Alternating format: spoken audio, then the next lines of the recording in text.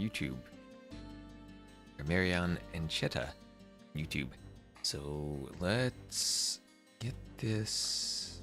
It's time for started. Oh, I have my YouTube channel background. YouTube. Here is the link. Wazzy Waz, hello, hello. A hot cow, hello, hello. Get the ads out of the way on Twitch and make some posts that we're live.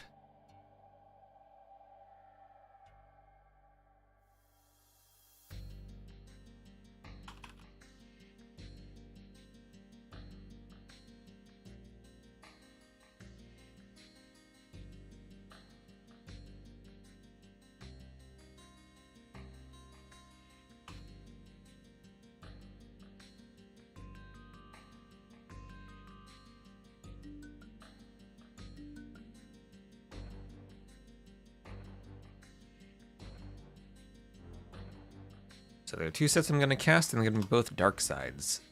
First, Darkside B versus VNA. We're going to do that live. And then we're going to do Wonders versus Darkside A. Rex. Good morning, Watermelons. And we're going to hope that my internet holds up today, because I have updated my router. And I'm going to hope that that deals with all of the drops we were having. My download speed is 10 times faster than it was.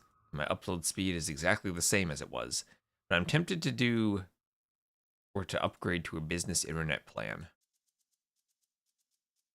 If that's possible in my address, because then I can go from 35 to 55 Mbps upload. Have a much better upload speed.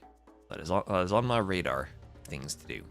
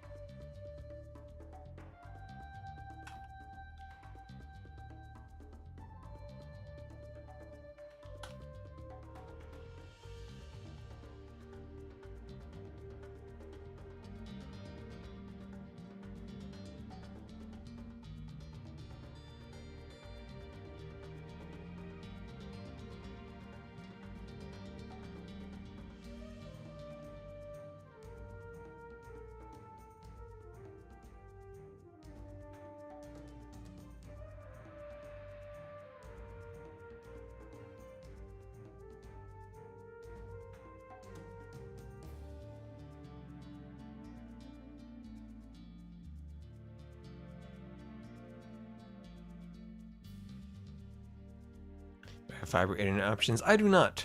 I do not have fiber internet options. That is why fiber internet options around here are usually symmetric upload and download. But without fiber, I have horrible upload speed.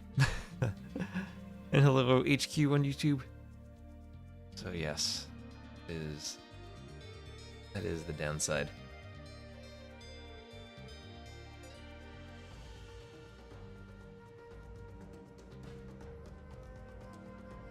No fiber options.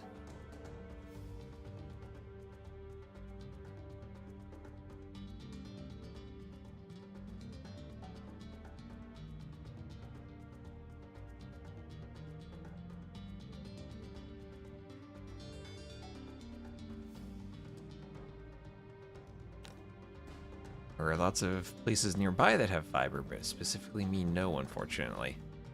They're rolling it out to the area, but taking a long time.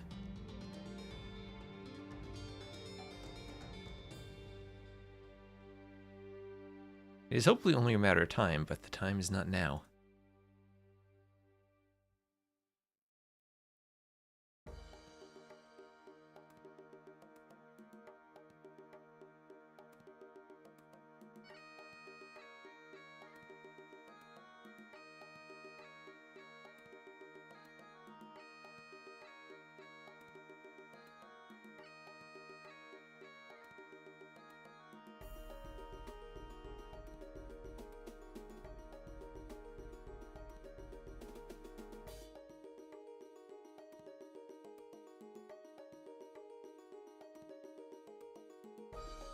Fiber's been around you for a long time now. You're getting upgraded fiber. Fortunately, not the case for me.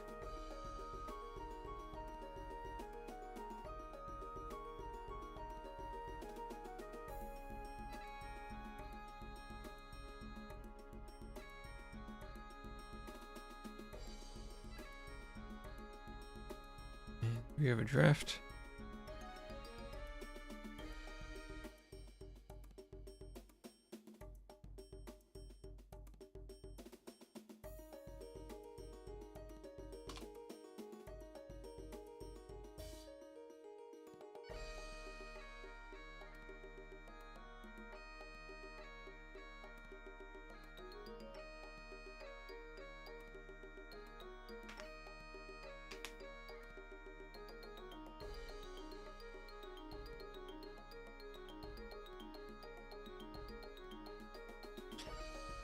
Fibers are good for your guts and for your stream.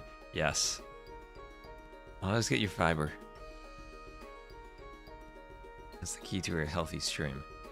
I also need to do some admin stuff for the AOQ tournament. I need to shuffle teams around in the brackets to try to get more fair matchups, and then I'll need to figure out what to do with the standings. I think that's a solvable problem.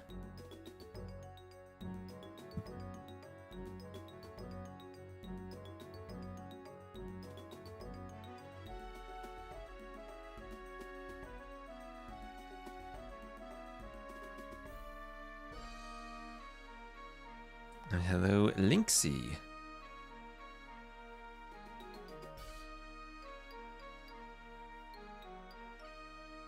And I wanted a draft.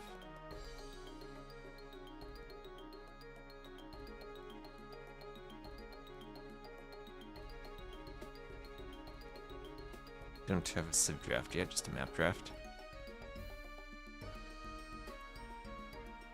There we are. I need to swap my scoreboard around.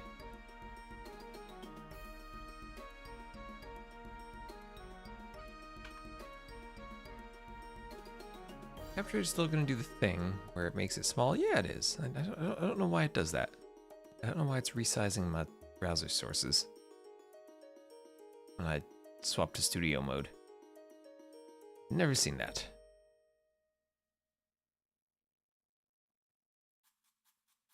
So very different styles of maps. Arabia and Nomad, very standard for Vietnam. Valley of Kings and Jungle Rumble for Darkside. And Sumatra will be our water map to start.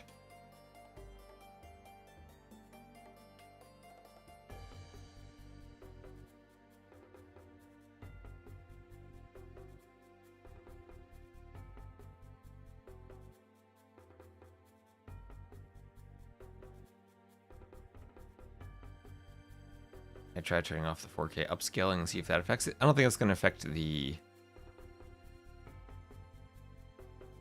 I thought... Yeah, I'm guessing that is exactly what is doing it.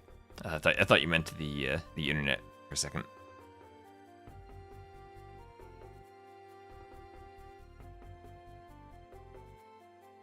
Long Tree says, map Jungle Rumble.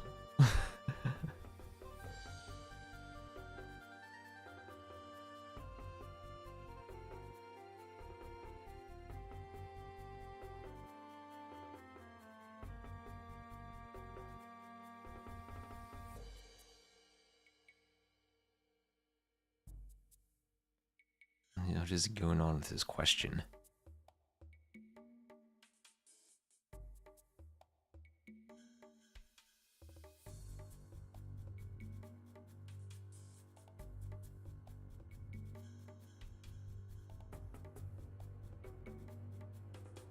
And hello, XE00N.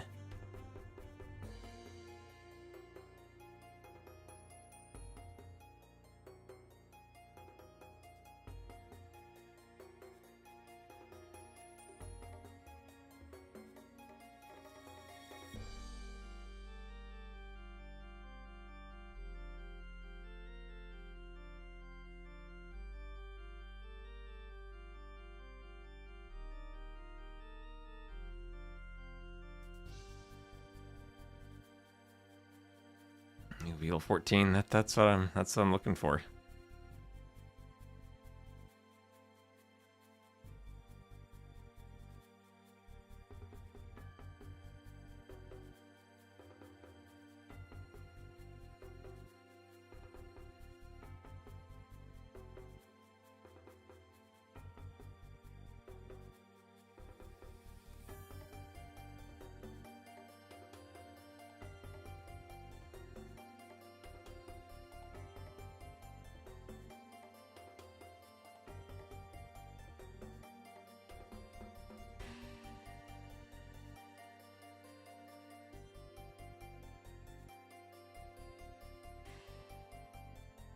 was wondering if it's sudden death. It is not.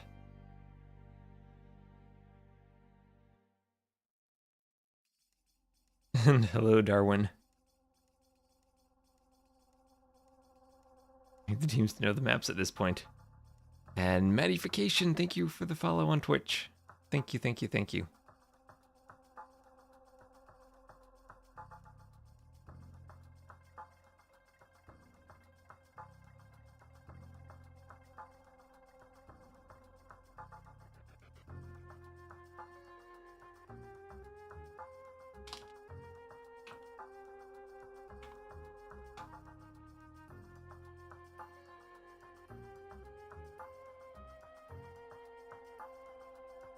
And so far, so good with the internet. It's been stable, which is nice. Hoping my updated router fixes everything. I drove to the Best Buy, which I can get to now, because up until a couple weeks ago, or I guess still there's ongoing construction, but the highway had a sinkhole in it right before you get to the electronics store near me. So actually obtaining the new router would have been... Had to have been like a Amazon delivery, probably. Ever play RRR? What do you mean by RRR?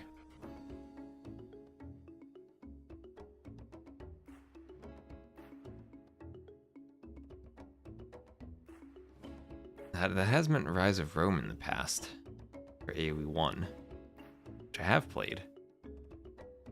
But I don't know if you mean one of the AoE 1 and the AoE 2 versions. So back on, I've never played that, because back on Voobly, there was a mod. It's one of the earliest videos on my YouTube channel. And you could play AoE 1 and the AoE 2 engine. It legit was exactly the thing they sold as a DLC, but as a mod. And I was completely not interested in buying that DLC because I had already played it years before it actually came out. And I also had AoE 1 DE, so it's like I would be buying something I already had doubly played already.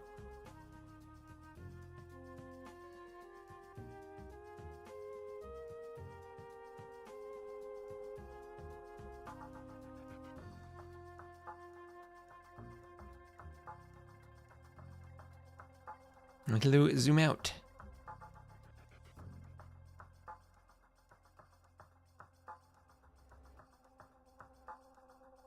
Wanted to play AoE 1 in the AoE 2 engine. I could probably just take the AoE 1 DE files and mod them to AoE 2 myself. What I've seen, they didn't even update the terrains or various AoE 2 parts of the graphics.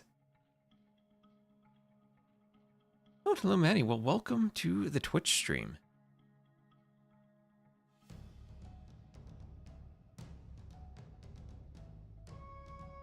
And hello, Hightower. Oh, and zoom out. Thank you for gifting a sub to Maddie.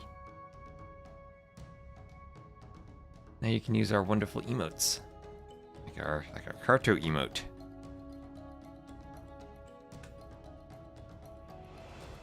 Oh, I realized I'm typing this in, and apparently I have a hair a cart emote.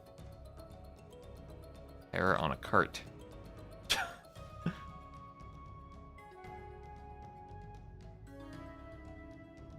I realize I need to turn my sound down so you don't hear the music in my microphone. There you go.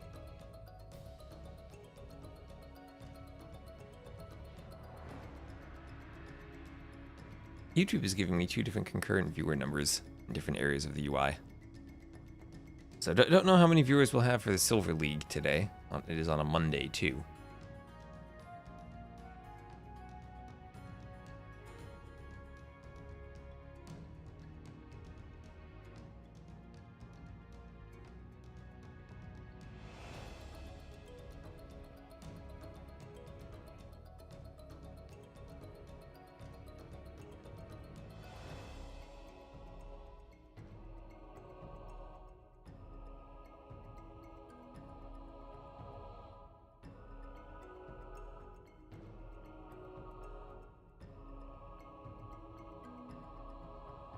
Afternoon, Hungry Argo, or Hungry Argo. How are you doing? Alright, Civ drafting finally. We'll have double Spanish, and there'll be our Nomad pick. And then a couple different Archer civs. Armenians being the priority for Darkside, Ethiopians and Portuguese for Vietnam.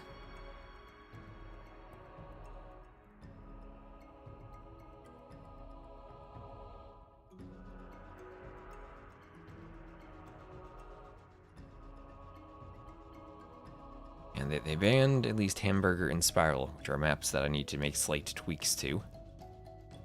But they picked Valley of Kings, and I do have to worry that there might be apparently lag for some spectators on that map, and I have no idea why. But I have to look into that without being able to reproduce it myself, which is going to be a fun adventure for me tonight. Also making a drive to my internet store. My local Optimum store.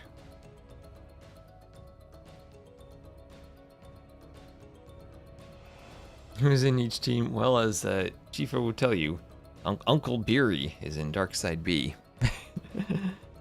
That'll be Beery, and I forget who else was in that team. There were several Darkside teams. Let me get my rosters right. I remember Ozone was Darkside A. That was Beery, Levi, Uzi, and Sobek. Then Darkside A was Lobo, Ozone. And we'll cast them. I'm not sure how to pronounce Sembetix? There's no vowels in that word other than the I. So he's also on Darkside A. Cast them next. Playing against Wonders. Mono's and FedEx team.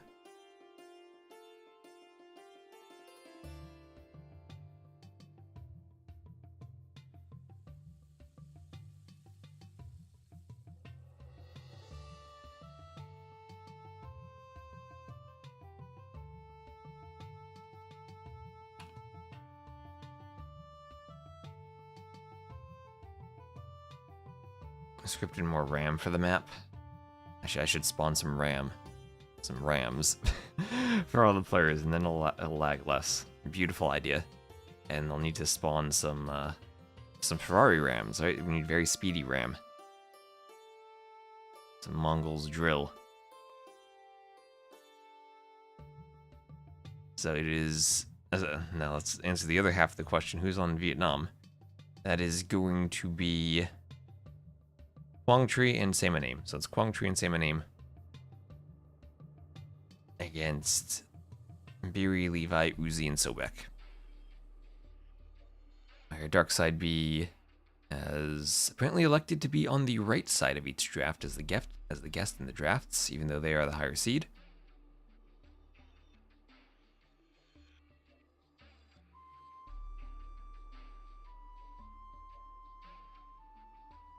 And Buck Pucker, hello. Hello, hello, hello.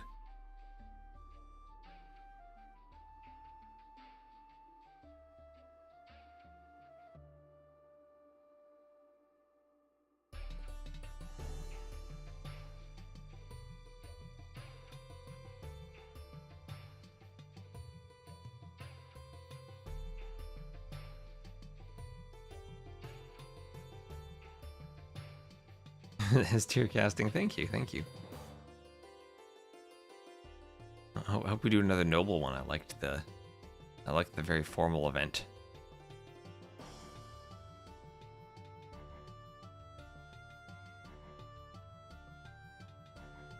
I'd be down to do more suits next time. You hope they have a naughty apartment cup. I could do my villager cosplay for that. I'm ready for that too.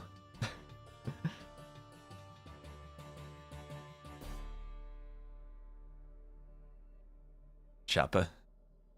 Timbahag Vandi.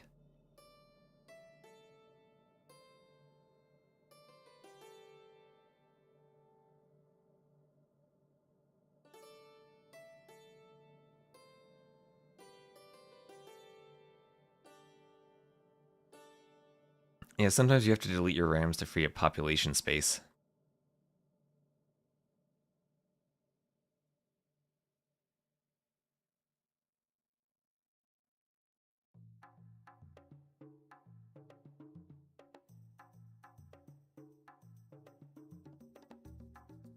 Yeah, I'll see if I do any co-casting later on over the weekend.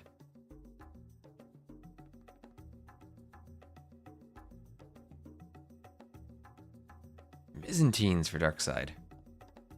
Alright, as we are finishing the draft, let me also get prepared here. I'll just get the ad counter reset on Twitch and get everything set. Welcome everyone. Lovely to have around 200 viewers so far just for the draft. Hopefully we have people interested in this. And okay, I'm gonna attempt to say this. Appin Startjikin. I tried. That's definitely not how you say it, but thank you very much for the support. I'm glad you like Cartographers. Oh, and Teutons, they picked the Teutons. Darkside, they did it. They picked the emote.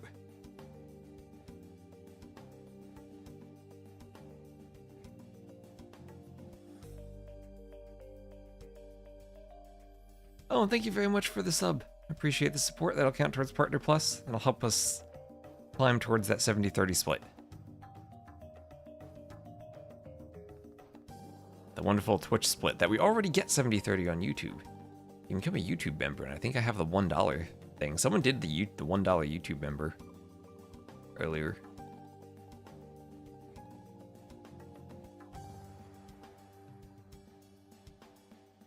I don't really know how those work. And also, thank you, Jake D, for the follow. Alright, I'm going to go make sure I have him stocked up on water for this. YouTube streaming situation seems better in almost every way. It's better in other than I feel like Twitch is much more interactive. I'm going to go grab some water and be stocked up for our 2 sets. I'll be right back.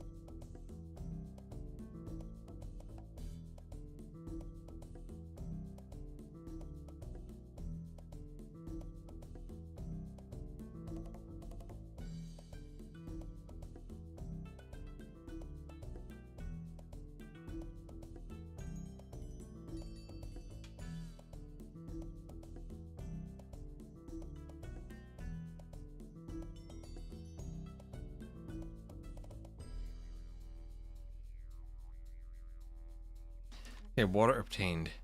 Need more fiber in your diet. When does T90 play? When T90 schedules. T90 didn't schedule his games yet.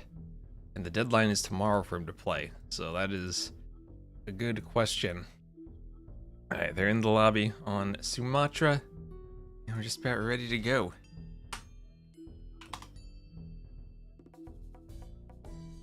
And so far the internet has been smooth, so the router seems to hopefully have solved the issue I was having.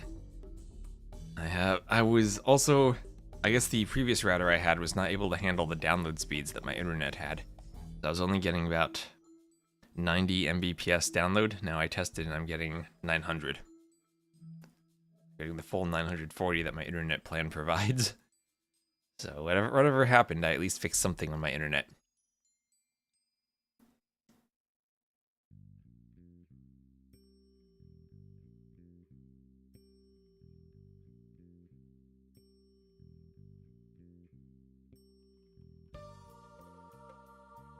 Oh, I need to change the logo. This is the Silver League. There we go.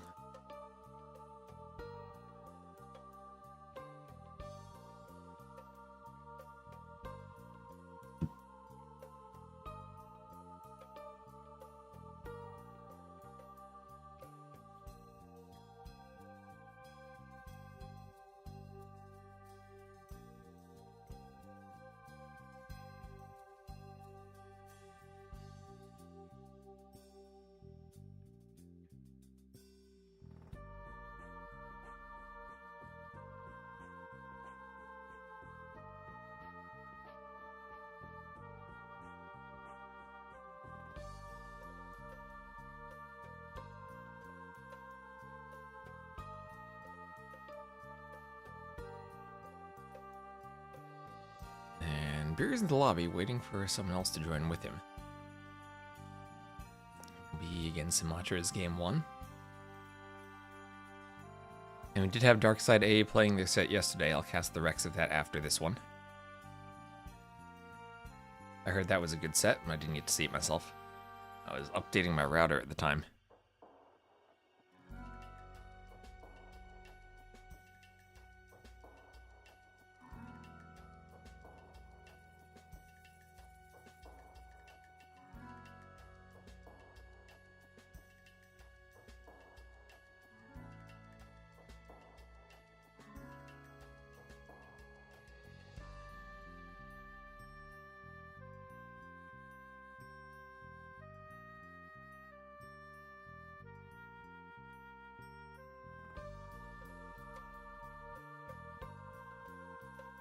This is seed 26 against seed 31, although Vietnam has been playing well above their seed so far.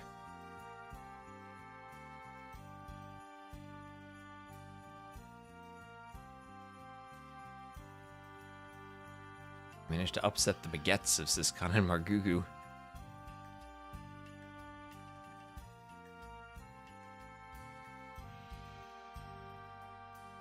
Apparently without knowing how Jungle of Rumble works. And there is Sobek, Soberian Sobek for Darkside B. Let's get this show on the road. Oh, they're trying to figure out their pings.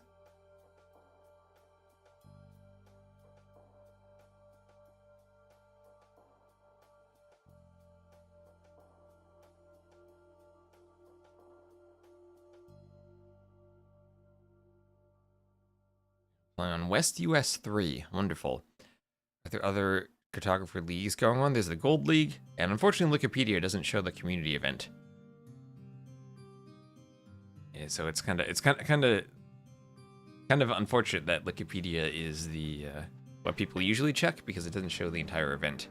I'm not sure where actually to promote the community event, but we will have lots of community event games.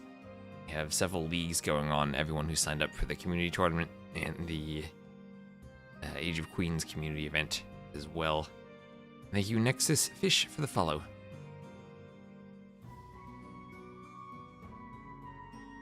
So unfortunately, check Wikipedia is the opposite of a useful answer.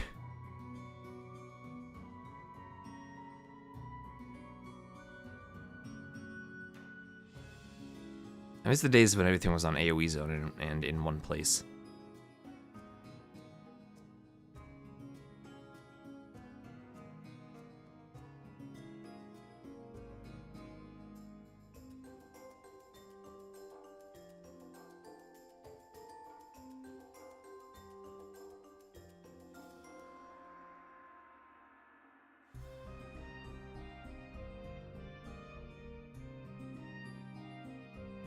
Yeah, they have launched. They have launched. We have a countdown, 90 seconds, and then we'll get into the game on Sumatra. It'll be Huns and Armenians for Darkside against Malians and Vikings for Vietnam. And a Cloudsec Ninja, hello. Welcome on Twitch, welcome on YouTube. Using tournaments being announced and such on AoE2 Insights now. Oh god, with all the ads on that website. AoE2 Insights without ad block is one heck of an experience. AoE2tournaments.com too. So many websites.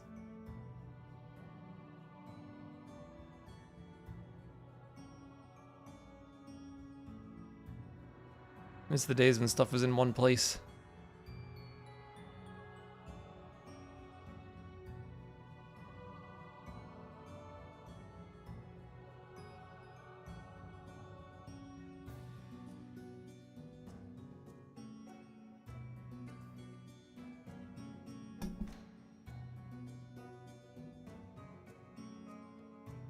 Alright, 15 seconds, and we're getting into game number 1. Darkside B against Vietnam.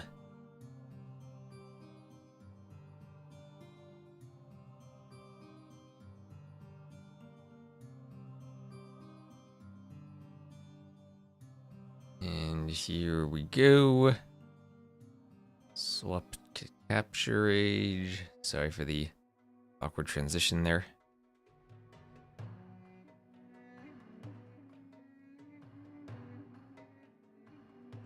And Nudin.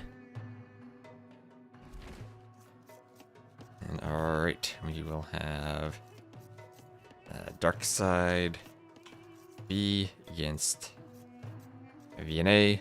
And the seeds are seed 26 and seed 31. Both of these teams pulling upsets in their previous round. Hello, Jim.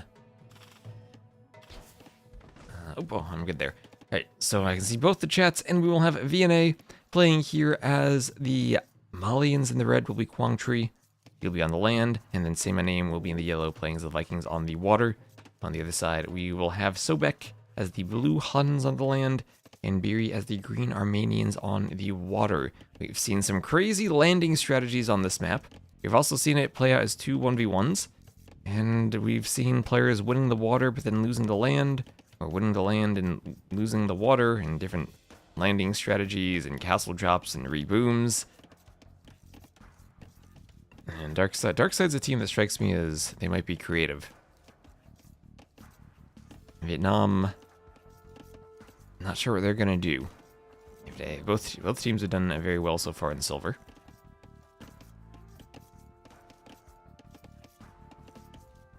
I glanced over at YouTube chat. I've been reading your YouTube chat, Buckpucker.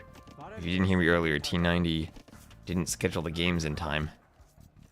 So they were supposed to play by tomorrow. They might be playing their semifinals on their quarterfinals on Wednesday, when we're supposed to be shooting the semifinals. So I don't know what we'll do about that. We'll make it work somehow.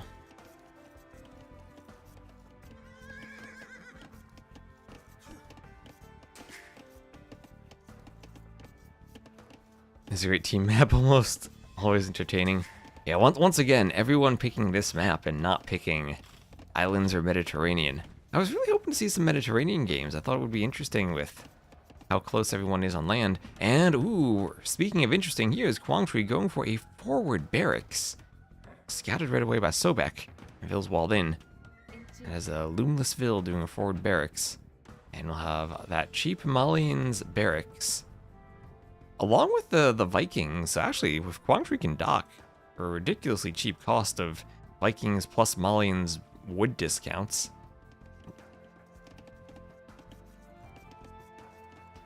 If it does dock, that is. Sending the Ville out now. And hello, Major Blazer, who is the favorite? Well, Darkside B is the higher seed.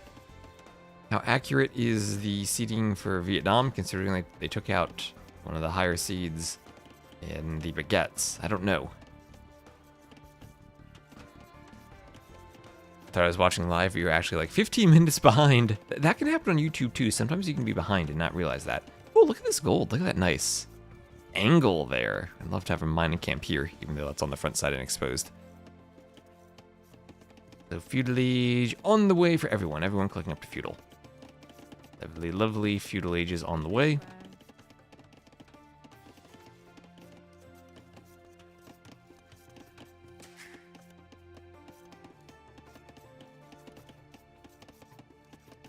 Pro tip for YouTube is to set playback speed to 1.5x to catch up. Oh, that's true. You can play back at different speeds on YouTube too. I don't know if you can do that on Twitch as easily, but you can do that on YouTube. Also, if I do make this change and go to a business plan for my internet and have a higher upload speed, I will attempt to stream in 1440p on Twitch. So we'll have a 4K stream and a 1440p stream. That'll be insane. The ability to rewind is great, yes. YouTube has some good things. I feel like they just need to update their chat UI a bit, and it would be a great experience. I mean, tagged in the admin discussion. Our base is taking a nap. None of the remaining maps have known bugs, so all should be fine. Oh, our base, don't jinx it. Oh, so Say My Name in Quangtree up to feudal. Say My Name as the Vikings will be going triple dock galleys. No surprise there. We'll have 1, 2, 3 docks. Even kick allows rewind. If I ever have amazingly high quality internet, we can stream everywhere at once. Twitch, YouTube, TikTok, Kick, Facebook, all the places. So archery range going up for Sobek.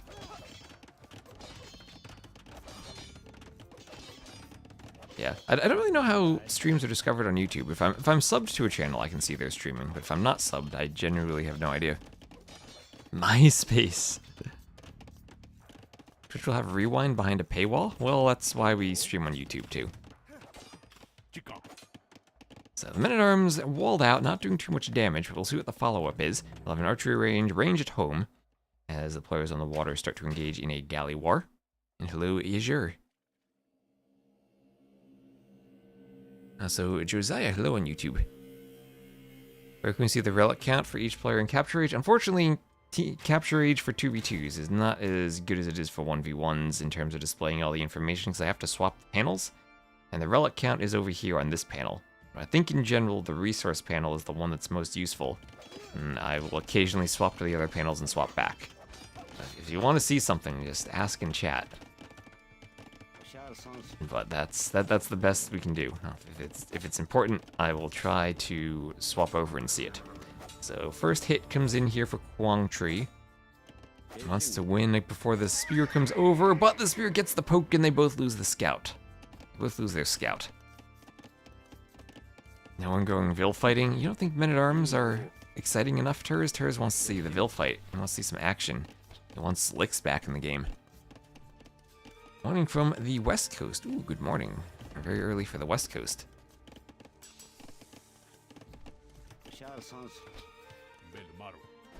The archers and skirms all grouping up now.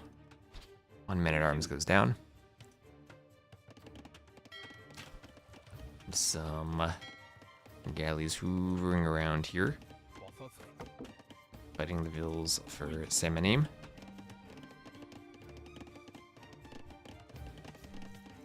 And Samanim chasing down the galleys though.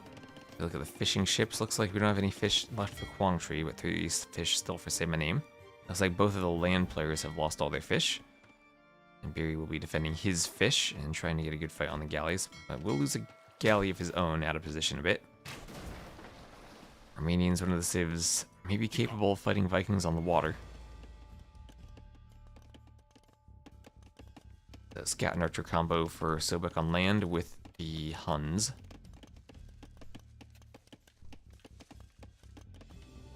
Huns versus Malians could give options for Farimba Camels if the land matchup goes late.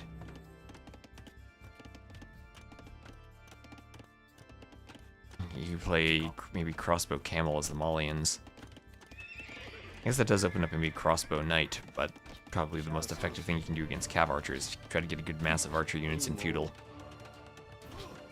And Sobek will be towering that forward gold, but will he get it towered in time? He had sent his army forward to try to harass, and he's going to be pushing Kwang Tree off of his gold. So both of them getting some harassment in.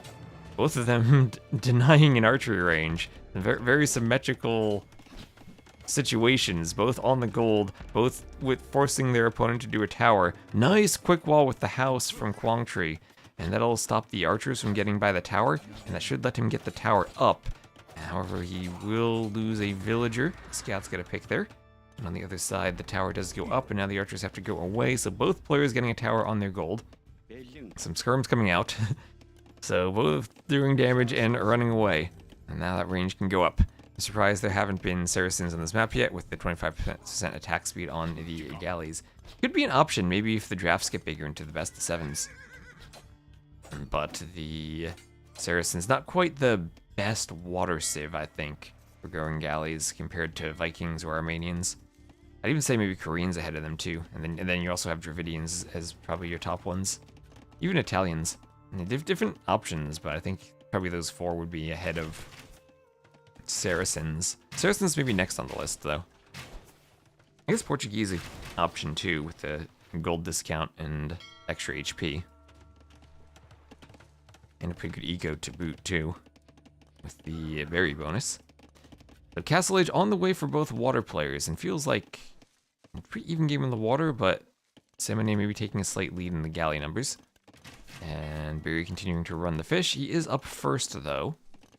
He did do a dock on the back to try to hide the fish, so good job from Barry to keep his fish running around. And now that this navy is around the back, Barry's just going to try to go forward and see if he can hit fishing ships. And there are 4 fishing ships, or, oh no, actually only 1 fishing ship left for Samanim. So even though Samanim's up first, he did, or up slightly later, but he has more galleys, he did lose his fish. So he did lose the fish. Double ranges for Kwang Tree as the Malians player. Only 1 range so far, and a market going up for Sobek, so Sobek might look to go up quickly. No stone left to sell after doing the tower. And this could be a good fight for Beery if he can jump properly. He has the numbers by 3 galleys. He's going to sail away though, not going to engage just yet. 11 to 16. If he's able to group up a few more galleys, could take this fight. Needs to be careful to keep his navy together. Saracens have faded away a little bit since better water hybrid civs have been introduced. Yeah, I think that's a fair assessment. You still have Tato doing some Saracen builds here and there. But also better camel civs being introduced too. Like Gurdura's Hindustanis. And Fish in the Sky, Double O, thank you for the follow. Ooh, Vil picked off on the woodline for Sobek and the archers for Quangtree. The archer skirmisher group going to continue hoovering around on the outside. As we'll have War Galley on the way for Biri and Castle Age on the way for Sobek.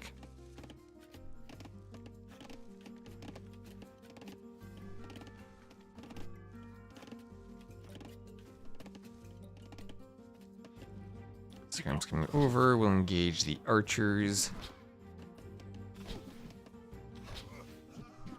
Forcing the fight right up close and personal. Skirms do have a min-range, but it's a short min-range. It's only a min-range of 1, I think. Yeah, min-range of 1. They'll javelin each other to death on that hill, and great job clearing the archers.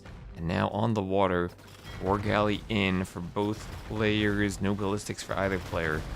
And Biri taking a good fight right now. Feels like he has the numbers advantage, say my name.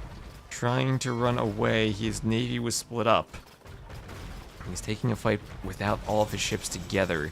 And we'll have the numbers now, but Biri's still trying to take advantage of this and kill some ships as he runs away.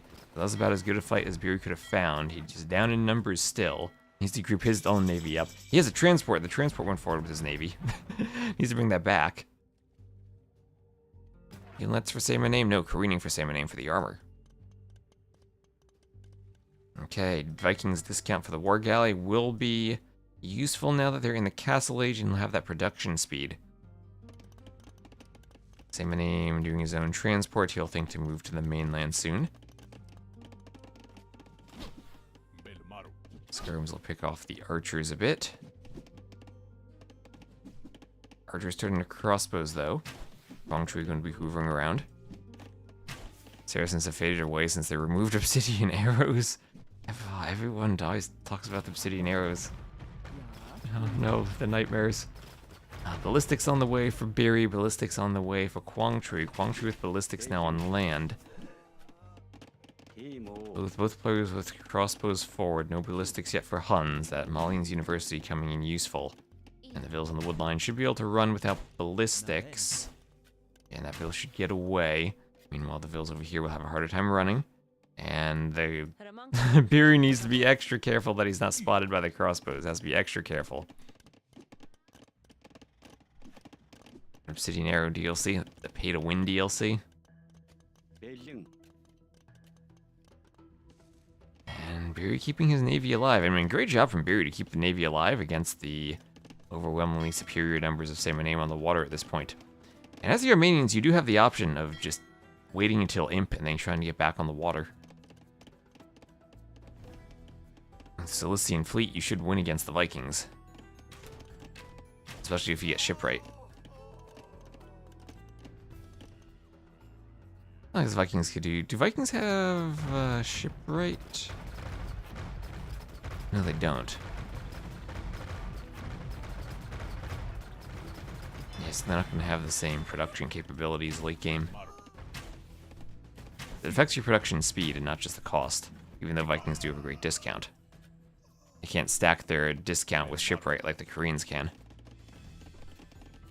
You're blaming Nili for bad Civ DLCs too? No, we can blame Forgotten Empires for that, but not Nili. Nili's just there for the pathing. Or for tournaments.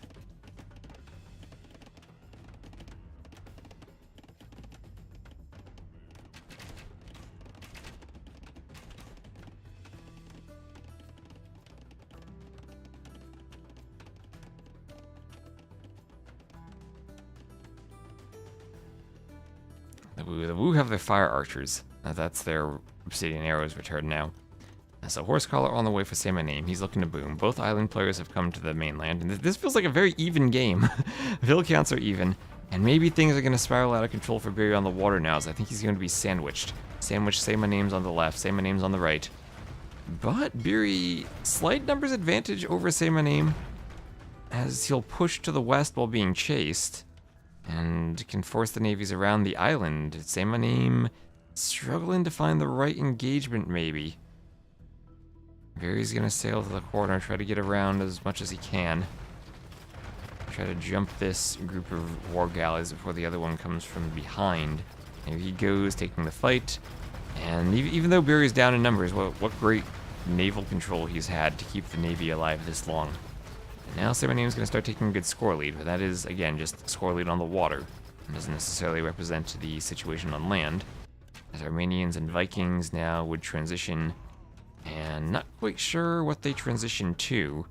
I feel like all these civs have awkward Imperial ages. Beery will be adding in coinage, so Beery will be transitioning to sling. He'll be defending himself with scorpions and starting to sling.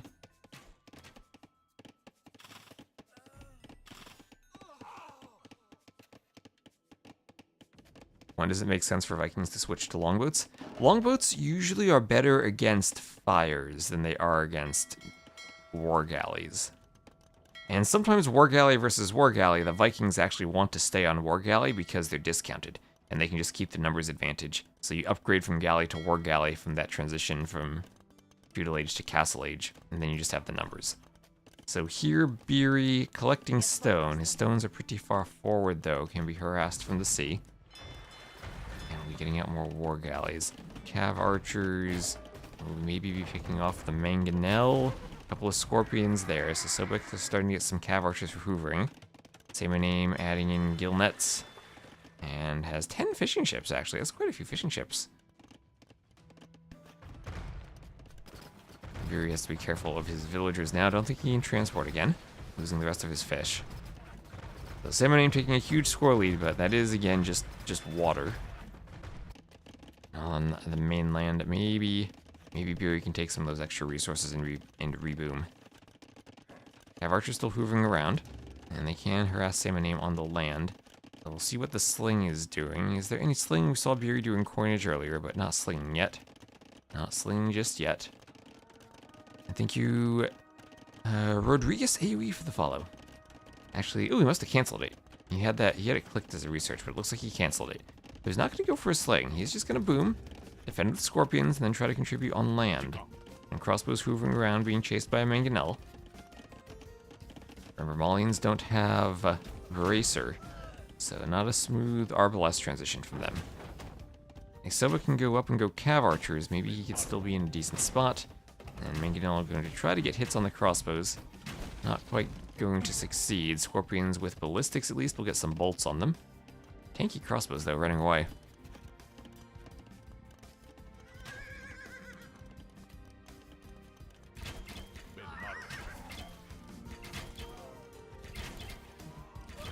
Scorpion from the rear, crossbows get cleaned, and Sobek on the land has the score lead now. More crossbows going down. Elite skirmers research. The cav archers continuing to do damage. Mangonel moving forward. And Say My Name has to find a way to transition to the land now. Vills start to go down.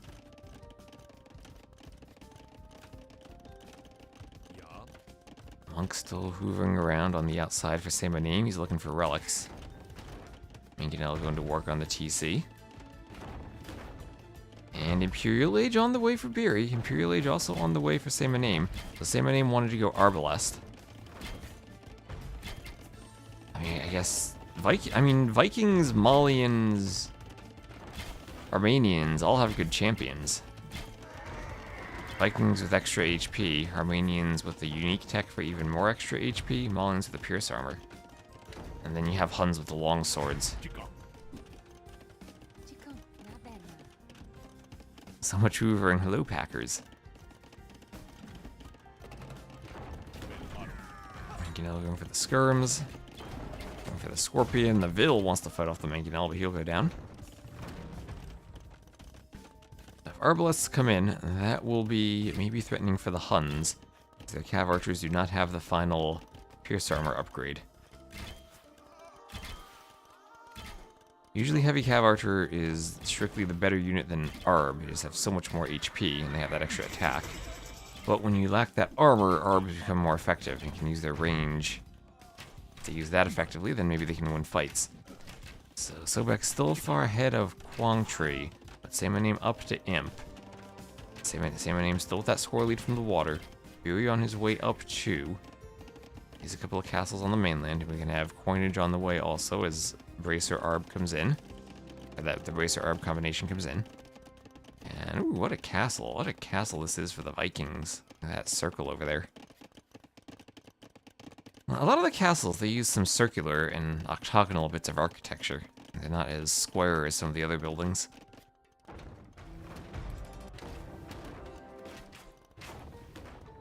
So Barry wants a forward castle while he still maybe has a chance. I don't know if that goes up. Arbalests are there already. No thumbring on the Viking Arbs. That Mangonel needs to get a good shot to keep the castle alive, and it doesn't. And it doesn't, and this is a doubt castle from Beery. A doubt castle from Beery. Hills go down. Skirms from Sobek. Skirms from the Hun player. More skirms on the way. Does Yellow have the unique tech? Does he have Bogsvigar? No, he does not.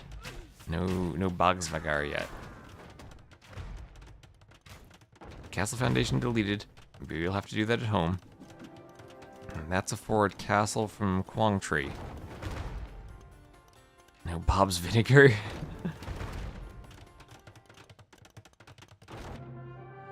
Oh, and there are the GGs. There are the GGs.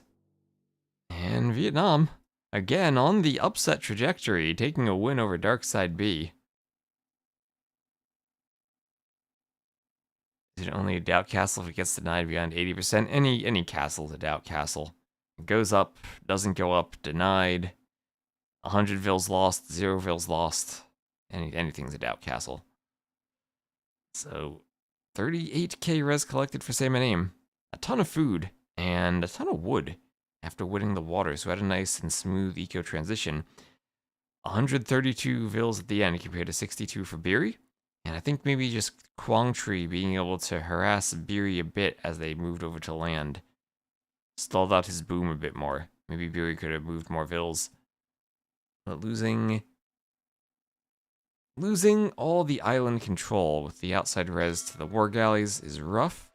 I feel like Beery played that very well on the water, despite being down in numbers.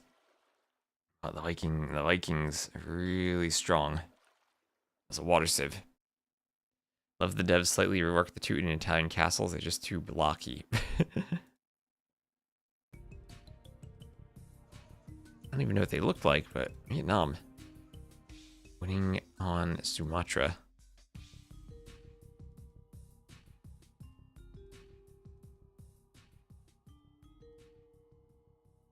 That's against the very early Armenians pick, so they picked Armenians in preference to Vikings.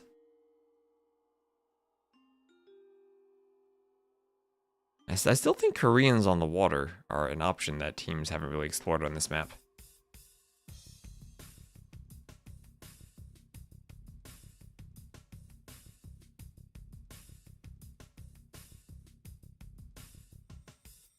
And Valley of Kings will be the next game, so Ornlu hopefully won't have spectating issues. On my list of things to fix. Maybe we should have standard metrics for qualifying as a doubt castle. There's a Steam achievement for it. Maybe that's the metric to use. So, welcome everyone on Twitch and on YouTube. We have 94 viewers on YouTube, 300 on Twitch. It's wonderful to have 400 viewers on a Monday for a Silver League set. And hopefully that's an indication of good viewership to come for the rest of the tournament.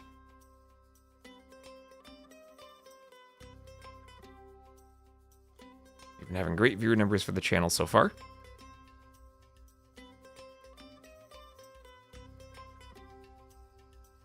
Oh, Patreon emailing me.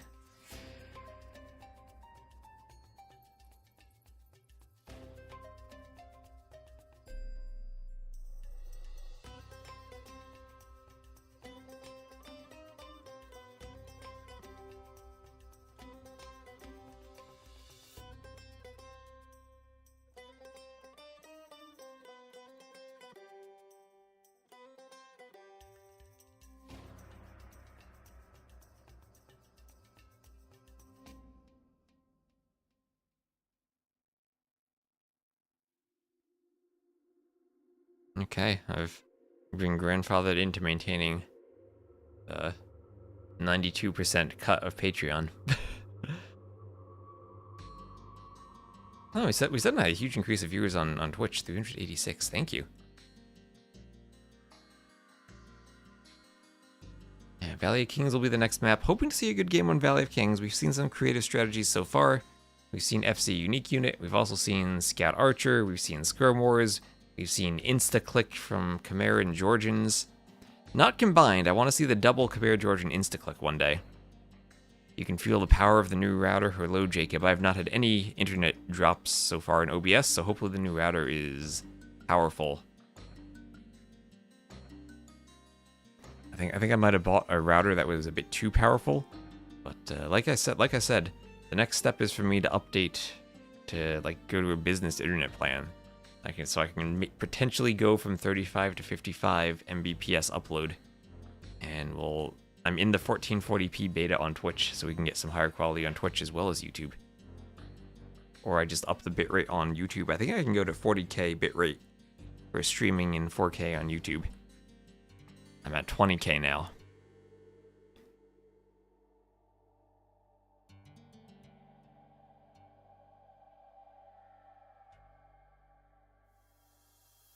And hello, Athelian.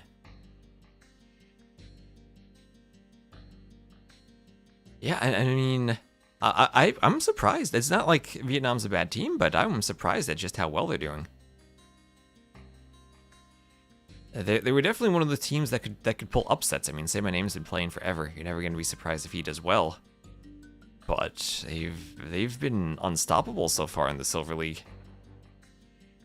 Is the way I look at the camera and search you into the deep recesses of your soul. Yes.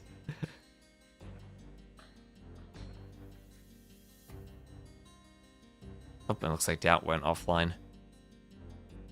Let's hope Doubt had a good stream. That's where all the viewers came from, I guess.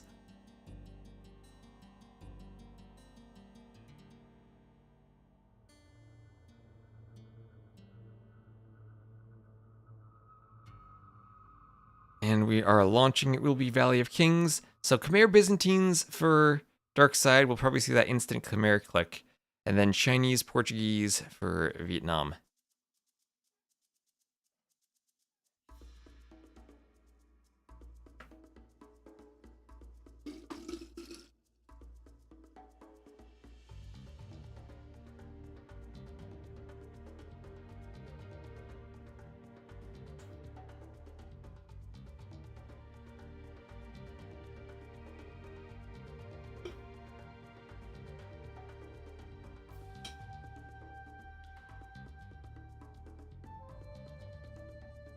And hello, Lexi.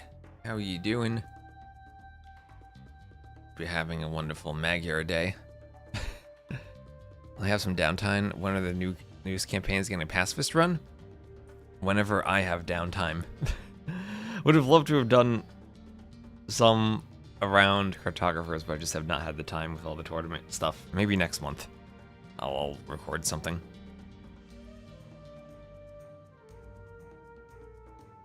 I don't know what aloe is. I mean, I know what aloe is, as in when I had sunburn, it helped me recover. I don't know what it is in the chat, what that emote is.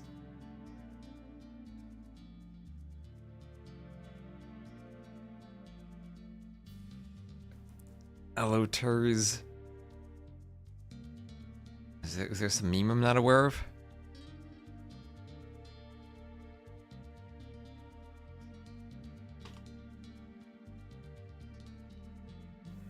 It's a cute little frog on the phone, It's potato in Hindi. That I did not know. Alright, Spectrally over, loading into the game.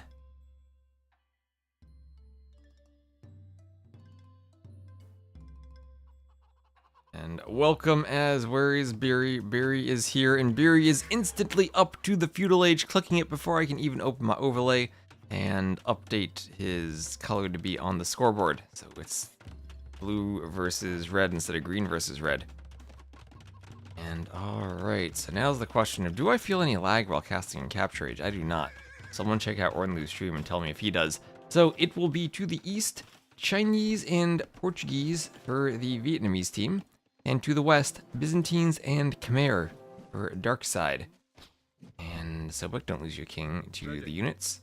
I hope he knows that they don't run into the castle. Maybe occasionally they could. But they'll be scouting the outside, trying to find their gold and their stone and their wood lines. One day we're going to see someone drush the outside. One day, hopefully, they're going to pick up on that meta. But Chinese, Portuguese, Chuko News, organ guns. Unknown threatening everything. King scouting everything on the outside. Fury is faster than his shadow. Yes, he is. It's faster than we can update the scoreboard. Actually, imagine this in one of those LAN casts where it takes a production team some time to set up the overlay.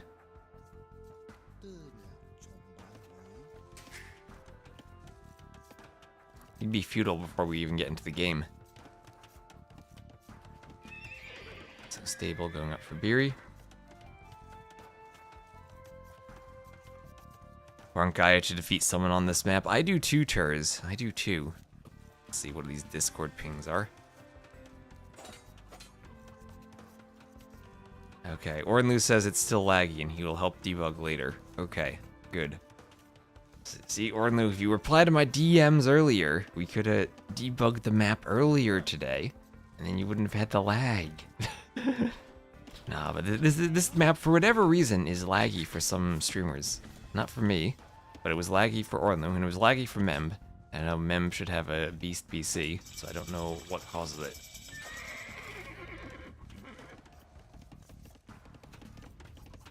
And not for the players in the game, just for the casters. I've never seen this before. Dave was lagging too. Why am I not lagging then?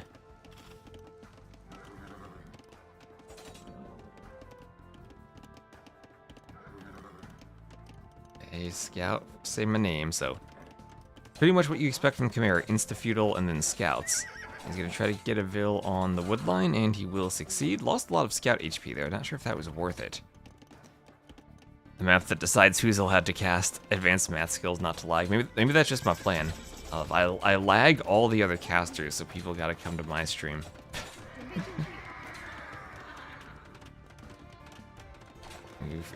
we figured out the meta.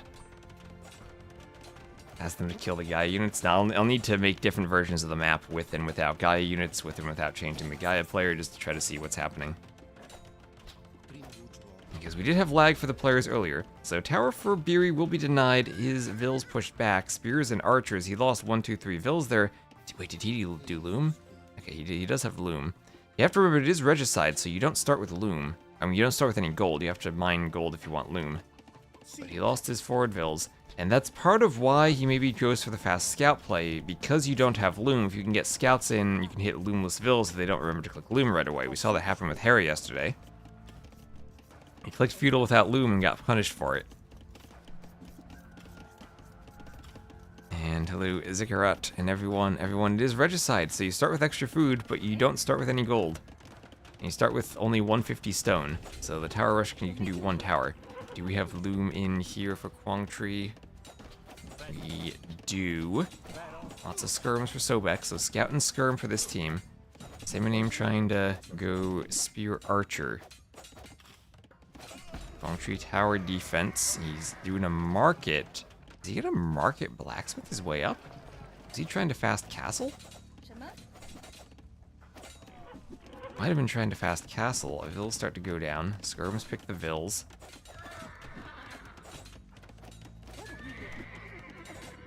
And Vils going to get this. Lots of low HP Vils there. But the tower does go up. Vils going down. 42 to 42 Vils. Darkside taking the score lead. Kirsty here as a follower. Well, thank you for following, Sully Buns.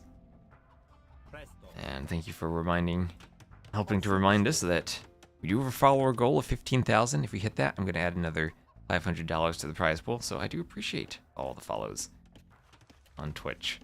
Oh, and also just on YouTube, I don't have a goal for this. We're just at just about 30k subs on YouTube. We're at 29.5k. So the subs on YouTube help too.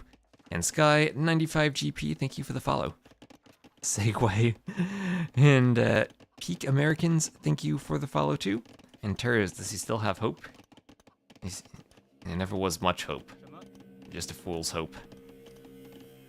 And oh, there's a king being attacked by Gaia. How do you see? How do I see what? That you followed? I have an alert that tells me you followed. I have a list of all the events, including subs and follows. So Ville's now getting picked off again by some more scouts. That tower kind of between the wood and the stone. I do wonder if Say My Name and Quang Tri have played this map before. They didn't quite know how Jungle Rumble worked.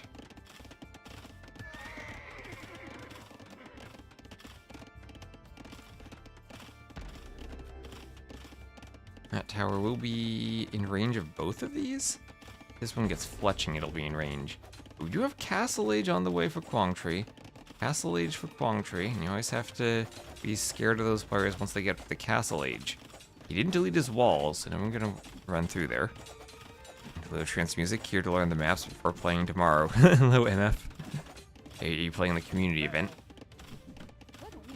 That's the fun thing. Even after the main event is over, we're gonna have a competitive community event.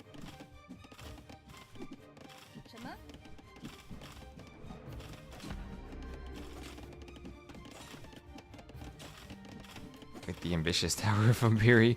Ambitious, but hitting the inner wood lines.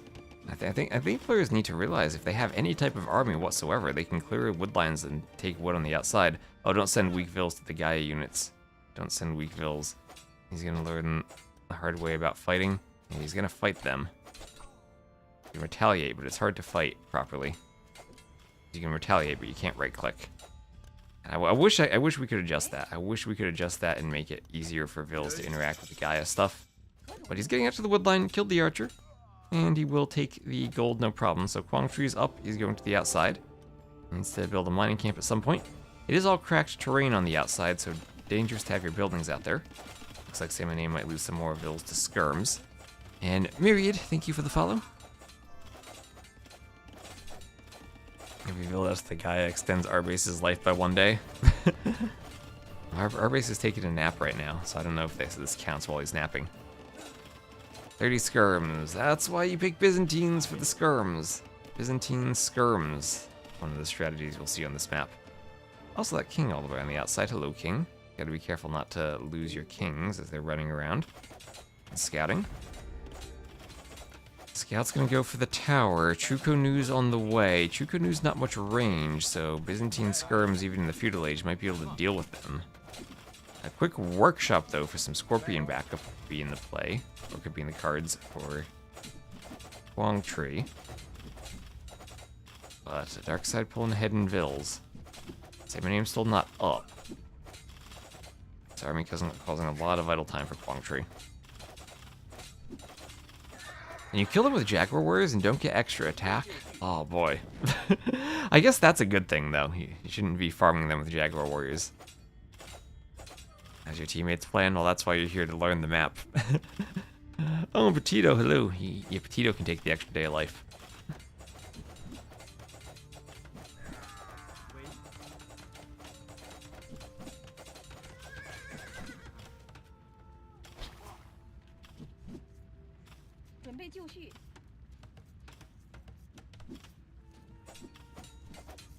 Bill goes down to the scouts.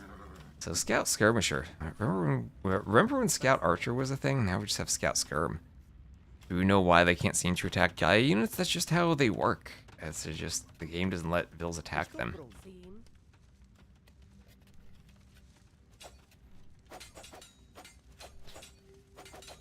I'm fine with it because it fits the theme of not being able to move out until you have army. I don't know if it makes too big of a difference in the overall scheme of things.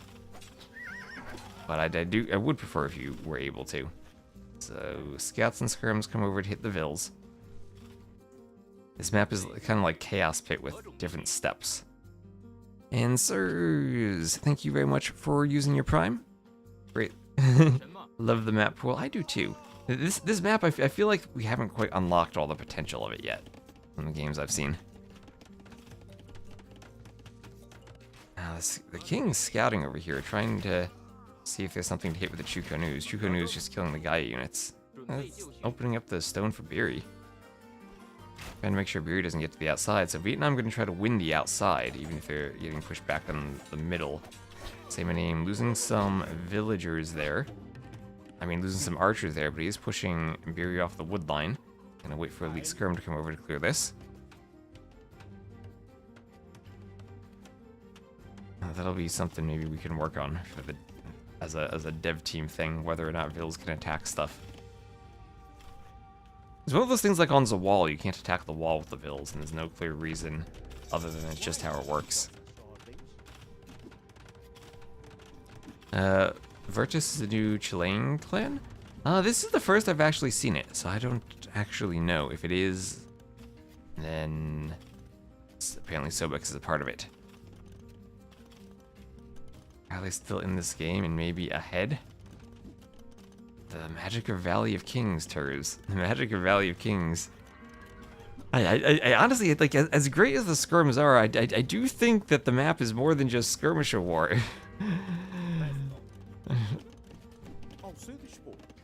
It's because you have a castle and you can run to the outside. And now if you're on the outside, what are the skirm— Oh, there's the king! Quang Tri, the scouts are by your king! Beery, the king is there! Beery, the king is there! Quang Tri, no, run your king! No, Quang Tri! He's paying attention to the middle, the king is running, Beery doesn't have all his scouts chasing the king. He hasn't noticed and he's gonna lose the king! Why is the king not in the castle?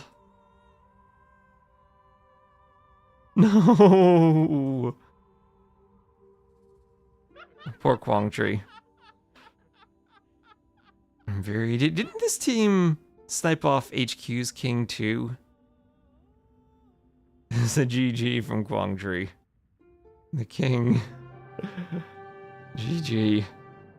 Oh no, why are you not in the castle? Maybe ungarrisoned to the gold with villagers. Oh, the horror of regicide. Oh no. Well, 500 viewers, you get to see a king snipe, and Darkside B ties it up 1-1. We got a king snipe. Beery on the outside with his scouts was looking for Vills, found a king.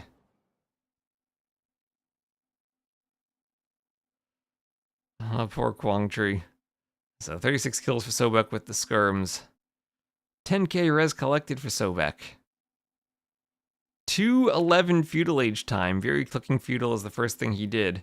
And it paid off for him for those scouts he had amassed to snipe the king. And that's why you go skirms, that's why you go and put your king in your castle. That ties it up 1-1. And they did win their home map of Valley of Kings. And that was Khmer and Byzantines against Chinese and Portuguese. That's why you use the big king mod. Make sure that you can keep track of your king's location.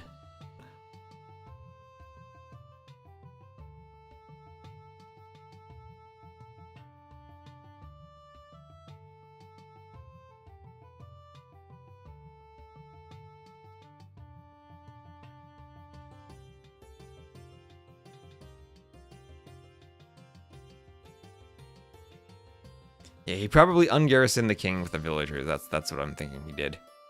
It's probably over anyway, but it just sealed it. Yeah, that's what we've seen like a couple times on the map. The king snipes seal games that are already over. Let's see what they're gonna go for next. It is Vietnam's home map. They can pick any of the remaining maps. So Jungle Rumble, Arabia, or Nomad. And thank you, Seeker, for the follow. I'd imagine they go Nomad and save Arabia for potential Game 5. I feel like Nomad should be a great advantage for Vietnam.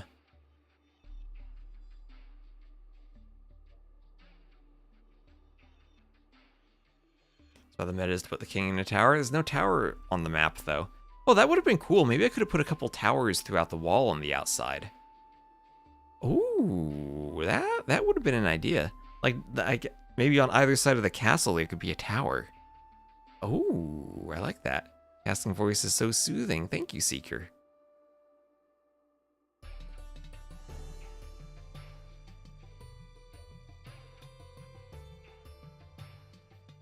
I'm not related to T90, no.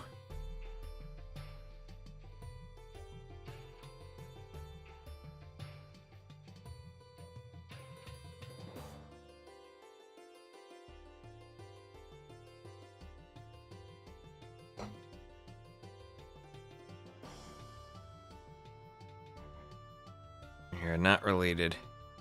Our names just start with the same letter.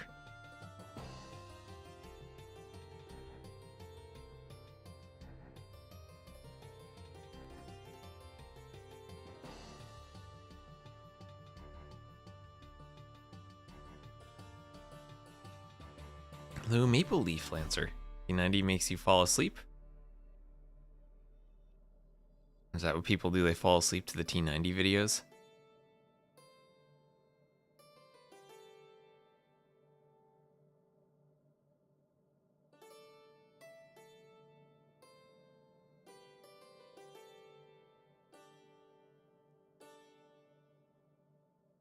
Let's see. Oh, they are picking Arabia, so it will be Chicken Arabia.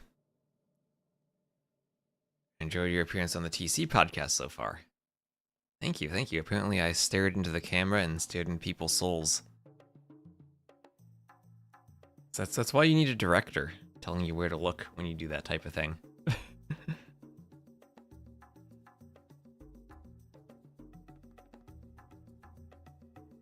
And after this set, I will also be casting the Rex of Wonders versus Darkside A.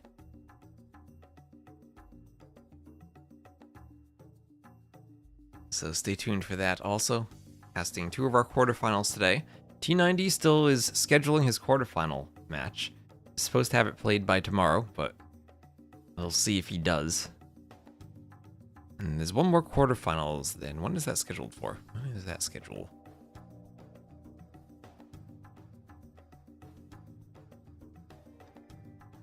LYB, that is 12 GMT tomorrow morning, right? Early tomorrow morning, 8 a.m. for me. I'll wake up early to cast that. Then probably have the rest of the day just to prepare.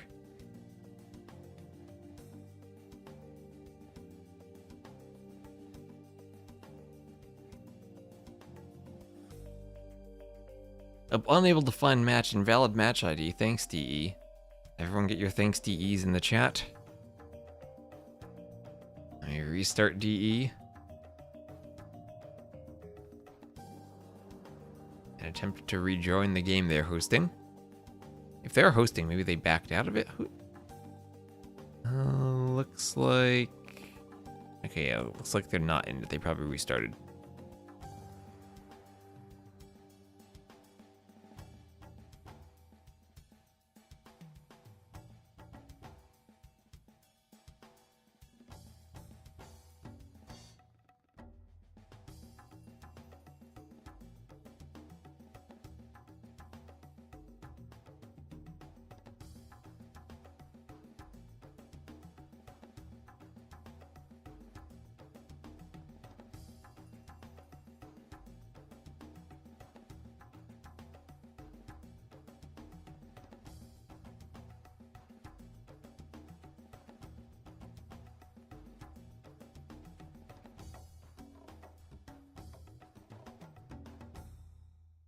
Alright. Oh, they forgot to change Regicide. Yes, they forgot to change Regicide. And they were insta-defeated. And my plan to catch that worked. Yes! And on YouTube, hello, Victor. Hello, Noob Netrum. Thanks, DE. No, that was not a thanks, DE moment. That was a they forgot to change Regicide moment. And my plan worked. I detect if they don't set the game mode in the map. And I insta-defeat them, so they know they messed up right away. Although they'd mess up right away on Arabia anyway, and they'd notice it. Turs has DM'd me and said he's been defeated many times on the maps. while practicing. Meaning he's forgotten to change the settings, and I've caught it. I don't want to have one of those situations like I saw in one of the Warlords games, they had forgotten to change from sudden death to random map, and they didn't notice until they got to the castle age and tried to build TCs.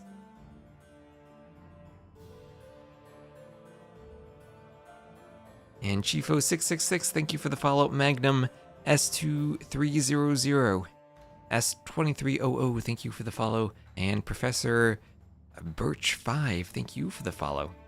All you lovely followers, we're at 12,797 followers, almost at 13k. If we get to about 13k, I think there's a good chance of getting 2k followers over the final days of the tournament. Especially if I sell out and tell everyone to help share the follower goal. And the Partner Plus goal, I think, is still a bit of a stretch, but we will do better this month than we have at any other month. And I need to at least be at 100 over the next 3 months to keep the 60-40 split anyway. So hopefully this is a good momentum for that. Should chat with Ornlu. So we'll have Shu and Georgians for Biri and Sobek against Ethiopians and Magyars for Same Name and Kwangtree. Now I gotta open up my AoE2 techtree.net and check out what the Shu do. They're the archer in Siege Civ, whose lumberjacks generate food in addition to wood, and the archery unit technologies of the range and blacksmith are discounted. Siege and siege weapons move faster in Castle Imperial, so faster moving siege, so not quite drill siege, which is faster siege. And they have the white feather guards and the old Magyar's team bonus.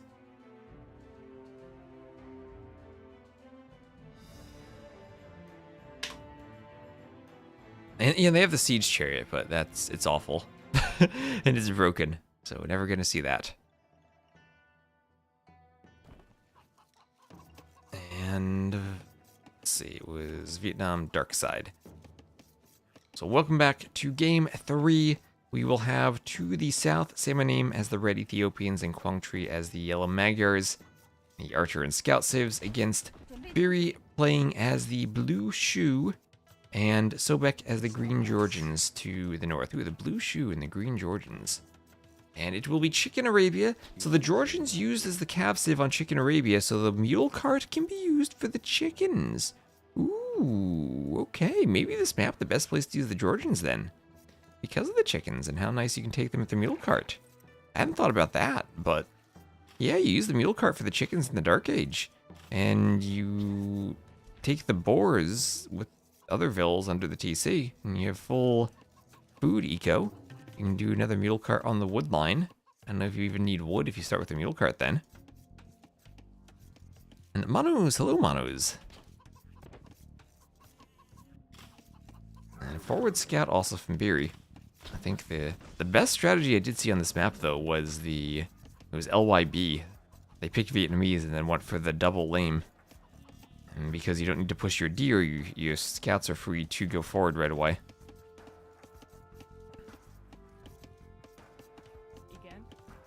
A backwood for Kwangtree, but very forward gold. I guess less important for the scout player than for the archer player. Forward gold here for Same Name, but should be able to get some walls up in front of it. He will be milling his chickens.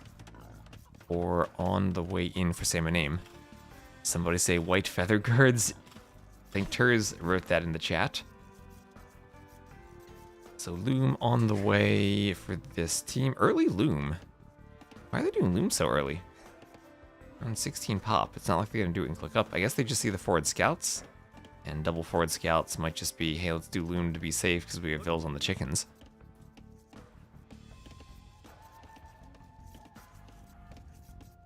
Are the Shu great at Forest Nothing? Oh my gosh, the Shu must be amazing at Forest Nothing.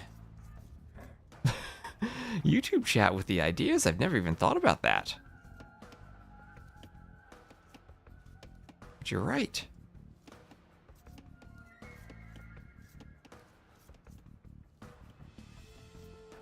How are we feeling about the chickens? I enjoy Phosphoro pushing the chickens to the TC. I'm not a fan of the chickens on Arena like they have on DE. I'm more a fan of if you design a map around chickens, then they're a nice addition, rather than kind of forcing them into existing maps. It's kind of like the mangrove shallow or the cracked terrain. You don't want that stuff on Arabia, but you can make new maps for it. It's nice to have another tool that's available. So double scouts forward for Sobek and Beery. They'll be running around the TC. Feudal Age on the way for Say My Name. And Beery gonna run into the TC. Takes a couple of arrows. TCs can't hit anything though. You like chickens more than deer? I don't know, I still like my deer. My deer. I'm a fan of being able to push them. I think it's a fun. I think pushing deer is actually fun. Not that many vills near the TC. They're gonna dive the sheep. They're gonna dive the sheep. They capture the sheep. I need to run away with them. He might lose the scout. I'm gonna try. Yeah, he's gonna get the sheep. And they get the sheep. All right. So great team play there against the archer player. Something you can do in the team game. You notice the archer player doesn't have many vills in the TC because they have to go to the gold in the wood, and they took advantage of that there to snipe off all of the sheep. And that's going to be a huge disruption for the economy, maybe force an early mill on the berries, and maybe delay fletching, cause some idle time. In the standard Arabia, long distance mine there from Beery on his gold. Beery needs a mining camp, there he goes. In standard Arabia with deer, I think that's really impactful against those 18-19 pop builds because you're then denying fletching if they can't take the sheep. Don't know how that works as much on Chicken Arabia, but I would imagine it's going to force a second mill. And yeah, immediately Say My Name going for the mill. Only one range, so one range versus two ranges. Should have a clean build from Beery. Scouts though getting on the vills on the berries, and we'll have a vill going down. A vill goes down for Beery, so he loses the vill. I get the sheep in exchange for vills. Is everybody in a crater? This is DE. I basically base the hills off of how DE does the hills in its Arabia now. And we can have some crater maps like we did back on Voobly. So back in a bit less of a crater. He has some more flat areas. What is Chicken Arabia? Arabia, but guaranteed chickens instead of deer. I didn't make it random. I wanted to go with one or the other, and I figured we'd try out chickens. And I figured it'd make the 2v2s a bit more interesting than pushing deer and having always scout archer the same play. And we have seen a couple of men-at-arms rushes. And we have seen stuff like this, where the exposed chicken villagers get sniped off by scouts. So nice play by Quang Tri. Beery will come forward with the spear and a couple of archers. We see VNA pulling ahead in vills now. I'll have to keep an eye on Say My Name and see if he maybe falls behind in army count or in villagers. If losing all those sheep ends up harming him in some way. And right now we can see that on the berries. He has to have 8 vills on berries. That's his only food source. And he doesn't have a blacksmith, so no fletching. And he didn't wall up to the edge of the map. So scouts could get in. There is the blacksmith now. Here's the blacksmith now. And some archers over here. No chickens being taken for Quang Tri. He is the Magyar scout player with his scout discount, but he's not worried about the chickens yet. He's saying they're too far forward for me. Same with his golds. His gold's very exposed.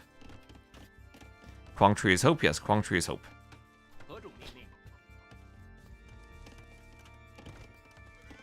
And 4 scouts gonna get in for Sobek, find the Wallingville, and run away from the spear. Nice dance moves from Sobek to get that Ville, not get poked and get out. That was some fancy scout micro.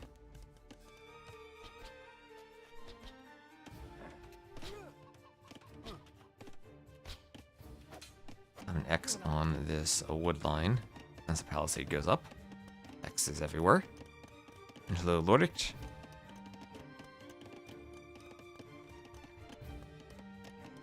I have ideas about why spectators are getting lag on Valley of Kings. It's just on Valley of Kings. So if you have some ideas, shoot me a Discord message. I've not taken a look at it yet though, and I don't know why I'm not getting lag, but it seemed like literally everyone else was. Or Lou, Memb, and Dave. Although Daniela said she wasn't. So I don't know.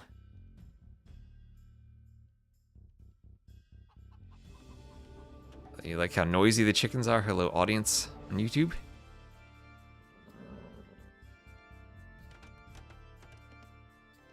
What's my YouTube overlay updated, and I don't see the viewer count right now. So Archer is still around the back of the back. Beery walling to the gold, but not around the gold.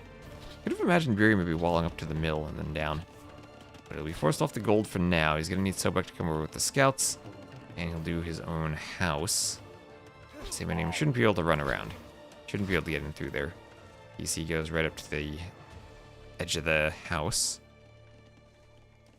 And archers for Beery will come around. They should be able to double this, although the scouts from Kwang Tree are coming over. They are Magyar scouts, so they have that +1.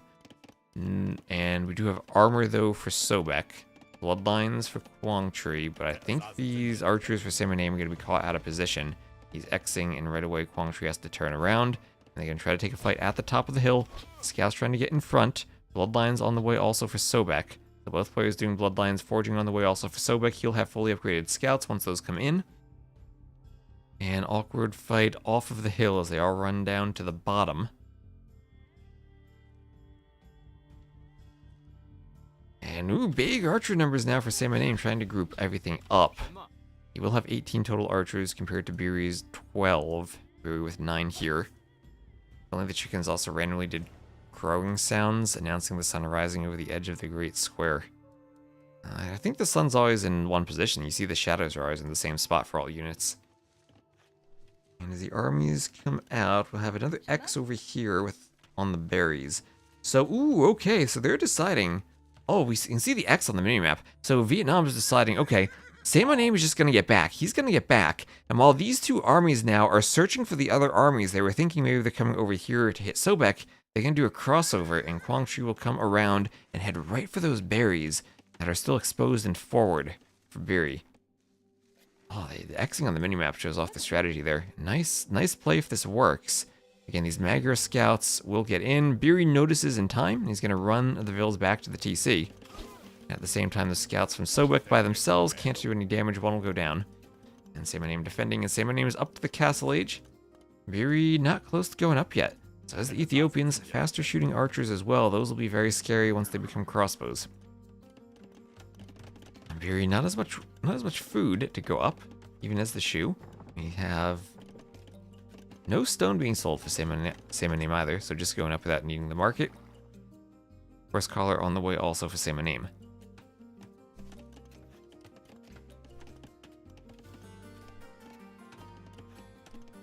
And now scouts wanting to get in for Sobek, seeing if he can do some damage to Kwang Tree.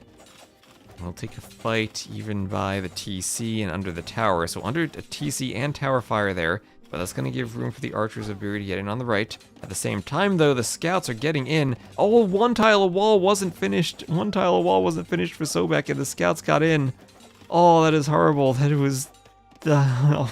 he was microing the scouts at the front, and they got in. If he's paying attention there, there's no way that happens.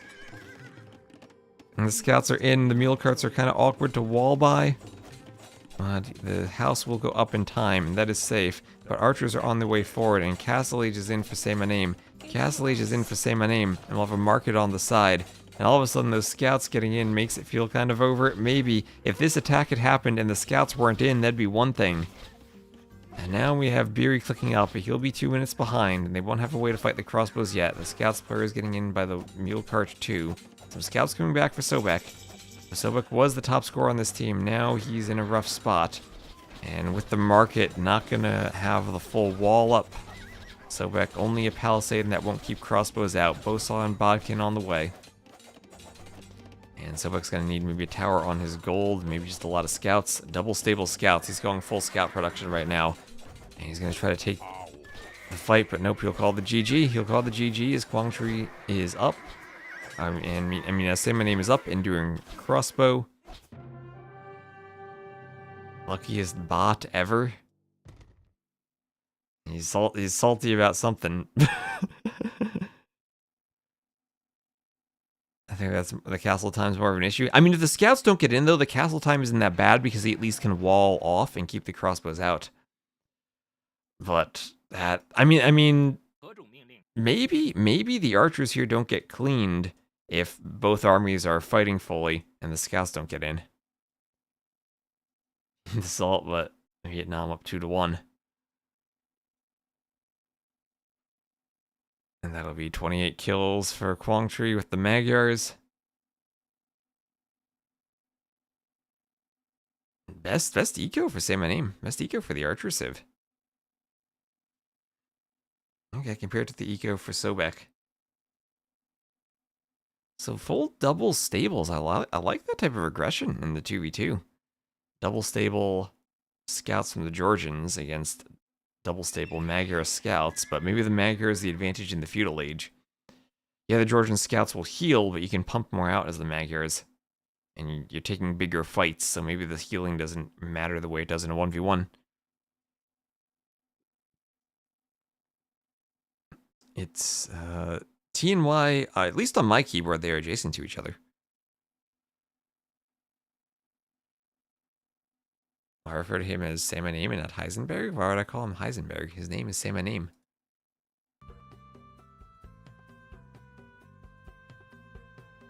So Vietnam does take the lead at this point. Again, looking to pull another upset.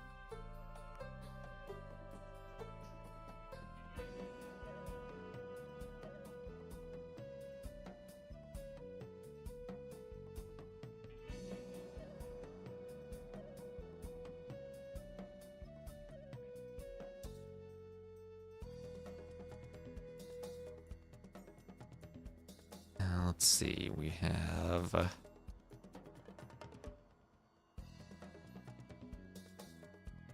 Arabia. Now, I do feel like Darkside should probably win Jungle Rumble, considering that Vietnam didn't know how the map worked in their pre-set chat. I don't know what we see here. I mean, Teuton's definitely an option. Kuman's probably an option too. The Jurchens. Ooh, could see Jurchens here. I imagine this is maybe Bohemians and then Malay or Bengalis, maybe Hindustanis. I mean, Spanish and Vietnamese could be there. Vietnam's nomad composition against maybe Spanish Italians. Unless the Jurchens are somehow amazing at nomad.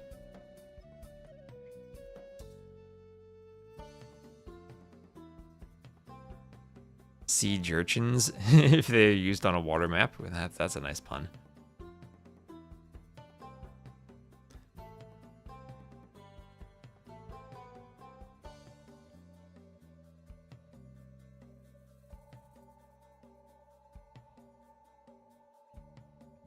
Oh, looks like Lewis is doing some casting.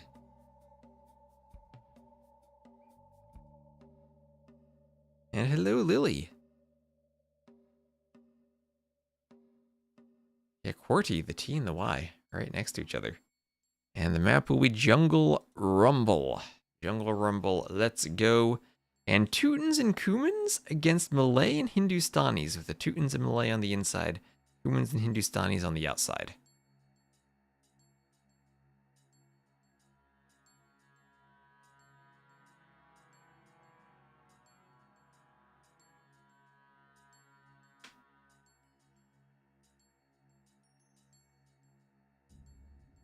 So again, thank you everyone for following.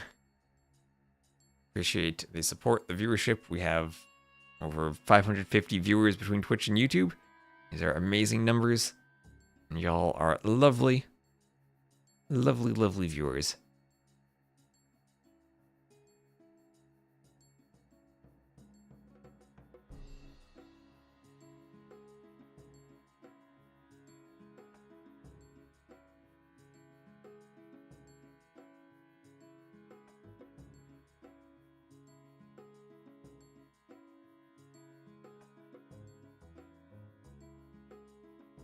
And we are loading in right now.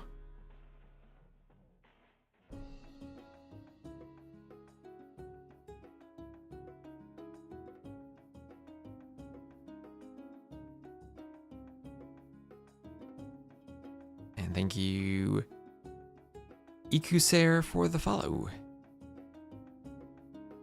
Number 12,798. We're closing in on an even number again. My workstation is completely broken at work, so I can watch while waiting on IT. Lovely. I once had a PC at work where there was a bug crawling on my monitor, and I tried to flick it off. But it actually was not on the monitor, but inside the monitor, behind the glass panel. And when I tried to flick it off, I accidentally crushed it, and I couldn't get the corpse out. It was stuck there behind my monitor. Alright, let's get the scoreboard updated. This is Darkside's second home map. If we go to Game 5, it will be on Nomad. Do the background colors behind the maps mean anything? It is the category. We have maps that are split into 7 categories of 3 maps each, a total of 21 maps. Jungle Rumble here has the green background. It is part of the forest category of Black Forest, Jungle Rumble, and Forest Pond. Some very different maps, but also kind of fitting a theme together. This will be arena on the inside, and what happens on the outside, I don't know. We've seen so many different strategies. We've seen walls and slings, we've seen forwards, we've seen sneaks, we've seen pure booms, we've seen scouts. The other day, Doubt went scouts. We've seen players lumber camp the middle and try to trap through. We've seen players lumber camp the outside wood lines and just go for the safer option, the closer option to the TC. In the middle, it'll be Teutons for Beery. The walls on this one do not have the same 1800 HP they have on Arena, so you can go for tower rushes. Reminds me of old forum avatars of a bug crawling. Yeah, if you ever have a bug on your monitor, make sure it's on the outside and not the inside before you try to get rid of it. And we'll have a Vil coming forward for Sobek. Now this map, yeah, I think it gives you a very false sense of security, as it is super difficult to lock down both sides at once. It's almost Michi, but almost Michi and Michi are different things.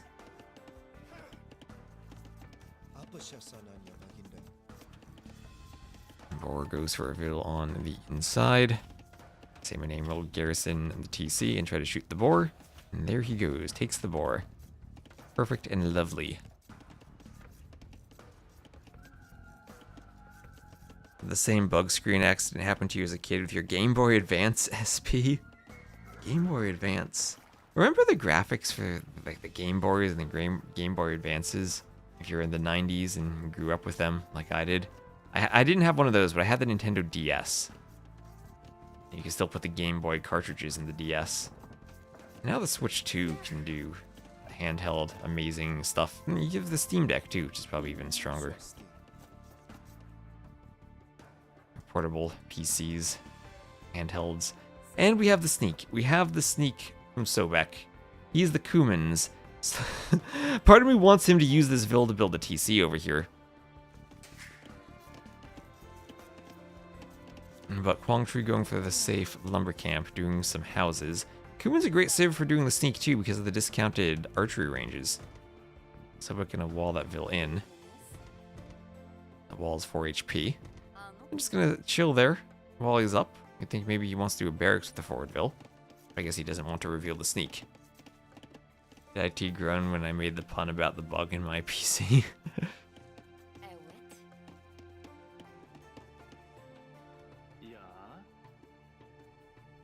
Fury coming forward with some Vils. He has 8 villagers.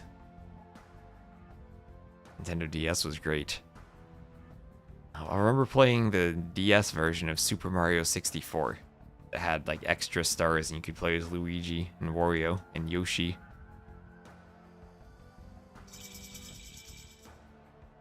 But there is Beery up to feudal, trying to hide the tower rush from the prying eyes of a scout. Where's a scout? Oh, scout's pushing deer.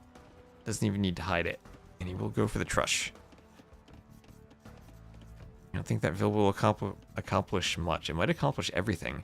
So Teuton Trush against the Malay. And trushing the Malay can be very scary because the Malay stay in the Dark Age for so long. And he will have Loom, but it's a long time before they can react. And it is a forward barracks from Beery. Forward barracks. Is Darkside B Vader, assuming Darkside A is Palpatine? I don't know if they have names like that. And oh, nice job by Beery to get the scout involved. You can easily get 3 Vils attacking a wall, and with difficulty get 4 units. And here's the scout. And what is this Vil accomplishing? The Vil has a barracks, and the Vil has an archery range. And Sobek is being very careful to keep the Vil walled in. Walled in. There's the range. There's the range, and at home it'll be Market Blacksmith for Quangtree. And that's probably what Sobek is hoping to see, Market Blacksmith. What else would they be? You don't think they could be Count Dooku and Darth Maul?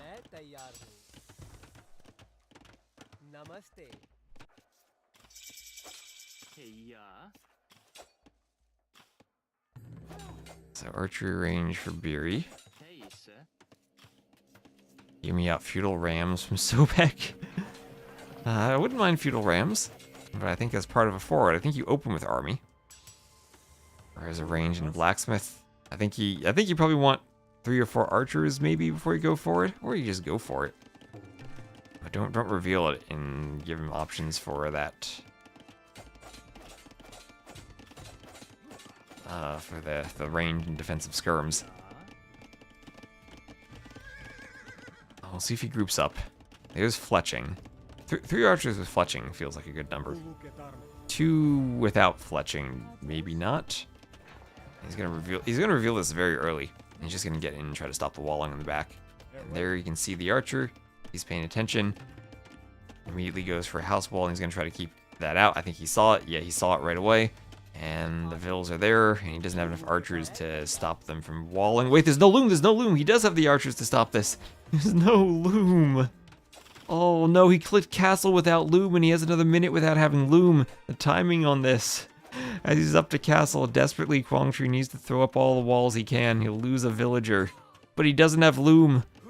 On the other side, the tower rush continues. The Teuton vills are getting in. There's a vill fight city over here. We do at least have loom for Samename. Samename should be no stranger to a tower rush on an arena-like map, but another vill going down. Kwangtree 22 seconds away from when he can click loom. The feudal scout will be devastating. Oh, he fast castled without loom, and the sneak got there. 3 archers hoovering around, and there is loom. He clicked loom, but another vill goes down to the scout. This has been devastating. How many vills has he lost so far? He's lost 4. 4 poor loomless vills, and he's trapped inside of his tiny walled base. Does not have any gold access, does not have berries. And he finally gets loom. And that's a low HP vill too. That's a low HP vill. Vill's hitting the scout.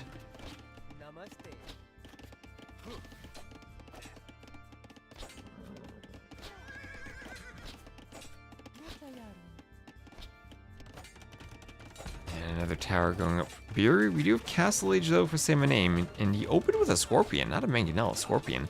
He wants to hit the archers. He's fighting the archers with vills. Scorpion trying to hit the archers with a tower there. He'll get a vill kill. That vill goes down. Scorpions will have to stay away from the tower. 0 on gold when arriving castle hurts. That it does.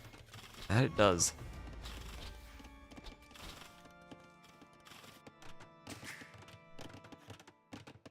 Another TC for Kwangtree. We'll have double bit axe on the way. Archer for Sobek behind the woodline. Low HP villager.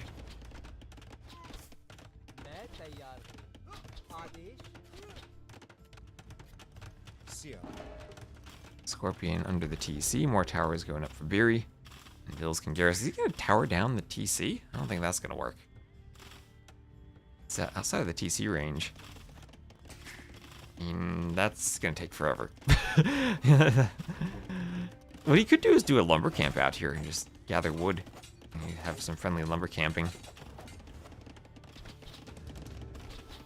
And defensive workshop for Kwangtree. And while this is going on, Sobek is 2 TC booming. And he's now up to 41 vills compared to 27 for Kwangtree. What a great strategy from Sobek. The Kumin boom while going forward. He's going to add in a stable. If he can get quite a few scouts, he'll be able to pick off the Scorpions. Second TC up for Kwangtree though, so scouts won't be able to do damage to the wood lines. Archers can be annoying on the outside though. Horse collar now for Samename. And double mangonels, and that should be able to clean the Teuton towers. Fletching on the way for Beery. Lost 1, 2, 3, 4 vills to the mangonels. And 1 Scorpion, 2 mangonels. Oh, Scorpion wants to deny the tower again. You can't let this tower go up, otherwise the gold is in a lot of trouble. I don't think he has the vills now to fight off the mangonels. A couple archers in the towers, but he will lose the towers. 2 mangonels? Does the T90 have a thing about 2 mangonels, like he does about farms and stragglers?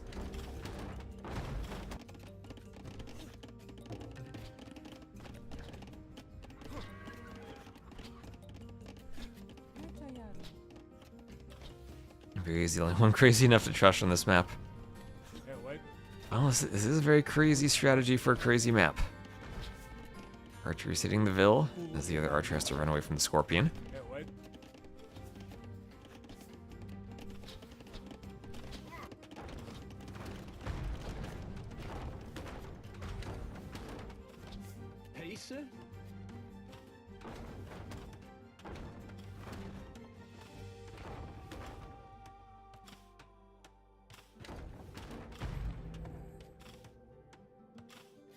Mangonel's still on the inside.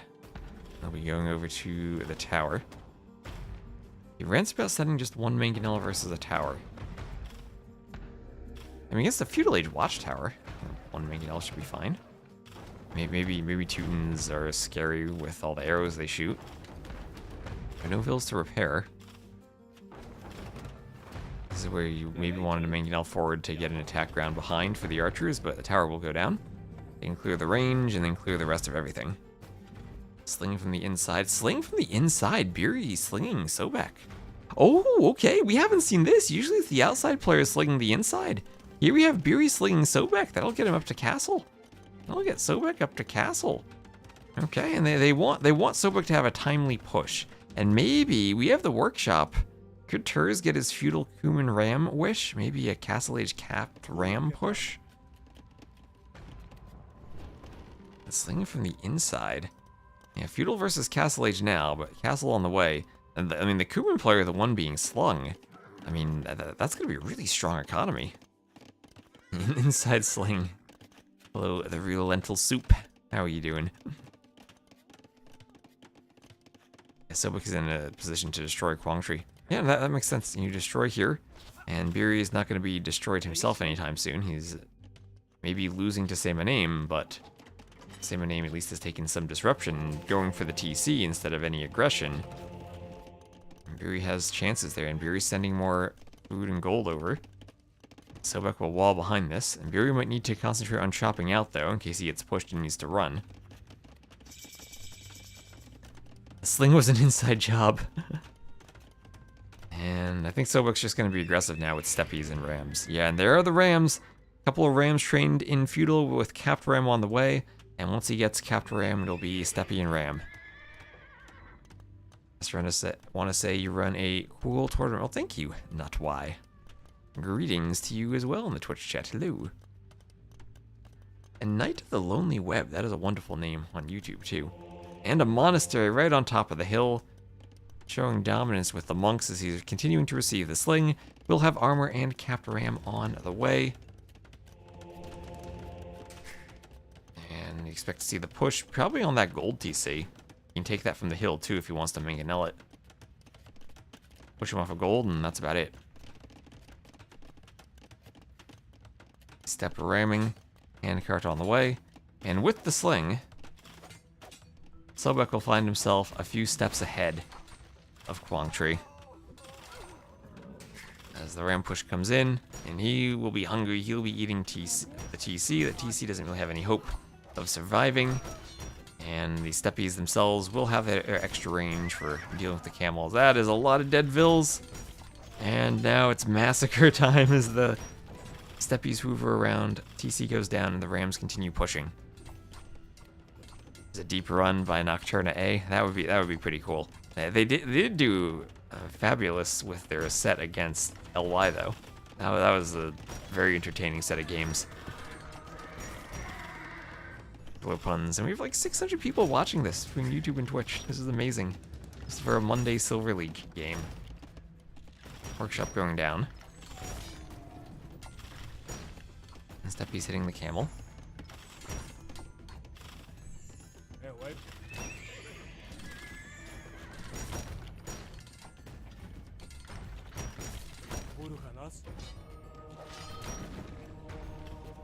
Stable goes down. Monk wants a conversion. Ooh, fancy new monk. It's the monk who carries the drum.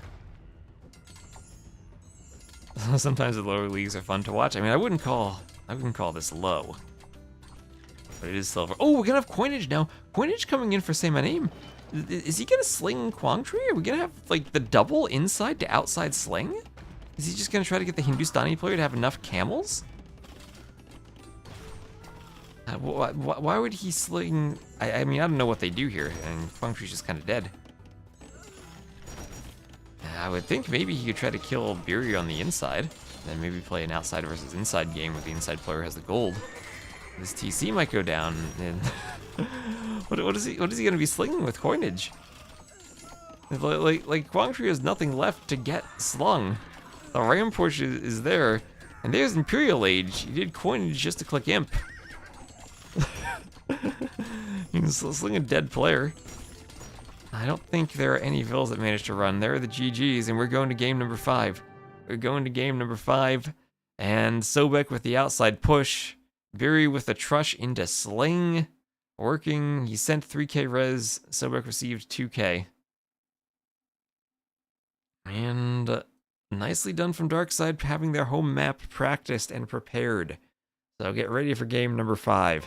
Game number 5 will be on Nomad, the home map of Vietnam. And a map where I think they probably have a good advantage. If I didn't see this earlier, thank you Xenosga and Ikuser on Twitch for the follows. How about that? And let's get ready for the next game, number 5. So Spanish for both players, that's for sure. What is the follow-up civ for both teams? That was an amazing game, so cool. Jungle Rumble is an amazing map. All credits to Bazzi for the map design.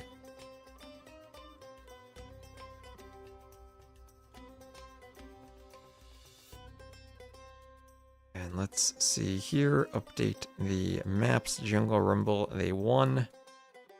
Update the civs, that was humans and Teutons against Hindustanis and Malay. So Spanish for both, and then do they have a plan for Jurchens? Is it just Spanish Italians against Spanish Vietnamese? Spanish Bengalis? Bengalis with Marathas can be scary.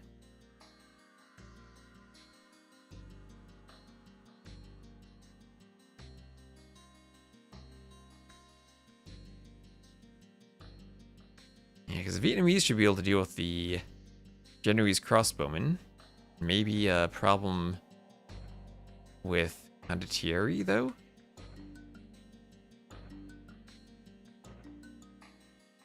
And don't forget, after this set, we have another set I'm going to cast. It'll be Darkside A versus Wonders. That'll be Darkside A, the Lobo and Ozone team, against Monos and FedEx. And they're in the lobby, about to launch. Will indeed be Nomad.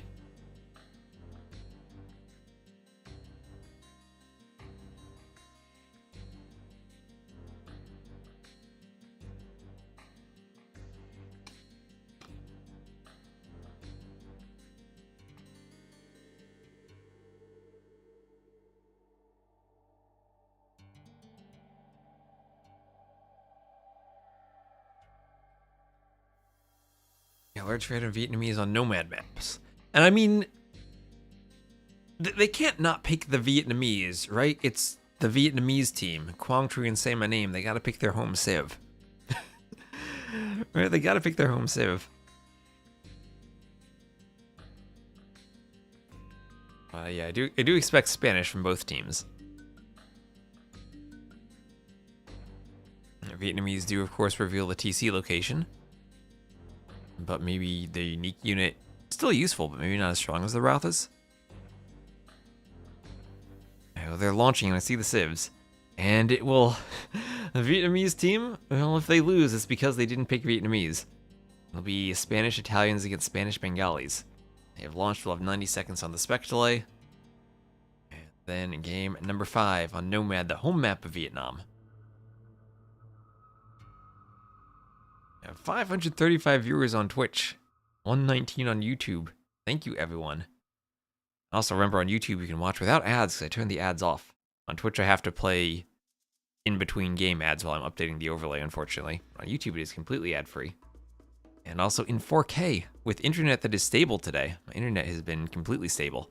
So updating the router has been apparently a perfect decision.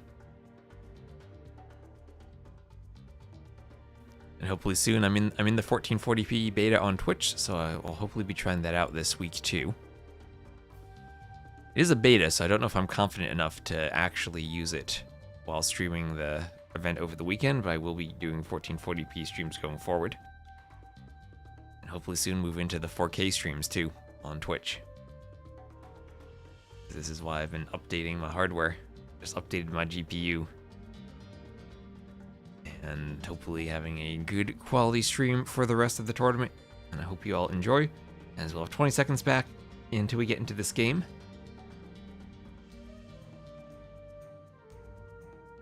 A VR stream when? Can we do that for AoE 2? Actually, Zero Empires had an old AoE 2 in VR game on his YouTube. That was an experience. And here we go. To Nomad, Capture Age will load in. And boom, okay, I need to reset the scoreboard. They've alternated wins. So game number 5, Nomad will have water on all 4 sides, a narrow isthmus in the middle, separating 2 larger land masses on either side of Nomad. They'll have a TC from Buri in the middle, from Kwangchu on the right, from Sobek on the left, and then from Seimanim to the bottom right. So Italians in the middle, the Spanish on opposite sides, and then Bengalis to the northeast. Maybe the first-person AoE 2 mode has a VR mode? Oh, you're right, you're right. First-person AoE 2. I've never tried that out. I'll have to try it out one day. Oh, look at this Ville. Finding a nice little nook in the woodline from which to build the TC. So, 9 Ville start. Cool map gen. I made Nomad generate a bit more like AOC Nomad with the land positioning, but also still have water on all 4 sides. Mr. Yo was of the opinion that he preferred Nomad with 4-sided water, and I will trust Yo's opinion of Nomad. Yeah, fair TC placement, not too close to each other, so nothing going to be extra crazy. And this looks to be a good competitive game in Nomad. Couple of docks over to the side, everyone docking on the left, so it'll be Biri, Seimanim, Sobek, and Kwangtri from south to north along the west, alternating dock positions. You're a cool gentleman. Atomic is a cool gentleman.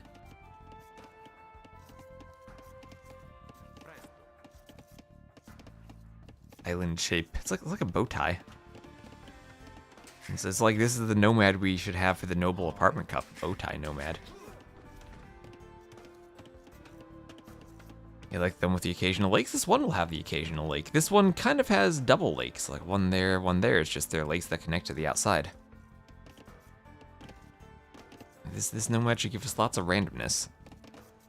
It's a fish. Oh, it is a fish. It is kind of a fish too. Now, where's Nemo? He's right here.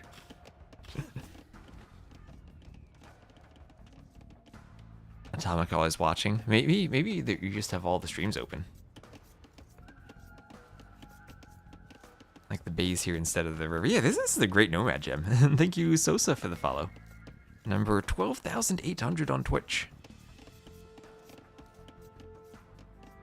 And we'll have a Borlore here. We have an X from Biri saying that, hey, say my name's down here. Get that boar in, save the Ville. So what are we thinking? Italians versus Bengalis. Thinking Genoese crossbowmen are kind of tricky for Bengalis to deal with. Maybe also the bombard cannons of Italians could be tricky. But elephant archers have enough HP in the late game. Takes a lot of eco, but if you can fight the Genbos with LE archers, you have the HP to deal with it, maybe. Would I consider channel points in betting soon? No, I like to keep the channel points off. I like to keep the spam down to a minimum. I also don't want to just have people watching just for channel points. I don't think that's particularly healthy.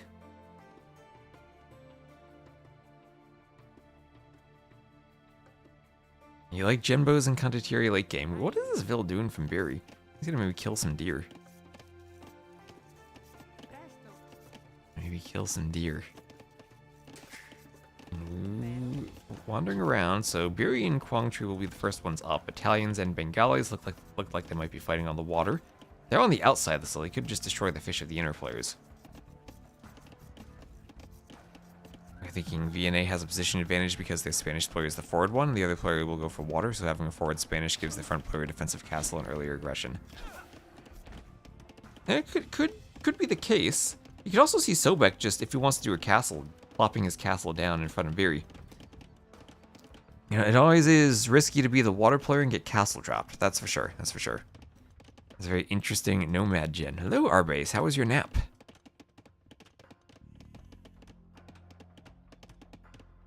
I didn't have any bugged maps or admin issues from what I saw. Everyone clicking up to feudal. Yeah, Arbase napping on us.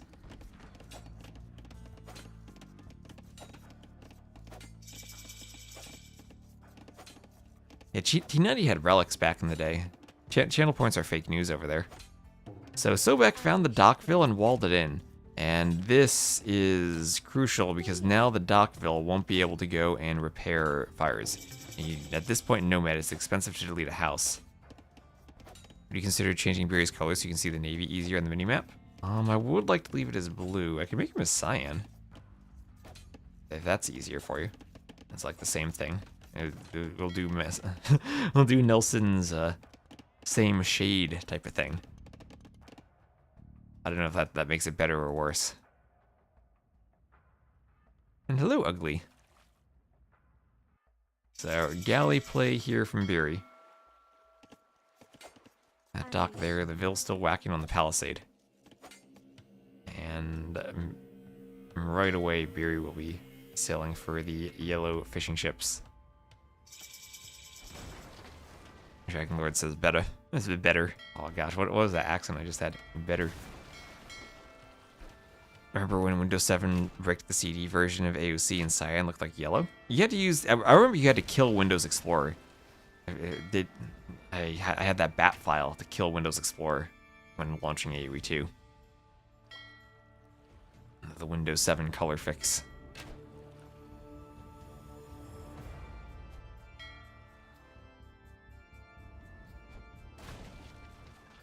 Galley's taking down the fishing ships. Exclamation mark tournament, exclamation mark Carto. And also you can scroll down beneath the Twitch chat if you're on desktop or on a browser and see info about the tournament. It's in the panels below the stream. So Town Watch on the way for everyone. And King Chandler Bing, thank you for the follow. All the Twitch follows. So Deer going down. Xing over here. Beery's still Xing. Castle on the way for say my name. And Basil Tamako99, thank you for the follow. Fire ship taking out the fishing ship. He kept his second laptop on Windows XP to play AOC versus Extreme AI as doubt intended. Nice.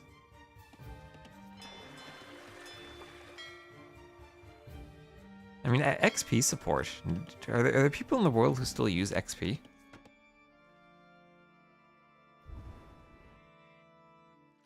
Maybe there are. And Iron Kaiser Gaming, thank you for the follow.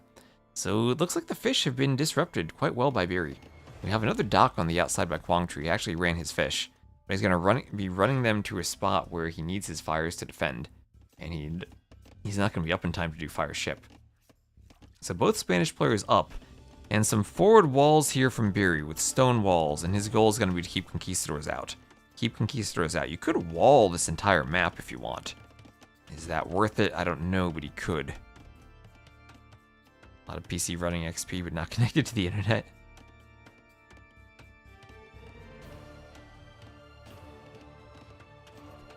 I used my Windows XP VM in one of my videos. And say my name, I'm gonna stone wall too. Everyone going for stone walls. There's some peaceful stone walling. On the outside, a couple of galleys from Kwangtree. They will pick off some fishing ships from Beery. Beery's still hoovering around on the outside with his galleys. So advantage for Darkside on the water right now. And it will be a castle. A castle at home for say my name, so not going to be forward. Won't be castling directly on top of Beery's base. Beery just going to continue stone walling himself up. A lot of cash registers run on XP. Tons of banking. Banking sounds like a very dangerous thing to be running on XP. So castle at home also, as well as one tower from Quang Tri, but one tower is not going to be too disruptive. The Vil from the dock looks like she did break out of her cage earlier. The castle, I don't think the castle hits the tower. Not quite. Maybe with Fletching and Bodkin it might. I think it's maybe slightly too far away. Fletching, Bodkin, and Bracer it would. The Conks are going to want to pick off the Sneaky Vil pretty soon. Just make sure she's not able to do any extra shenanigans in the back. Castle Age on the way for Quang Tri. And I don't think all these walls are going to go up in time before the Conquistadors get in. And we'll have some walls from same name. And now Beery has to be careful about a conch that is forward. And well, as you said, the water player has to be careful they don't get harassed by Conquistadors, then get stuck in feudal. The blacksmith will go up. That one Vil will be taken out by the conch, but only one Vil. And Castle Age on the way for Quang Tri, as that will temporarily dip the score and give a bit of a lead to Darkside. Another Conquistador coming over for Sobek. Gonna try to fend off that conch. These Vils are idled, but not too disrupted, as both teams sending their Conquistadors over. And with the cover of the Conquistadors, Beery should be able to continue stonewalling. On the other side, one fire getting in from Quang Tri. Have a fire coming out for Sobek. One fire galley, though, not going to be too disruptive. That dock from Say My Name still in the middle. A lot of galleys might have to sail back. There had been a galley war down in the south. Very focusing on the galleys. And where is that Vil over here from Red, if she's still alive? Conk's probably picked her off. So just the Conquistador war in the middle. Ooh, the Walling Vils! 3 Walling Vils going down. Say My Name picking them off. Sobek not quite there to defend. But Darkside, much higher Vil count, eco unit count because of the fishing ships. 6 and 7 still left. No fish for Vietnam. Yeah, Beery is from Argentina. Yeah, and Sobek is Chilean. If I recall my countries correctly from these players. I was told Virtus is a new Chilean clan. This is the first time seeing the clan tag. Quang Tri's Castle Age might end the fish advantage. Well, we'll see. If he's able to get fire ships on the water, Beery still has a good naval presence. He has a lot of galleys still, but having that forward dock for fires still is going to be very tricky to deal with now that they're going to become fire ships. I mean, Sobek could upgrade War Galley and do fire ships of his own to try to fight that, while still having some galley coverage. But War Galley-ing now for Quang Tri, and War Galley versus normal galleys. Enough normal galleys here that Beery can win this fight, and Beery going to keep pumping out his galleys on the water, try to keep his fishing advantage alive for the team. They did lose a couple fishing ships though, and now I see it's only 6 and 3 as they are going down. There's another galley taking out at the north. The Latin American players get the home civ bonus from playing as Spanish, or they only get the Portuguese as have a home. That's a question. I mean, Vietnam didn't pick their home civ. Okay, I guess it depends on the country. Argentina and Chile should both be Spanish-speaking, most dominantly as far as I know. Maybe Brazil would have to pick the Portuguese as a United States citizen. I don't really have a home civ.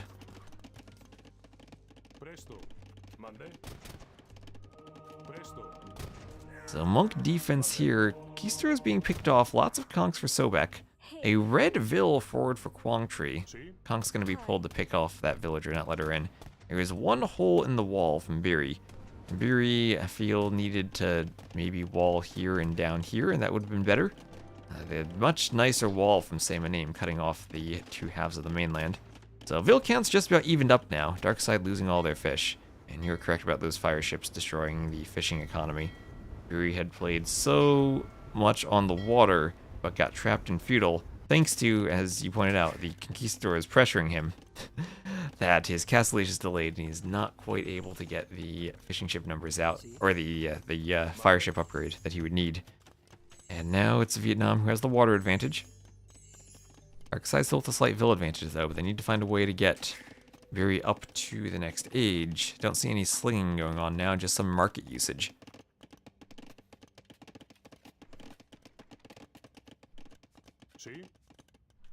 Conks keep running around. Beery will be, for the most part, fully stone-walled now. Although they can't wall by that tower. I guess these walls are probably good enough. Conquistadors will hoover around here, though. Beery, he has 7 food. He's nowhere close to going up. He has to add farms. At least he has a lot of vills. I mean, he does have 30... I only have 36 vills, though. The good thing is, though, that Sobek is in the lead. And maybe Beery should just sling now. I mean, is he so far from going up? Maybe it would be better just to sling.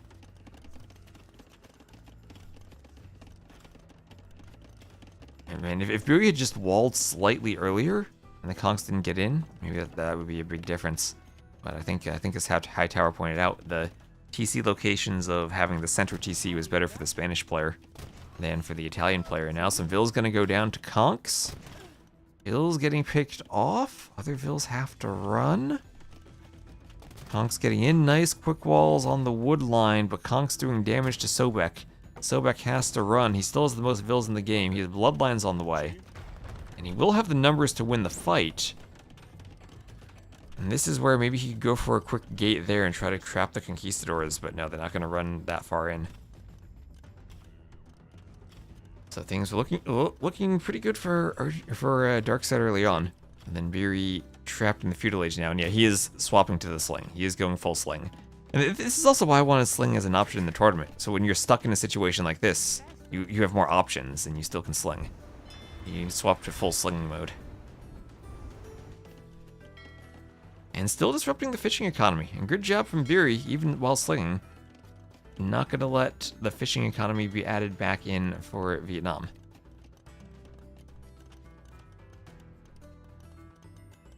Yeah, now red and yellow do have a lot of map control, but the stone walls at least will keep Beery safe. You have to wonder maybe petards could come in.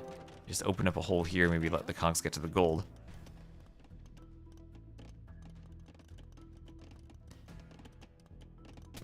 If Portuguese is home safe for Brazilians, then Britain should be home safe for the USA? Maybe. We dumped their tea into the harbor, though. I don't know if we can count them as a home civ. Good conk advantage for Say My Name. Sobek needs to get back. 11 to 16, 10 to 16.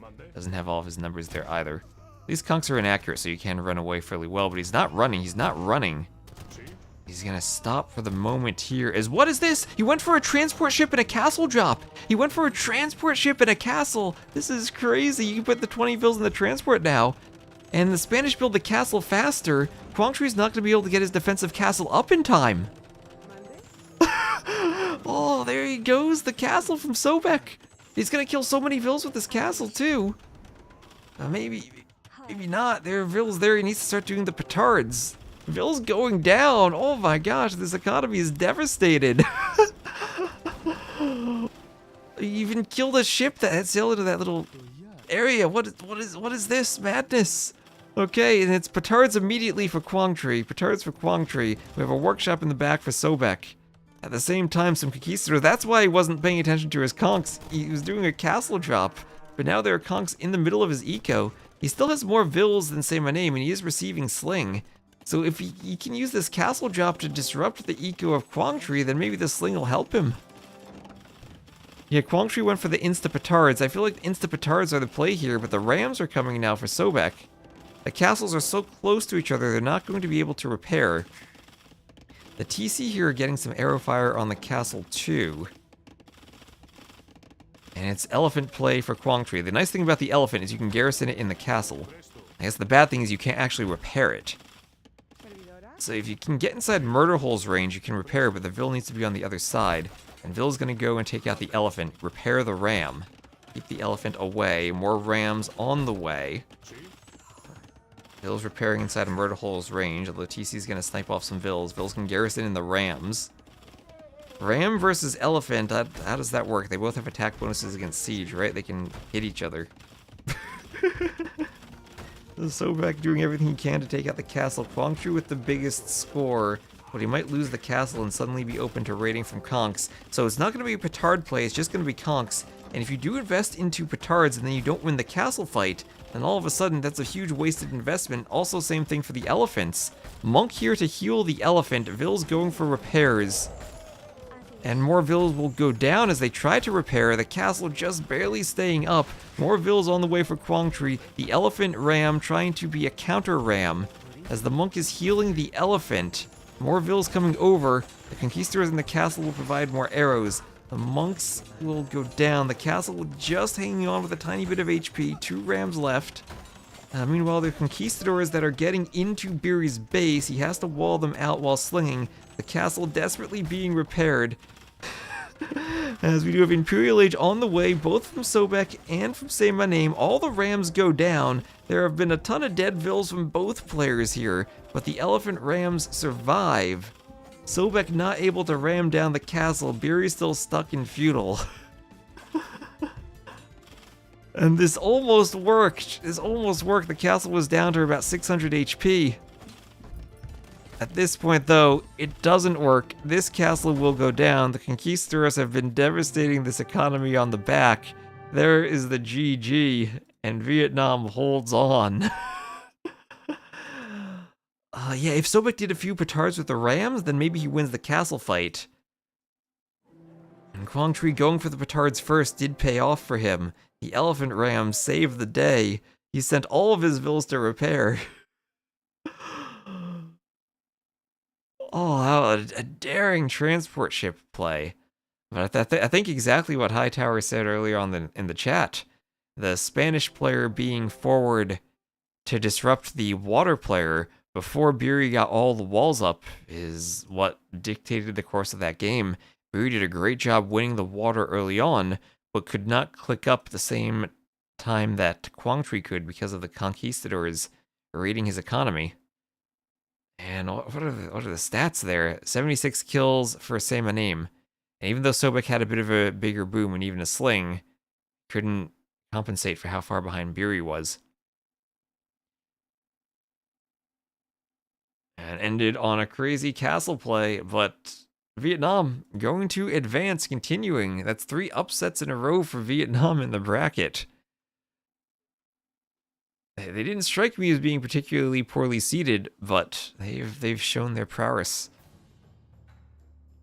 And that'll be a 3-2 win. And also thank you, Itura, for the follow. I think I missed that 8 minutes ago, but thank you very much.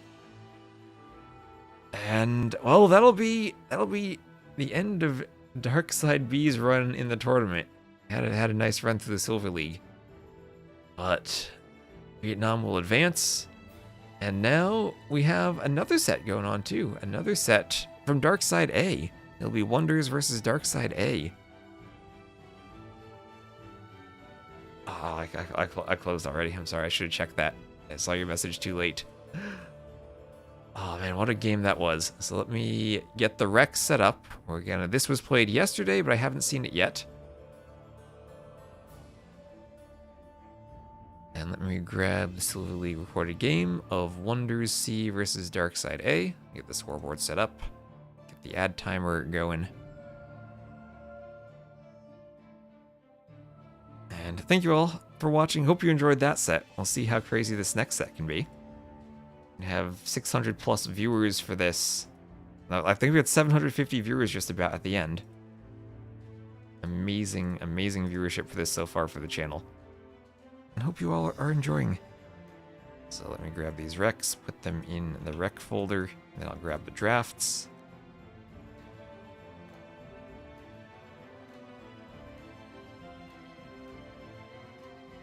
Alright, that's set up.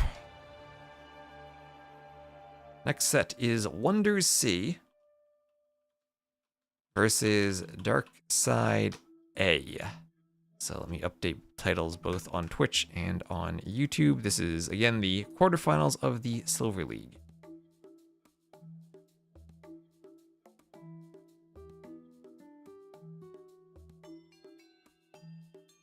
And we'll get this going. Hard to top that ending there, but one can hope. And Full Metal Zim, thank you for the cheer. Glad to hear it's going well. It's been a lot of fun so far as a viewer. I'm glad you've been enjoying. So let me reset the scoreboard here out of game. And this will be, oh, look at this. I only need to change one character. Darkside A against Wonders C. Wonder C is FedEx and Monos. Darkside A is Lobo and Ozone. And I still don't know how to say his name, so apologies to CXMBITX Heart. Why did the seating sheet just update? Nerfox, what is going on? But we'll see which players end up playing. We have the drafts here. Get the drafts up on the overlay.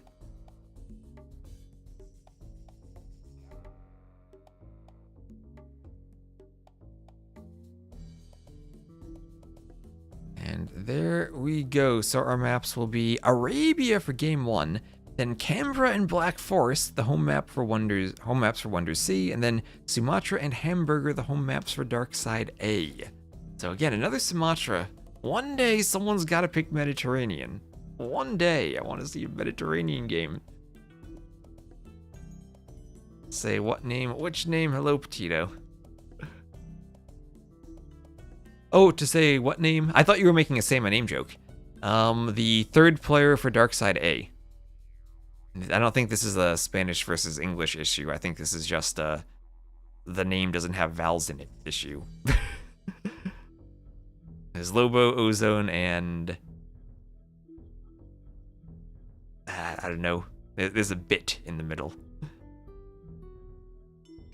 And no one runs faster. Hello.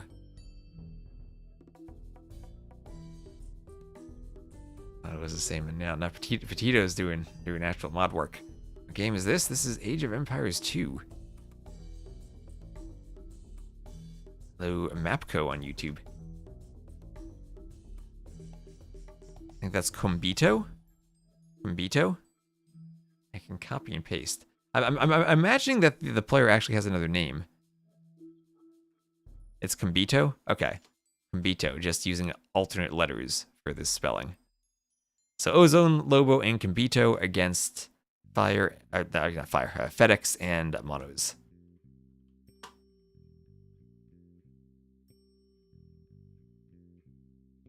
So again, this is the other quarterfinals.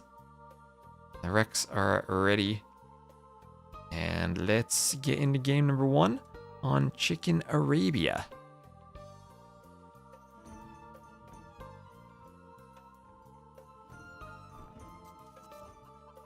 And I'll just get the scoreboard set up as we load in. We will have Darkside A against Wonders C. Let me grab their seed. So Wonders C will be the higher seed. They are seed number 17. And Darkside A will be seed number 25. So the first seed that missed out on the gold play-in.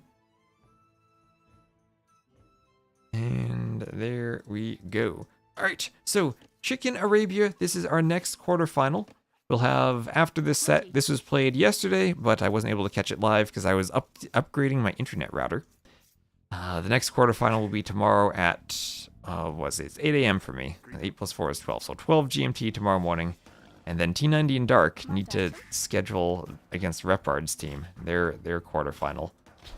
They have it scheduled for Wednesday, but that's supposed to be the semifinals. So we'll see what happens there. Anyway, it will be Arabia.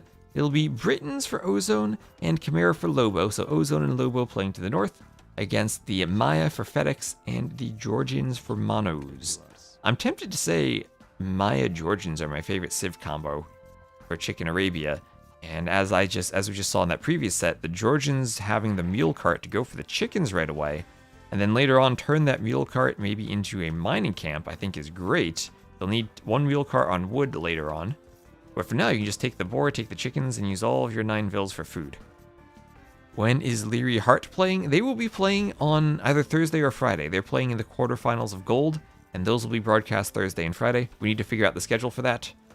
Some teams are playing those live, some will be played and casted as Recs. Those will be Thursday and Friday. Both streams will start at 15 GMT. We'll have 2 sets a day. Lush Bamboo looks sad with the tiny tree mods. I think it fits in well with the normal bamboo. I should have small Lush Bamboo, normal sized normal bamboo. Oh, wait. Where's the panda? Where's the panda? This is the map that can have a panda rock on it. Is there a panda? There it is. Yes, there's the panda. All the way to the north. Look at him go. He's going to jump. Oh, he doesn't make it. This is the panda rock they added. That one's, I guess, eating some of the bamboo. Eating some of the lush bamboo. I did try to make Chicken Arabia Chinese themed in honor of the new DLC. And Ocean, hello Ocean.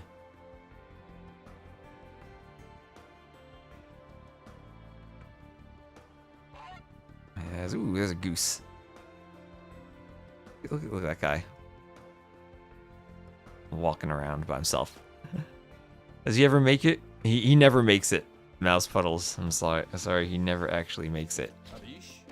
It's a looping animation of the panda sadly not making it. He was gonna make it that time when we looked away. I've watched the animation loop many times, David. This is content, yes.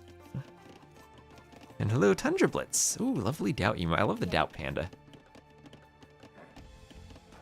So FedEx taking the back gold, actually. His main gold's at the front, but he's going to take the back gold instead. He is the Maya, so he'll likely just be going for 2 range archers. Not doing a mill anywhere, actually. Not milling. So he's just going to try to skip the mill and go 2 ranges. We'll see how quickly he can do fletching, or if he's just going to try to amass archers, maybe do a mill and a blacksmith later. I think there's a lot more room for creativity with the builds with the Chicken Arabia and the team games. We have seen men-at-arms be used a couple of times, and there are all the chickens taken for monos, and now he can just drop that off and then move the mule cart somewhere else wherever he wants to, putting the vills back under the TC. Take it, straggler with it. Go out to gold as the Georgians. Okay, just make sure the vills are not idle as they throw down the stable. So scout players on the right, archer players on the left.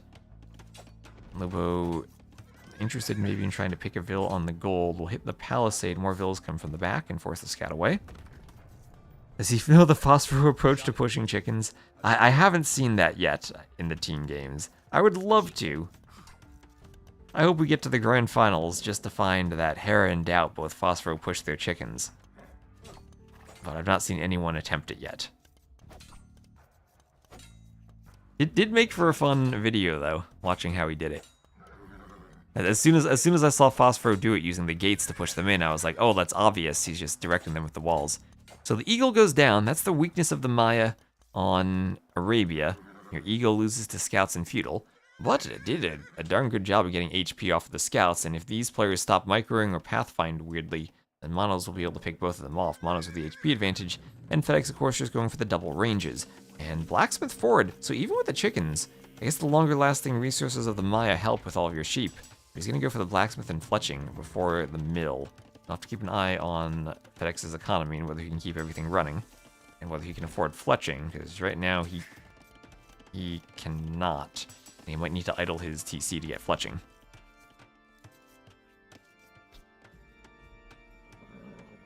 The archers moving forward, no spear to protect them, but they're Xing the presence of the archers. Meanwhile, the scouts are forward, so while all the scouts from the other team were looking at the archers, knowing that the HP for the initial scouts was low, Monos has gone to the berries, and we'll hit the berries of Ozone. That Vil going down. Down she goes.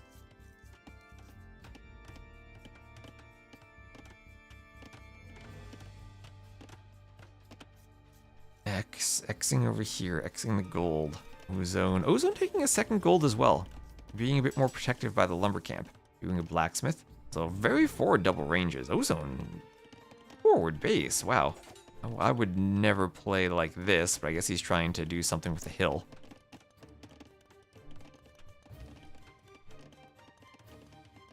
I mean, forward gold for both players on a hill. I mean, it's not like it's an imbalanced map there. Lots of forward gold for Monos. I mean, Monos probably has the worst gold situation of anyone. Everything forward. Yeah, and back gold there, but outside the walls for Lobo. So scout fight on the right. Maps are all bad for everyone.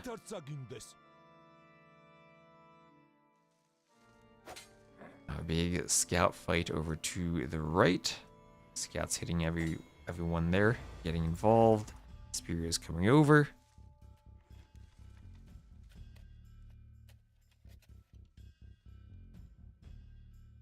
I have an X as the archers come down for ozone, and FedEx will be running around.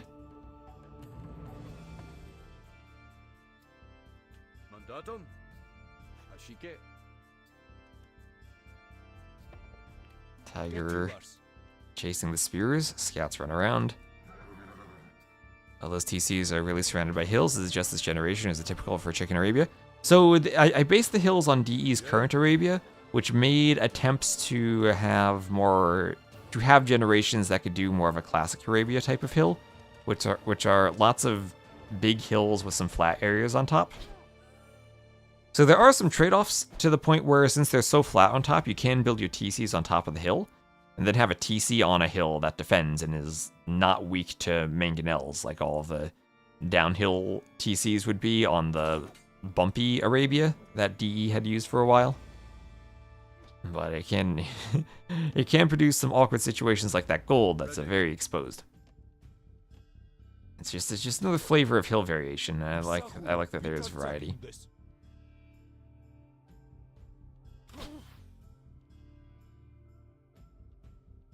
Arabia Plus. One day we'll have Arabia Plus. Beautiful map. Ooh, thank you. The YouTube comments liking AOC Arabia. Cliffs in Arabia? Yeah, they're also cliffs. I included cliffs in quite a few maps that just didn't have any cliffs. Same thing with hills. Like islands. I added hills to islands. Because the islands never had hills. And I realized that for the first time while editing it. 26 years in, and finally we have small hills on islands. So, Bloodline's coming from the stable from Monos. FedEx will be coming over with his archers. Vilcount slightly ahead for Wonders C. Bloodline's on the way from Monos. His stable may be at risk. FedEx gonna try to defend from the hill.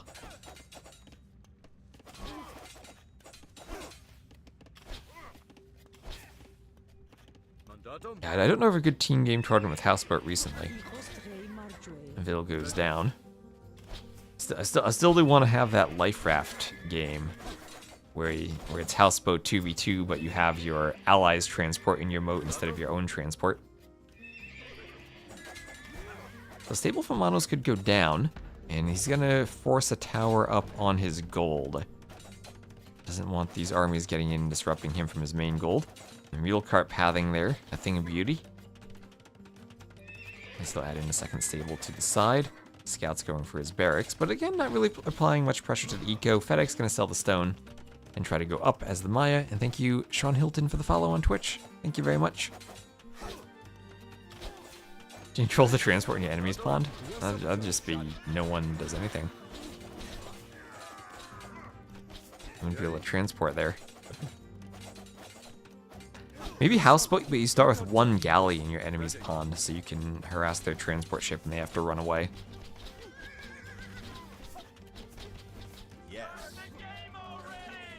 Looks like we had some pauses. Back and forth, so forging on the way from Monos. Up and delete. You have to parlay with your opponents to get villagers across versus deleting. Make some trade deals. Trading villager numbers for passage.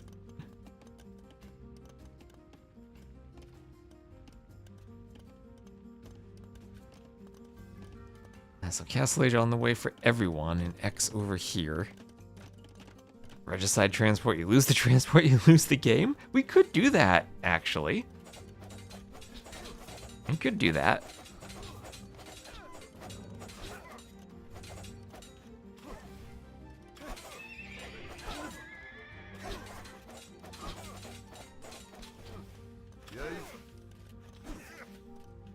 So the building's definitely threatened here for Monos, but at least it's just the walls being threatened. We will have Castle Age on the way first for Lobo as the Khmer, but not even clicking yet is Ozone, so maybe a tricky fight if he suddenly has to deal with crossbows. There are crossbows that'll be over here. Archer is very split up for FedEx, and it's very vulnerable if the scouts were to run around and pick off small groups. but the scouts have to be forward with this army, and that's giving FedEx some ability to hoover around. As he is up as the Maya, and immediately we'll be clicking crossbow, and we'll see Bodkin right away, and he'll try to add bowsaw in behind that maybe. Did not manage to afford horse collar on the way up. The question then becomes University versus TCs, as the scouts will find some archers, and this is what I was worried about, Lobo finding archers with the scouts, picking them off before they can get their upgrades, and light cav even in for Lobo, so he will be upgraded and he will pick off those crossbows no problem. And at the front, the archers for Ozone have to retreat. He's 2 minutes away from castle, he can't fight this, and ballistics is on the way for FedEx. Normal monkeys, you don't even need smoke monkeys anymore. As the scouts try to break in from Lobo through the walls. Yeah, DE added new monkeys as an object. So you don't need to modify Furious the Monkey Boy to have less HP and not attack stuff. Or modify another unit to have Furious the Monkey Boy's graphics and then the Smoke Monkey name from the Mayan AI player.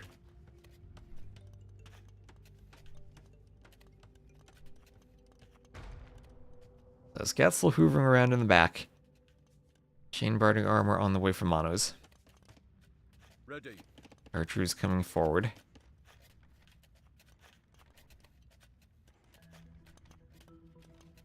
I would also like better cliff tools, but we have what we have. Xing over here as the scouts run around. I have husbandry on the way for Monos.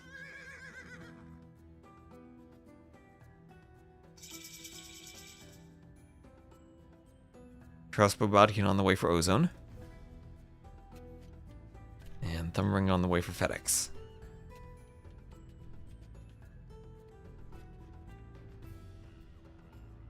Seven Swords? I've never heard of Seven Swords.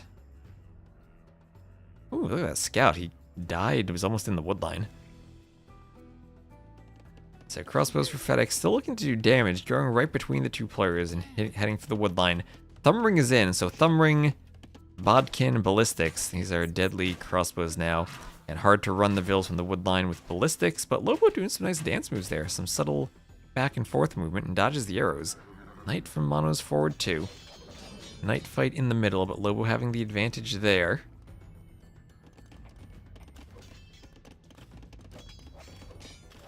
And fortified church now for the Georgians. Mono is extremely hard to push at this point.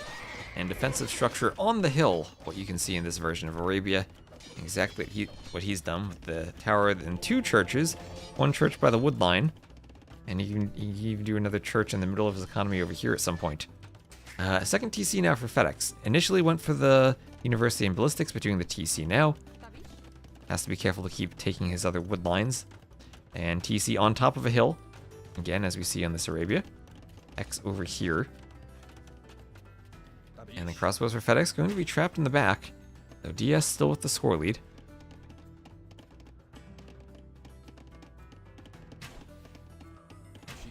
Crossbows start to go down.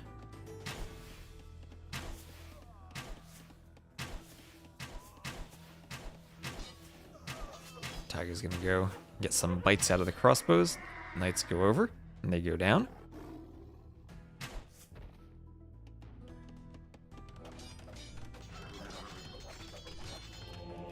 Fortified church going up for Monos.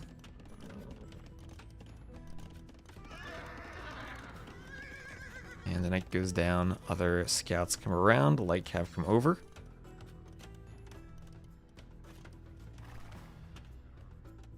And they'll try to take a fight.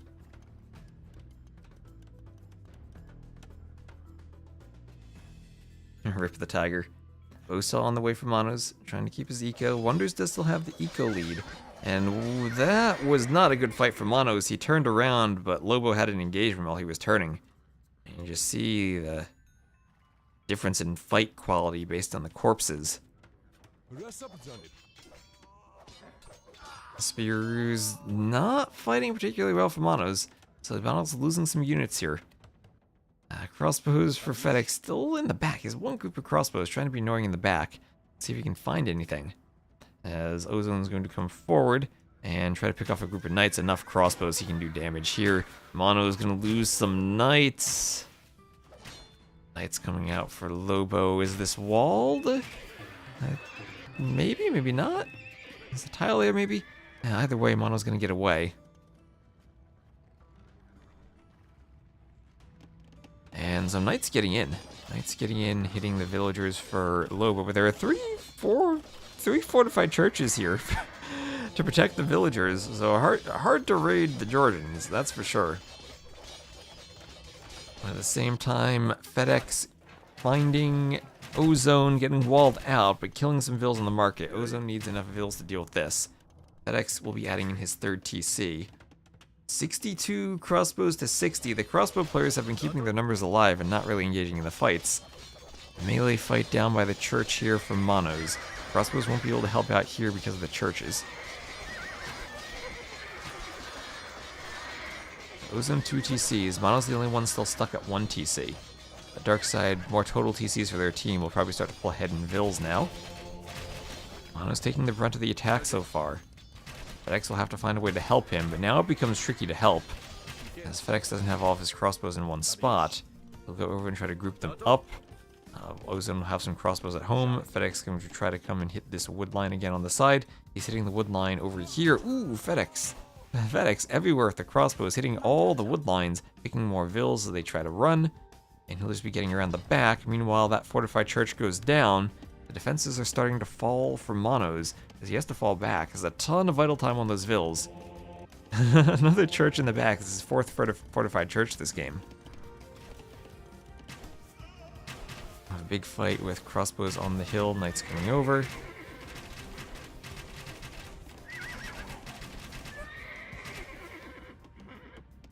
And Mr. Fluffy Bunny, hello, hello, hello. Crossbows still in the back. We'll take out the palisade, try to find a way in. Crossbows over here, not quite getting in themselves. I have an X as the crossbows defend on the hill. Some Knights come over from Monos.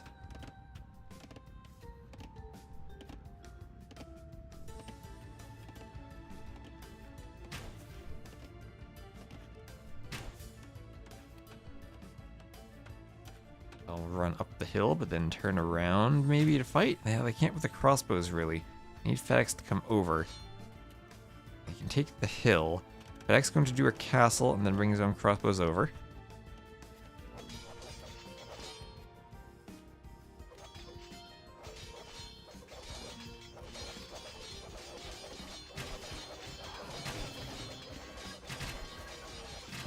Imagine this, pretty soon YouTube search might become, you type something in and it AI generates a video for you. That's gonna be scary. Waiting for the FedEx delivery. Waiting for the FedEx delivery. Hello, Jimmy. As FedEx will come over with his crossbows just in time to take this fight. Monos was running out of hills to run around, and Lobo's reinforcements are going to come to the north and hit the vills on that gold as they're trying to do a fortified church. And Ozone will micro away. Monos took so much damage, though. You can see that. He's down to 48 vills compared to the 90 vills of Lobo. It feels like the Cav player is in a position where he can dominate. So it's the Archer player for Wonders against the Cav player from Darkside, and Lobo is clicking up to Imp.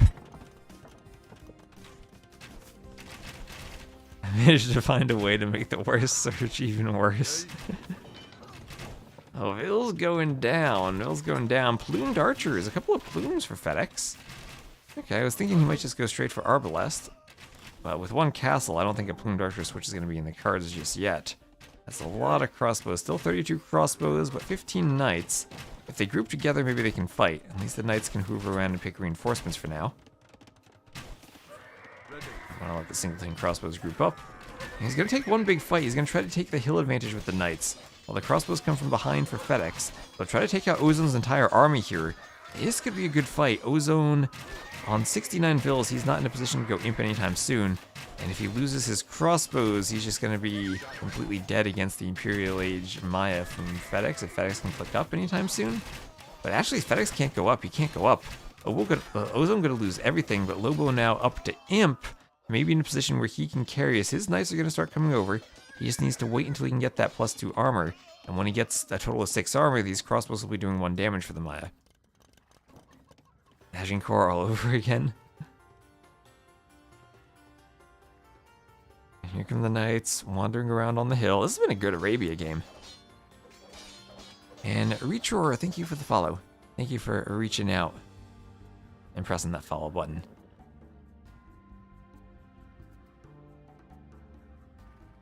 Knights still running around, crossbows for FedEx.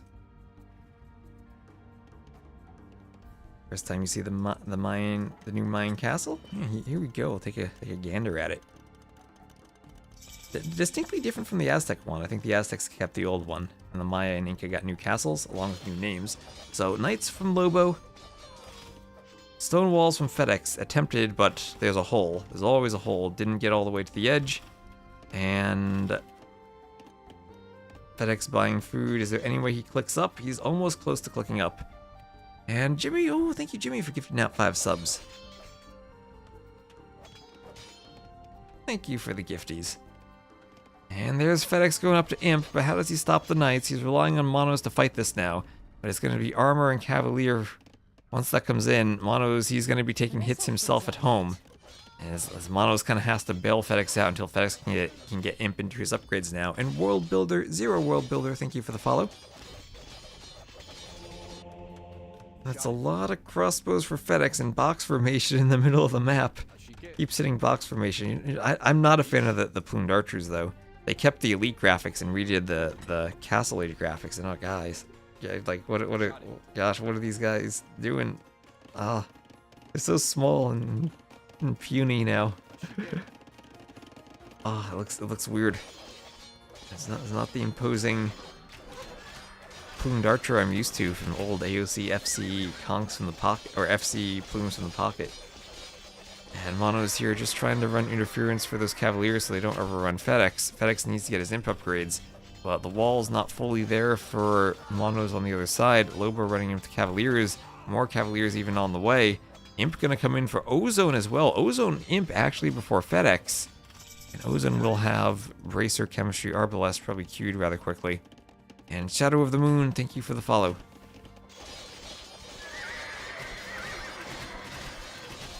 One big fight here. FedEx still fighting. That's just 7 attack against 6 armor. 1 damage. All the knights are cleared. And that was devastating. There's the GG from Monos as his base is collapsing. And Darkside A will win game number 1. Wonders not quite able to figure out how to deal with all that pressure that was applied to Monos, even with the fortified churches. I thought Georgians Maya would be a really good combination, but maybe the Khmer just have the better feudal age eco with the farms to push and punish the Georgians before they can get to their fortified churches. So 136 kills for Lobo, carrying the game there in the end with his amazing economy and imp timing. FedEx couldn't quite do the damage he needed as the Maya. And well done for Darkside A.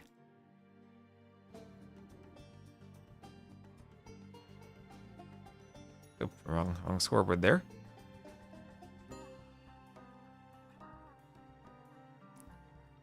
Alright, so let me get the next wreck. Those plumes were too puny, yes. Khmer always been OP? I mean, Khmer have been changed so many times over the years, I don't know, always.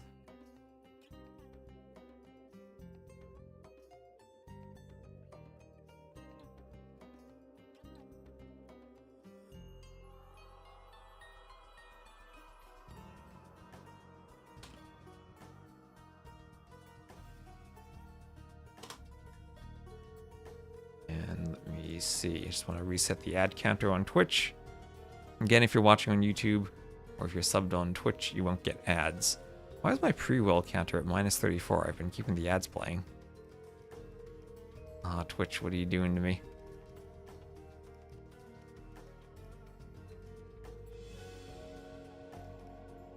Yeah, back when they were first released, Khmer weren't OP. Nowadays, they're pretty strong. One of the more popular Cav civs you'll see. Alright, so just reset everything and get the next recorded game found.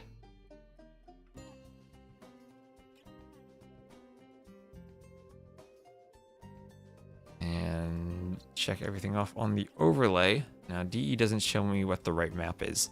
But that was a win for Darkside, pulling the upset in game number 1.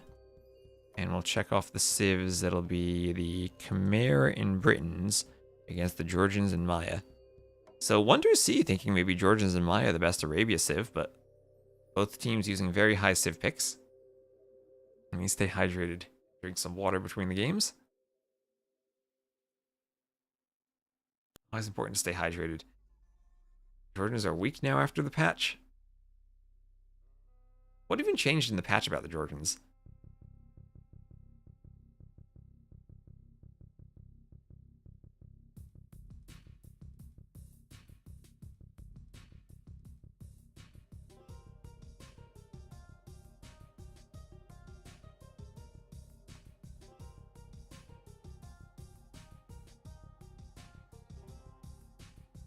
Thinking about the food trickle.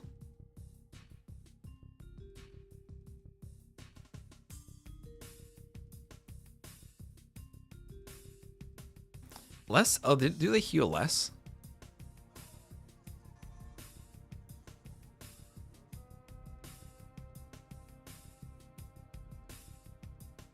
Anyway, let's get into this next game. I think the ad has finished. And open capture age again. And it will be Black Forest as our next map. Let me just get this scoreboard set up so it's red versus blue. There we go. And IceHawk55082, thank you for using your Prime. And we'll have Wonders to the west, Darkside to the east, and Black Forest, Spanish and Malay against Saracens and Slavs. Finally seeing the Saracens.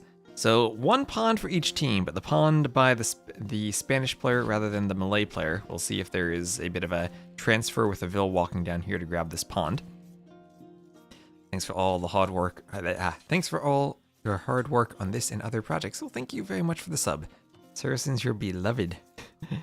BF. Oh, and immediately we have a triple Borlor. Super fast Borlor from Lobo. 4 times Borlor. He's not going to be lamed. Does he have the Vils and the TC to take the boars? Lobo. You need to play the Jurchens here so you don't get food denied. Or you don't have decay. If only Monos had lamed that one remaining boar, that would have been amazing. So, fairly open map between the two of them with a couple of like one-tile passages. What is this? Interesting BF gen. This is like a Swiss cheese map they got. They have a simple wall up here for the passage between FedEx and Ozone, but then there's another passage here that leads to the middle. And these 2v2 maps, as we have, a triple bore steal from FedEx. A triple bore steal, taking the 3 boars from Ozone FedEx with the 9-Vil start aggressively laming. Every player has a group of 3 boars and FedEx taking it. Yeah, and there's that pond dock. Mono's going down to take that.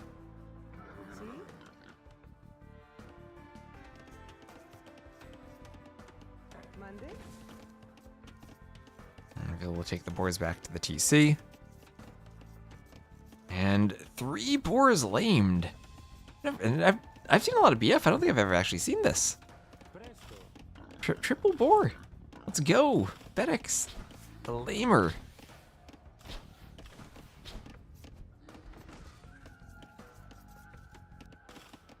Alright, more boars being lamed on the other side for Ozone. There he goes.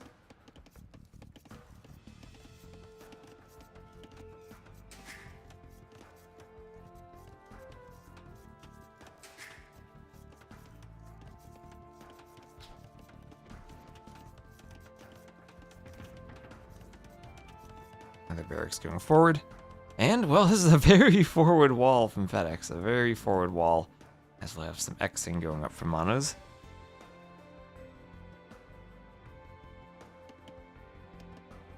X down here in the south from FedEx. X over here as they're getting walled up. I'd be tempted to wall over there, but maybe even do both walls. And Wonders will be fully walled up. No one taking the pond yet. Lobo not investing into it. He's doing a barracks though, and he's going to look to go maybe for some feudal pressure as the Saracens. Saracen's archer bonus, of course, lets you rip through walls rather quickly. Lots of decaying deer under the TC, too. Lobo not caring about decay, just taking all the food he can. He's up to feudal. And we'll see what he does with Saracen. Still has a boar left over. He can take that whenever he wants. Here's Lobo up to the feudal age. More walls going up. And 2 scouts will fight down here.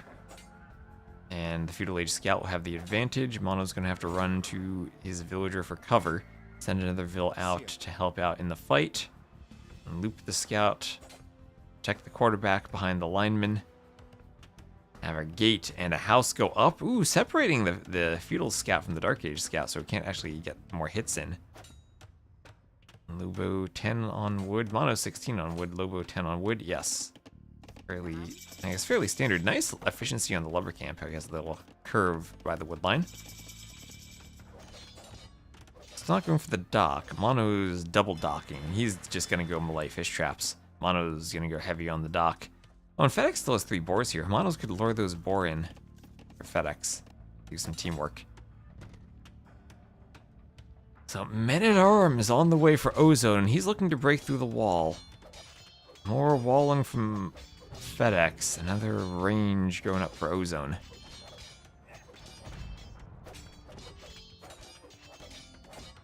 Men-at-Arms keep whacking at the palisades, trying to get through. Have some stone walls here from Monos as the archer from Lobo comes over. Tries to deny the walling. Men-at-Arms still breaking through, scout hitting the outpost.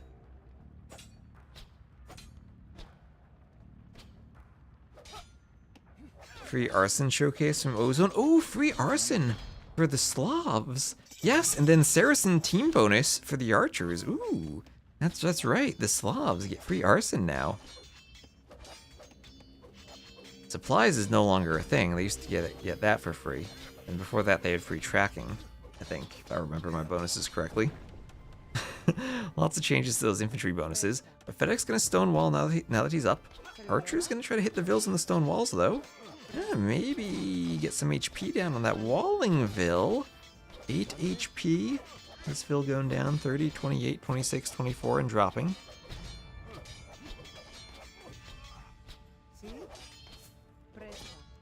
8 and 4. Now they'll get through those walls. I think they'll get through these walls, but FedEx walled so far forward initially that he has lots of room to do back walls behind this.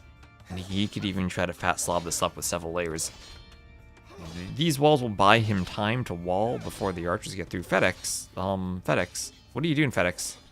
Why are you leaving that unwalled, FedEx? What are those vills doing? Why are they idle? What are you microing? Oh, he's lowering a boar. That's not the time to be lowering a boar, FedEx. You need to build your walls. Here he goes. Like I said, you needed your teammates' Dockville to lure these 3 bills for you, these 3 boars for you. As our melee player already starting with the fish traps, and it'll be a melee fish boom with the Spanish. So I guess melee a risky pick because you're not guaranteed pawns on the map. I guess it's only a 1/3 chance that you don't have a pawn, so maybe in all probability you're most likely to get a fish boom. Not guaranteed though. So Conk's incoming. I'll see if he keeps walling and can keep this out. He did do the double layer here, but didn't get that layer up because he was lowering the boar. That's the nice thing about watching the Rex. You can see why players don't do some things. You can see where they're paying attention. So it was a tower rush attempt here from Lobo, as Lobo also was using the Saracen archers to push. But a defensive tower from Monos should help to keep this out. Monos will start to wall up.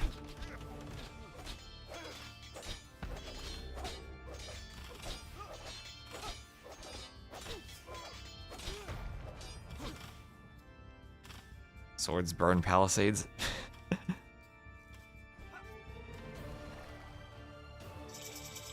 So, FedEx up to castle.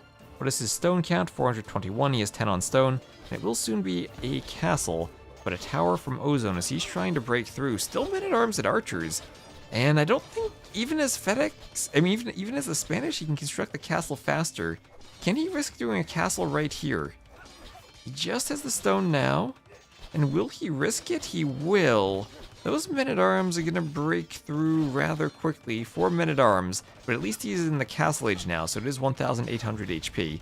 He's not going to get in like it were as a feudal age stone wall. So, okay, completely safe for FedEx to do the castle. That wall will not go down in time. We'll be close, but not in time.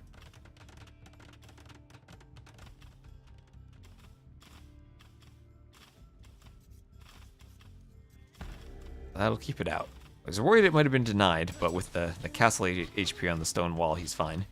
If that were feudal age HP, then it would have been tricky, but castle age came in time. Which I guess makes sense because he was building the castle. So blacksmith's still hit by the archers, so even if Lobo doesn't break in because of the tower, he can still take out the blacksmith and the market. Monks coming forward as walls go up.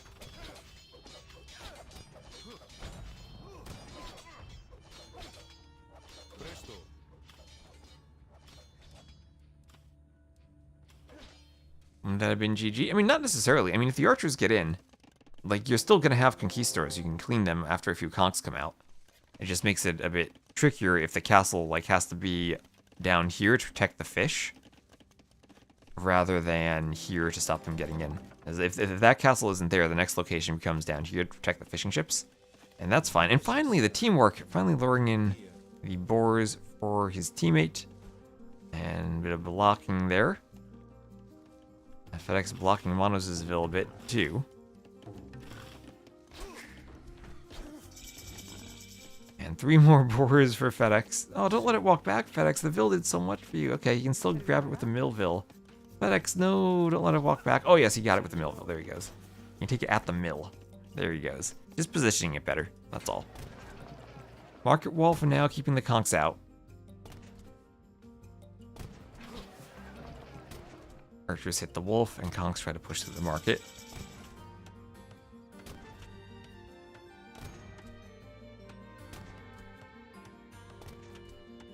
Cheaper markets, cheaper Saracen markets, cheaper walls.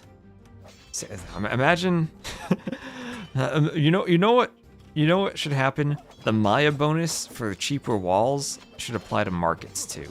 Imagine how cheap Saracen markets would be then.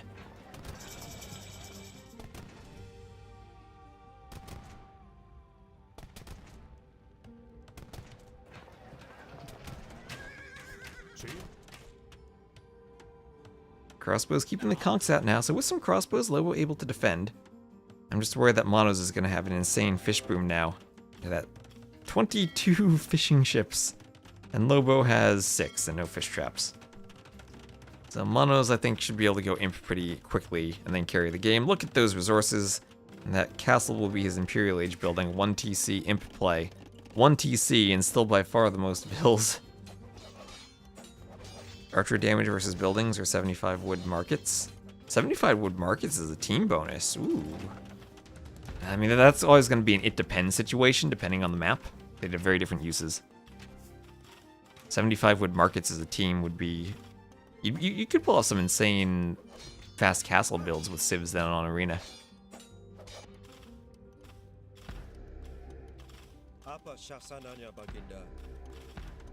You could easily add in trade on BF with the cheaper markets for everyone.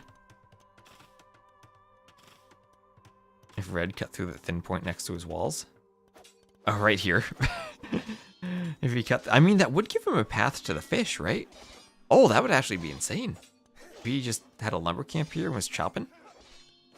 I mean, that is Onager cut territory later on. He's going for a ram push. So he's realized he's invested a lot into the push and not gotten anywhere. So he's just going to go for a ram push now. And I don't know why FedEx isn't re-walling this. He definitely could. Wall in a couple locations and stop any type of push in his tracks. Doing a second castle at home.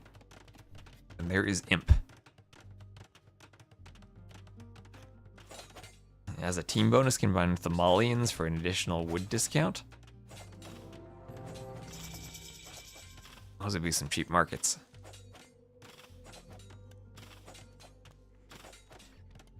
Double ranges going up for Monos as the melee. And we'll have a castle going forward for Ozone.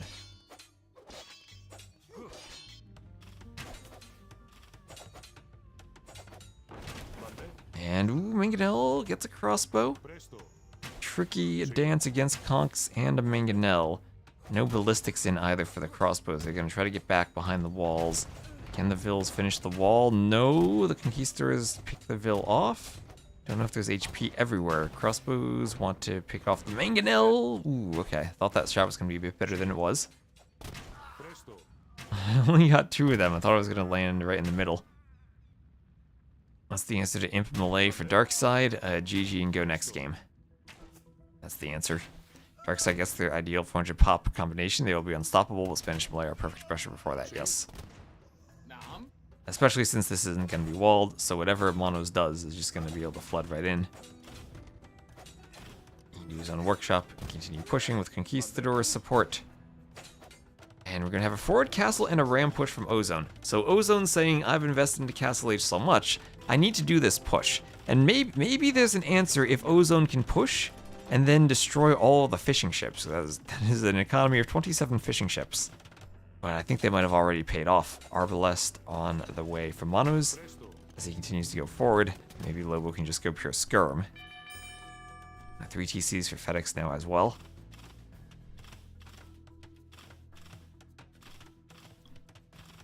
And here comes the ram push. The ram push will destroy the castle. There's no way this castle stays up. That is a push of 6 rams. FedEx gonna wall behind this, but how do you stop rams? He's not gonna have a workshop for Mangonels. Okay, castle going down, and maybe still a threat to the fish. Conquistadors coming forward as more Vills wall for Lobo, but that'll be a forward workshop and Trebs for Monos. And Monos is gonna have a great push to the north. Ozone all in, ramming everything. Castle goes down. Rams come over and hit the wall. I'll have walls in the back from FedEx. Double blacksmith. And a hole in the wall next to the double blacksmith even. Double blacksmith says Ozone's gonna take out. Oh, he's gonna do the castle right between the double blacksmiths. As the rams go through the wall, Ozone's push is insane. FedEx in trouble down here. It's a good thing Monos is so far ahead on the north, because FedEx is gonna die. He's gonna go for the workshop, and yeah, he's just going straight for the fish. And FedEx, what's a watchtower gonna do against so many rams? There's one Mangonel there, and FedEx, what are those Vills gonna do? Where are those crossbows? Why is he leaving the rams unattended? Oh, he's leaving them unattended because FedEx is killing the Vills on the castle. This is a doubt castle from Ozone. He's got a couple Vills left as the crossbows go over, but now this is maybe a doubt ram push as the Vills can destroy the rams, as can some repairs on the Mangonel. FedEx is just barely finding a way to survive. Survive and protect the fish boom as now the Mangonels are there.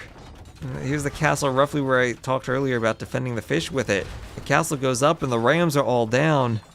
And all of a sudden Ozone went for a castle and had to stretch the crossbows too thin between 2 separate locations. The push from Monos then can't be stopped.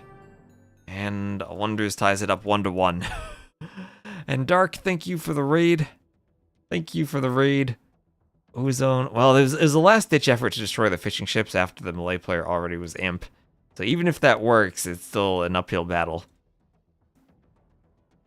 But yeah, separating the rams from the castle was not the right decision there. So 45 kills for FedEx, manages to survive. And hello, Maxos. 29k resources for the melee, 11,000 food. And lovely Giaffi, thank you for the follow. Thank you everyone for the follows. And Dark and T90 still playing in the Silver League as well. They're in another one of the quarterfinals. I still need to schedule that from what I saw. And I'll head back out to the scoreboard. I have that tied up at 1 apiece.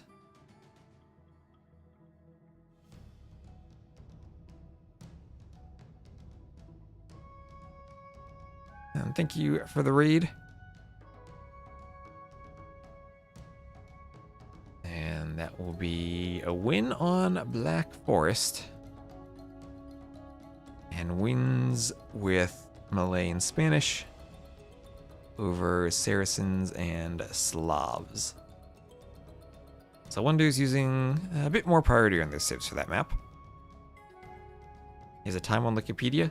His time was scheduled beyond the end of the round, though, so we need to see if we can schedule it earlier. Let's see if that's possible. So Hamburger will be game number 3. Oh, sorry, I forgot the overlay resized.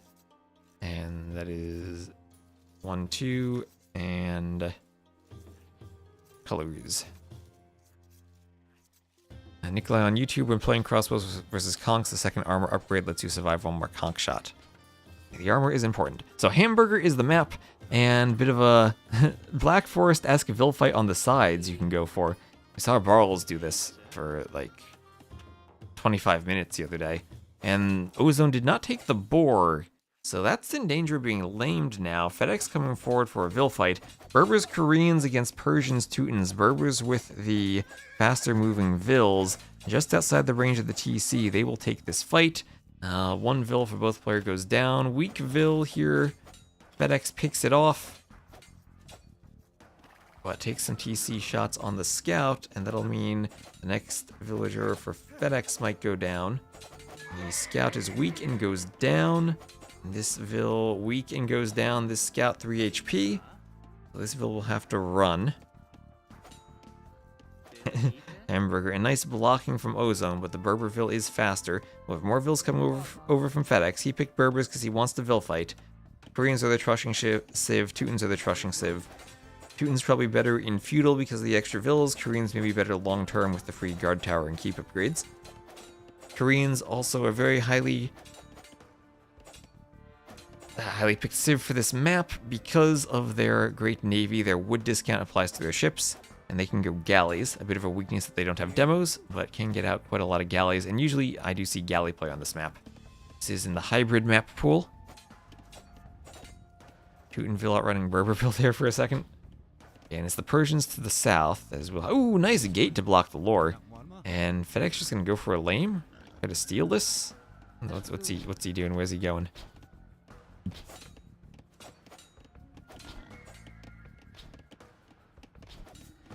He lames the boar far from the TC.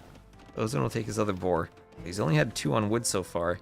The Teuton player probably wants to be the one going up quickly to Trush. So far, FedEx being very disruptive with the Vils. This is why I made the slightly larger gap on this version of Hamburger. Imagine if Ozone hadn't been so greedy and had just gone for a wall back here, he might have avoided the Vil fight. Yeah, Teuton's not going up quickly after that. No, indeed. And, I mean, might even be denied from the wood. I mean, FedEx can get over here. FedEx has a lumber camp now. Monos is up. Monos didn't even wall down here. After seeing that Vil fight, maybe he should. Black Forest is a hybrid map nowadays. I mean, the previous game was decided by fish, right? With the ponds. Lobo might lose his scout too.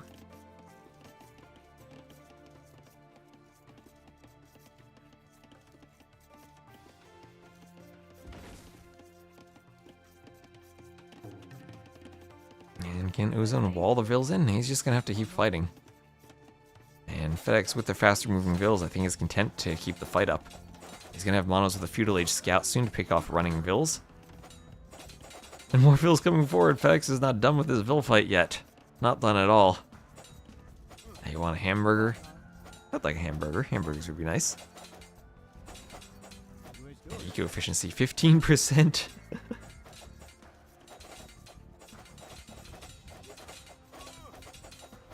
Minus 15%. Oh, Vils getting into a bloody fight down here. Or Vils going down. We only eat steamed hams.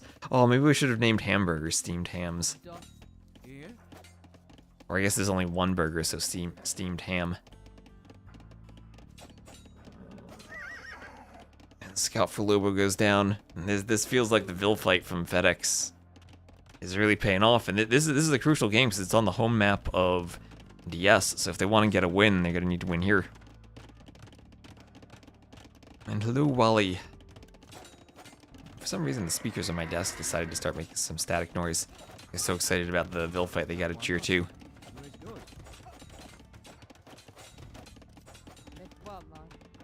Now we're hitting the Vils. Vils fighting in the back. You ran out of Vils to fight, gotta find more. Gotta go to Lobo. So Lobo, yeah, tower fight on the wood line. But Koreans versus Persians, Lobo forced away, and on the water the galleys are out and about for monos. Faster working dock for the Persians, but cheaper wood discount here for monos, and monos even on the outside already has transport shipped. No dock from FedEx, and just Vil fights. Monos transport shipped and then scouted. We'll finally have a wall from Ozone. And he's chasing all of these Vils. Weak Vils from FedEx, now cut off from being able to escape unless that transport comes over. That would be one silly play. Imagine all those Vils just got on a transport and went to the outside for a lumber camp. And then FedEx had his outside eco. Oh, he's continuing to lame even more, shooting the zebra. Shooting the zebra. Yeah, they probably didn't have plans of going home anyway. They are faster now. 0.84. I think maybe what they need is Lobo now that he's feudal can do wheelbarrow and then chase them. Love to see it. More walls going up on the berries. Vils fighting each other in the back. More walls going up for FedEx, trying to keep his Vil safe. Vils fighting as well.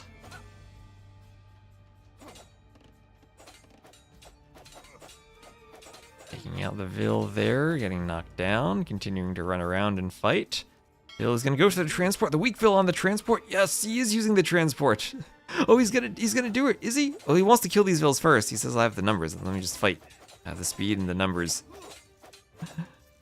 Oh, that's another weak Vil trying to Alcatraz himself. The Vils can attack the palisades and break in, maybe. They'll attack different ones.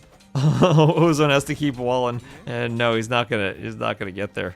The game of whack-a-mole, you have to keep hitting the weak palisade. Well, that Vil found a new home on the transport. Feudal Age, though, Ozone somehow miraculously up to the Feudal Age with all of his food being lame. He's adding in farms.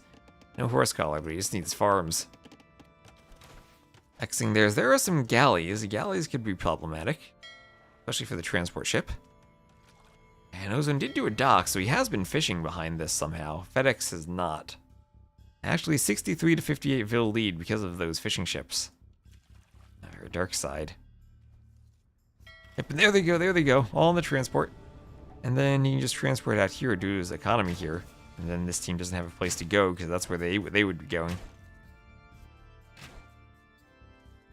So Galley Micromano's not caring about the fish, caring about the galleys.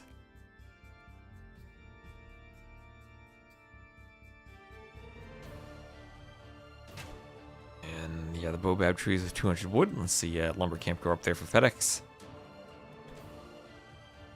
And Feudal Age on the way for Ozone. So FedEx with 300 food needs to go up at some point. The Galley War here will be won by Monos. By the looks of it. There he goes, yes. And more towers on the wood line for Lobo. So the Persian player did win that first tower fight. And he looks to be holding his own against Monos at least, but Monos doesn't care about that wood line now. He's on the outside. So Monos and FedEx both holding on the outside. More food on the way for FedEx. And FedEx with this many farms could probably just fast castle behind this. He's taking his zebras too. X here on the wood line as the outpost will go up for Ozone.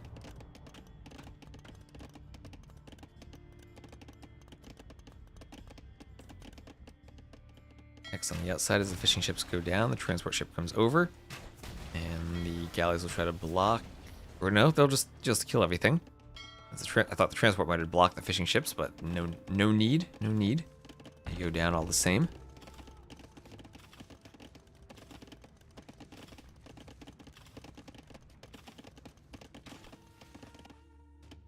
X over there on the gold. This is for FedEx. X to the north.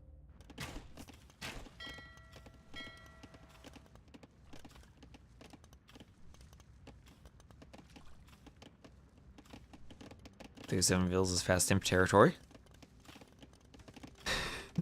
Fast imp territory. I mean, you know, why not? Just do a castle, start getting some camel archers and trebs, push the middle with a fast imp. Ozone's up to castle, he's not in fast imp territory. That's actually an interesting idea for FedEx. Fast imp.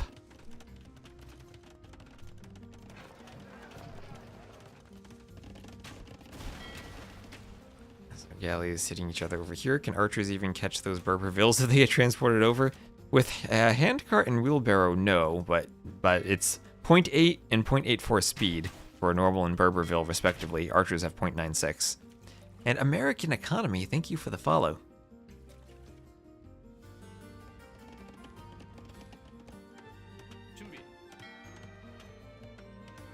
Must be appreciating the increased sling taxes. And thank you, Atheric, for the follow. And again, we do have a goal of 15,000 Twitch followers, where I'll add another $500 to the prize pool, so thank you for the follows. We're at just under 13K right now.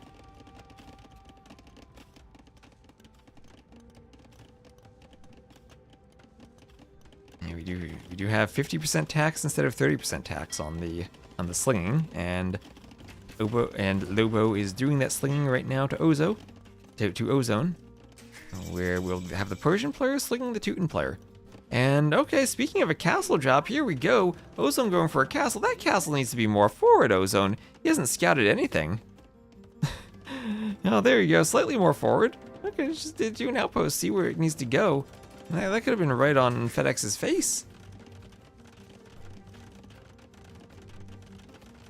Yeah, could be more forward. Could be far more forward. Needs to be far more forward. Honestly, not gonna hit any of their resources. Galley fight on the outside. Monos versus Lobo. The market is doomed. Mono's up to castle though. Bodkin and War Galley. Now's where the Koreans really shine with their discount, letting them pump out the War Galleys. He'll do a second one more forward. Does he have the stone? He has the stone for a second castle. Okay. Why not? So barracks there blocking the castle position. Panic barracks for FedEx. But you have a castle right here. Well, if he's going fast imp, can't be in this TC. That would just be destroyed. Are we gonna see Teutonic Knights now? I mean, Ozone's in the right color for them. He can't be doing this and not doing Teutonic Knights. We have the emote for them anyway. We got 700 people now who want to see Teutonic Knights watching this game. And here's the Mangonel. Mangonel push on FedEx's TC. At least FedEx is on the outside. He has a knight there. Stable and knight. Has his own transport to the dock. Fast moving Berber ships will be nice too. Transport ship fast enough to get away from the galleys quite easily. Yeah, and Lobo's slinging to Ozone, so Ozone can try to carry with the castle push. Teuton's not really a castle pushing civ though with Teutonic Knights. Mono's trying to catch Lobo's galleys, but Lobo deciding I have the numbers, I can just take this fight. And there the war galleys go down.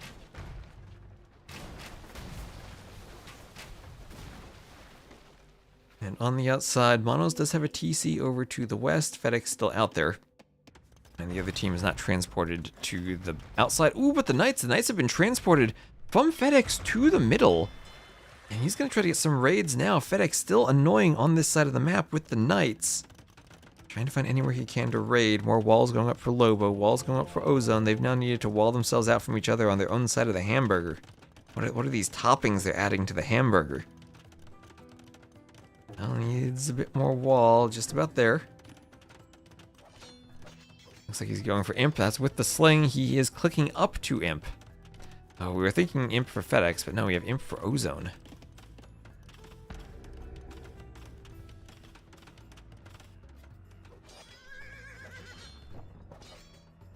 It's in the back, hitting the house.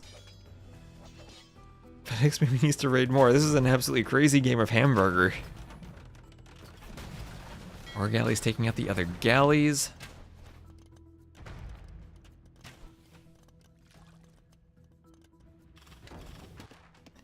And oh, some galleys from Lobo, or one galley finding vills from Monos. Monos will need another lumber camp. He's deforested this entire area. Delicious, hello, Caesar APC.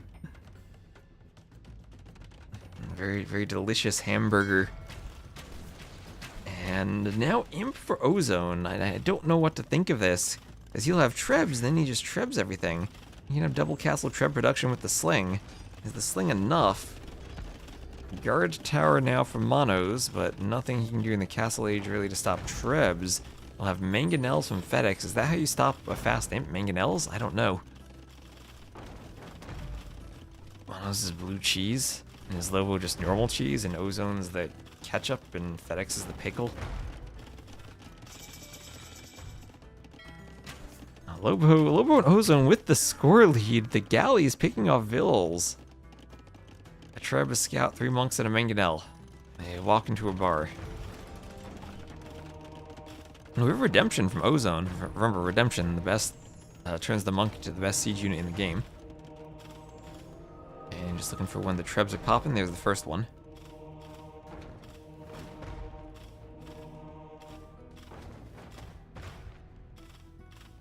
This strat should win because it's funny. I mean, both these strats were funny. It's Vil fight into counter Sling. So, block printing Fervor. Castle gonna try to slow down the Treb push. He'll need some repairs, and he needs to mine as much stone as he can before the repairs start to come in. Just so he has it stockpiled. And oh, converted Mangonel. A workshop giving him Mangonel that just gets converted by Ozone. On the outside, Monos as the Koreans may be winning on the water.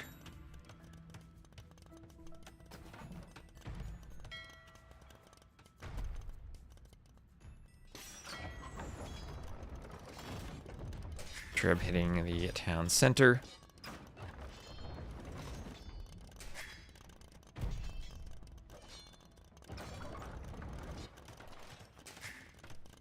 TC going up for Ozone.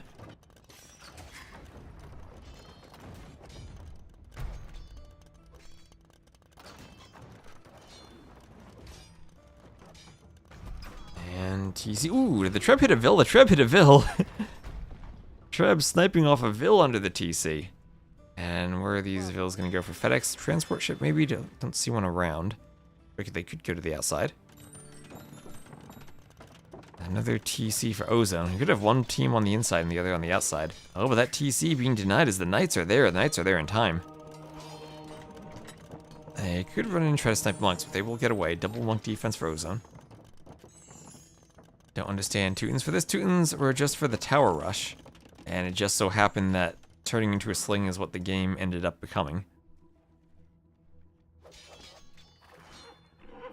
Knight goes down. And we'll have Bosaw on the way.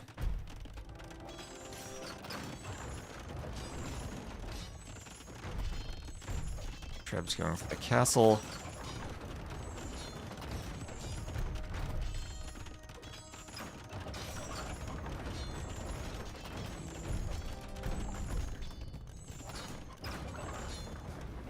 And going for the towers.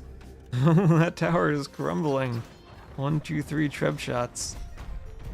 Oh, and down it goes. Catches on fire, the fire goes out, and then it goes down. Monk conversions here on the Camel Archer and the Mangonel.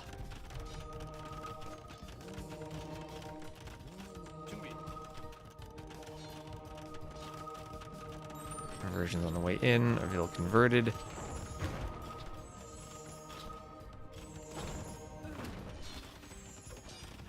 Bought some hamburgers on Saturday, nice.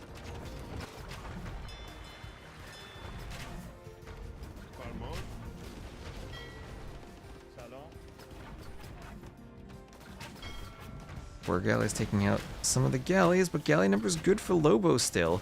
So Mono's with the top overall score. FedEx really far behind. The Sling from Lobo to Ozone while Lobo takes the water. It's working to clear the middle of the land. The Monks are there in force converting everything. Guard towers now, they will be at the mercy of the trebuchets. Only one TC left on the mainland for Monos. Mangonels with the Monks targeting them already. Treb's gonna start going for first the stable, and then probably the towers. Lots of scouts, but now crossbows coming over. Crossbows being brought to bear. Conversions on the light cav. The workshop is converted. A knight forward. And I think the trebs have to go back at this point. Ozone might lose a treb. Mono's still with a great score lead in a position where maybe he could carry. He's on the outside. I could imagine him maybe landing and trying to push here, but I guess you can't land if Lobo has water control. What a crazy game this is. Knight goes down to the crossbows. Crossbows can't run forward under the castle. Mangonel, nice Mangonel hit on the crossbows. One more shot and another crossbow down. Repair is on the way for Ozone. He's repairing his treb too. He needs more resources to repair. He was out of wood. And wood can be a struggle for Ozone here. Korean towers on some of the wood line. You can come back and take this to the north. Really loving the complete disdain for the War Galley upgrade. Oh, gets a lot of vills on the tower from Monos. Doesn't want to be forced completely away. I mean, Lobo is just feudal age. He's feudal slinging an imperial age teammate. Light Cav doing some loop-de-loops there.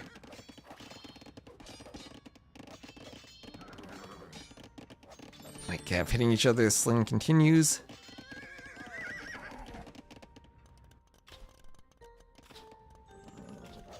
Light Cav finding a Mangonel. And FedEx still being useful. We have Onager on the way. Oh gosh, what if Ozone Onager chops the wood line? Would he do that? I don't know, he could from this side. That castle will clean up 3 towers.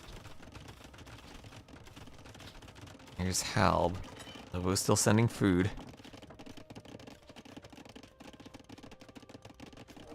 Yeah, the feudal slinging player has a higher score than the imp player who's receiving the sling. That's a lot of that's from the water and the galleys. Now we have fire ships from Monos, those cheap Korean fire ships. We'll probably push these galleys back. I don't think there's a way for Lobo to get up and do War Galley. Why would he Onager cut here? Just to get through down here too, where the castle is now. And then he can pressure Monos from this angle.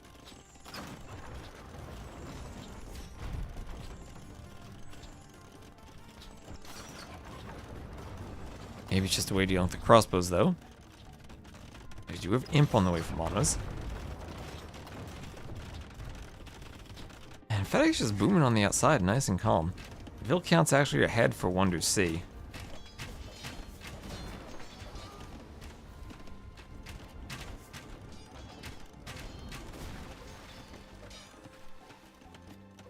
Galleys running into the farming vills. We'll pick off some villagers. Down they go. And Imp almost on the way. Castle taking some galley arrows. Squire's on the way. Halbs. Where are the Teutonic Knights? Ozone. Ozone, get your Teutonic Knights out.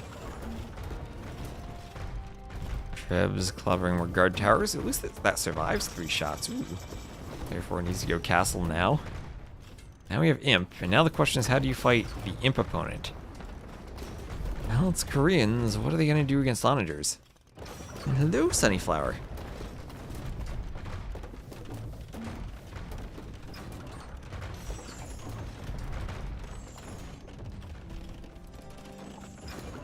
That castle. The castle needs Fletching, Bodkin, and Crenellations to clear the other towers. Teuton's castle, not enough range. Does when do Teutons get squires? They've always gotten squires.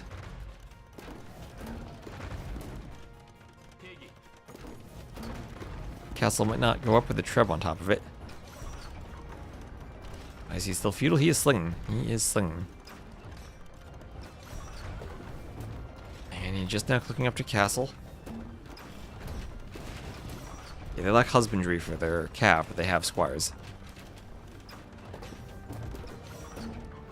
Oh, nice micro from Monos. It says, you got 4 onagers, I got 6 crossbows.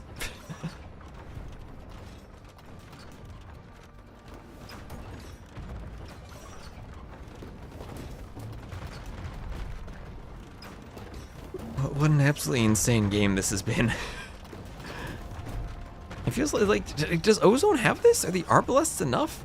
Onagers do not yet have Siege Engineers, so it's 8 range, same as the Arbs. The Optimistic is good, yes. Yeah, I kind of got forced into it.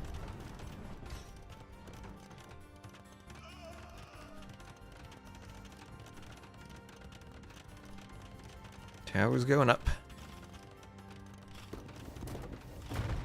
They adapted after the Vil fights very well. And a cannon now. Monks with Redemption could try to convert the cannon. Ozone with the same idea. Now Mono's trying to stall out with towers. But Lobo up to castle now. Lobo... Let's see, there are trebs down here. Lobo could make a couple of crossbows and just push this. Or a couple of scouts.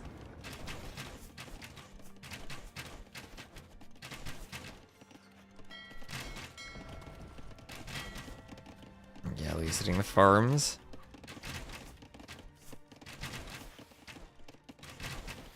And more galley bot can come in for Lobo.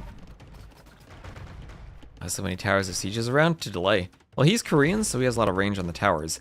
And you need the towers to keep the bombard cannons safe from monks. That and the Arbs. These Arbs won't do it if they die to onagers. Cannon shot on the monks. The monks going down. That's a lot of dead monks. And Mono's holding, despite all odds, holding, and now he has the bombard cannons to destroy the trebs. He's the bombard cannons, he needs to destroy the trebs. And hold on, Ozone's push is completely stopped. That's why you have the towers. The monks all died suddenly. Ozone did not get a conversion. And can Monos do this? He's gonna destroy the castle. No, again, no crenellations for the castle yet. He doesn't have the eco to do the unique tech there. Doesn't have the eco for the blacksmith upgrades even.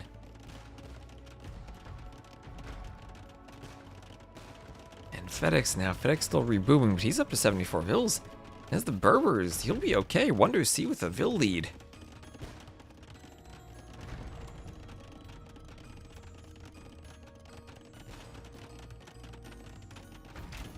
The cannon's gonna just keep clearing everything else. Monks are good, Wally. Monks are good. I mean, it's not just crenellations, it's you need the range upgrades too to outrange cannons.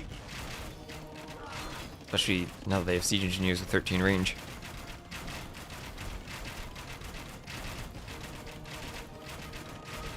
FedEx gonna contribute light cav, it looks like.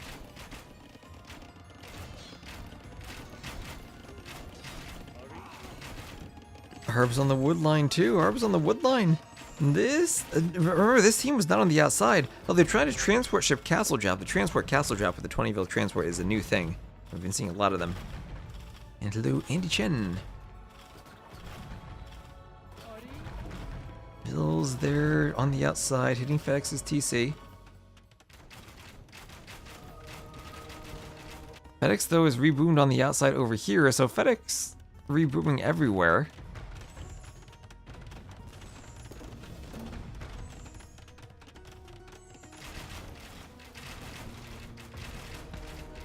Our tower is going up. This game is crazy. What is even going on here? Lobo and Ozone still have a score lead. As I say that, the scores flip. I catch that just in time for the scores to flip. Feels like they should have been ready for a cannon push. Maybe, but like, what do you even do against the cannon push? They had the monks, and that was their answer. Once the monks went down, then everything snowballed. They're going for the outpost. This area is effectively clean whenever they want.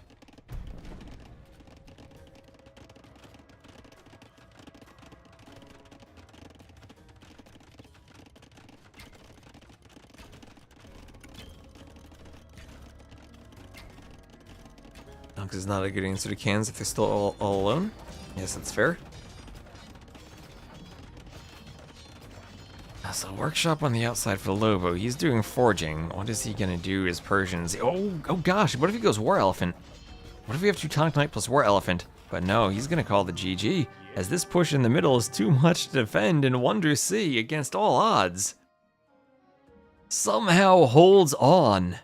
and pushes Ozone and Lobo back. GG, what were those stats? 136 kills for Monos.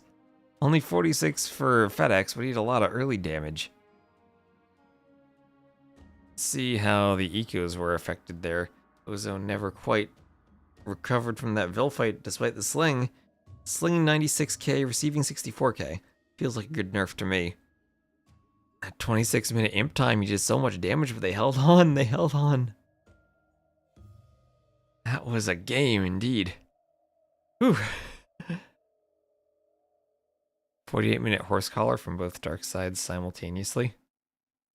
And they both remember. Ooh, GG. And Wonders 2 takes the series lead. Alright, so don't go anywhere. I'm going to play a quick ad in between the games because I need to run to the bathroom after that. And that was, let's just get the maps done. That was Hamburger. They lost, and we have Sumatra and Canberra as the final maps. That was Teutons and Persians against Koreans and Berbers.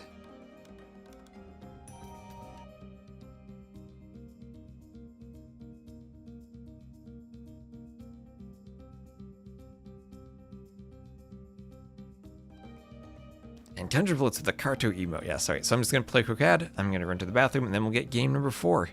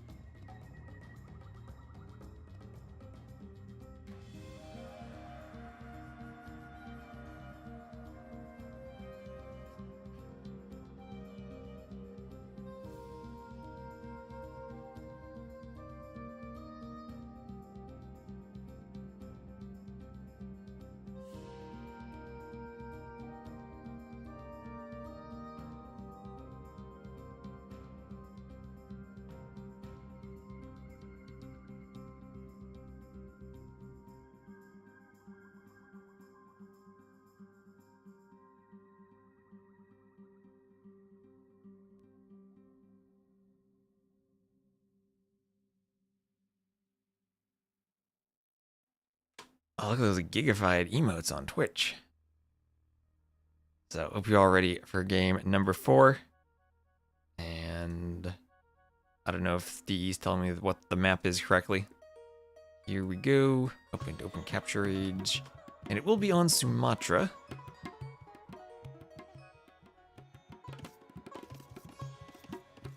And I'll need to reset the scoreboard just a second. That was Darkside Wonders. This will be the next home map of Darkside A. It will be Sumatra. It will be Wonders to the northwest, FedEx on the island as the Romans, and Monos on the mainland as the Vietnamese. Then we shall have Ozone on the island as the Dravidians, and Lobo on the mainland as the Hindustanis. So Vietnamese Hindustanis on land. And nice stickers.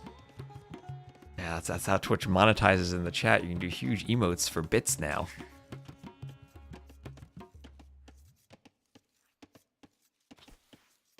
Or you can just sub and use the normal emotes, like Sunny's doing. The Cartographers logo actually looks pretty nice when it's in the big Gigafied, though. It's hard to see in the emote size. Next time we do Cartographers, we'll need to think about maybe a slight logo redesign. Something that fits better in a small size. Up in the Dancing Teutonic Knight emote from Excalibur, there we go. And Coslo Vegan, this is not a live match, so the command's not going to work there. It is a rec. These players are all low to mid 2K.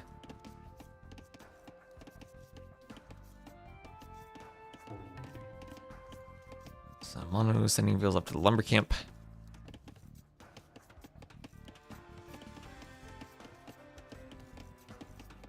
And still, I'm absolutely blown away by having 600 to 700 viewers for a Silver League set on a Monday when I'm casting Rex. Cartographers 3 confirmed? Well, that's going to be... I'll need to talk to Nilly about that for next year.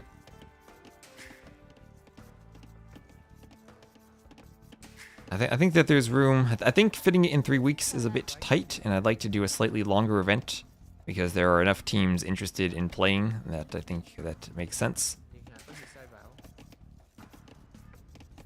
Can I just use the cartography icon for Cartographers? I think we need a nicer logo than just the cartography icon. And I think nowadays, since that's no longer a tech in game, players probably aren't going to recognize it. Think about this. This game came out in, what, 2019? Soon we're going to have players who were born after DE came out playing. For a Bronze League, yes. We have all the community leagues right now. But I didn't really have enough prize pool to have more than just gold and silver. So we have a community league. Hopefully people are interested in that. I know all the elos are... Sometimes the low elos are the most passionate, though. Hopefully the high elo games give us some interesting sets. We need to encourage all the players to schedule, though. Now, sometime I want the teams to pick a map other than Sumatra from the water category. We saw Wonders picked Islands once, and I had to debug why... Oh yeah, if you saw the Wonders game on Islands, there was one player with a missing berry patch, and it was because there are some invisible objects I use near houses to help position resources, and it just so happened that the berry patch had spawned with its center on top of one of those invisible objects. There are different types of invisible objects. It was an object that blocks things, and they blocked the berries. So I updated Islands so that doesn't happen anymore. Yeah, lots of hacky stuff with the maps, because that's how all maps are these days for tournaments. I suppose Infamous amateurs signing up? I don't know if there are any Infamous players.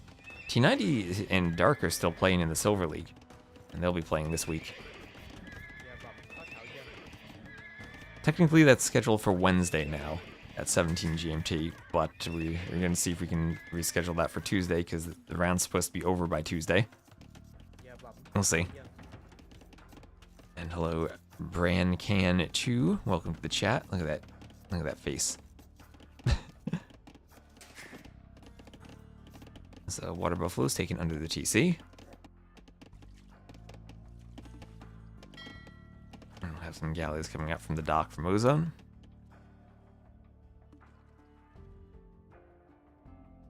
This is Mustache also Silver League. All parts of T90 are silver.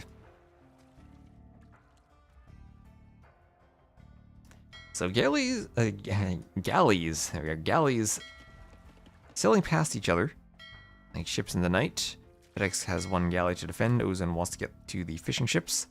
On land, we have some scouts, so Lobo going scouts. We'll start to hoover around, force the small walls from Monos. Mustaches in gold. And FedEx hitting the fishing ships. So his plan to hit the fish has succeeded. And he will take them out. Could also take out that villager by the dock.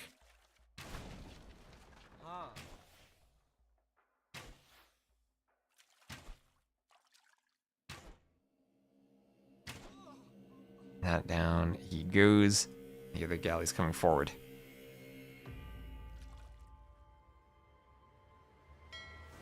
Galley fight here. FedEx trying to defend. Ozone maybe with a slight advantage, though, if the other galleys came to the rear. Maybe a situation where Lobo could do one fire just to defend the fish against the small galleys like that, but they would take a lot of scouting. And those Vills could overchop that tree and let the scouts in. But the spear defense so far from Mono's working out, just going stable himself, and he is hoovering. Has been doing some hoovering. The spear comes back. EC is garrisoned and will keep the scout away. There's Horse Collar. More Vills going up on the palisades by the gold. Scouts going for the wall. Spear comes over and goes for the poke. Goes for more pokes. As the spear is taken out by the scouts. A living statue. And that's you gotta go Age of Mythology for the living statue. Living statue of Poseidon. Spear defense from Lobo. He is bringing that out. Ooh, the scouts, they went through that rock. Look at that.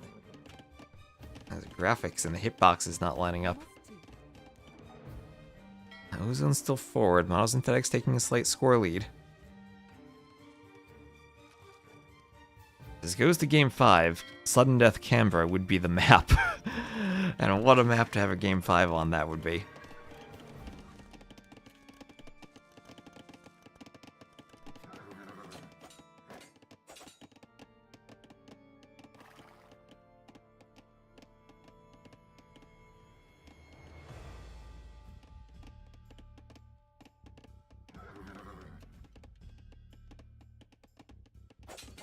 Can the spear get a poke?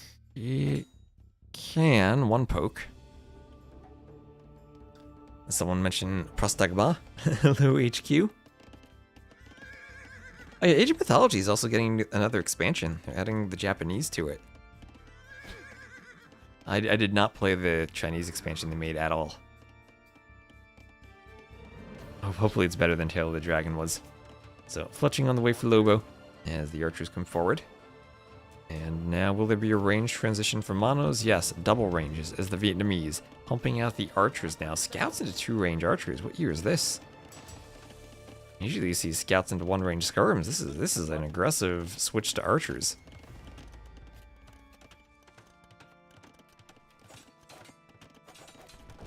And hello, Roberto.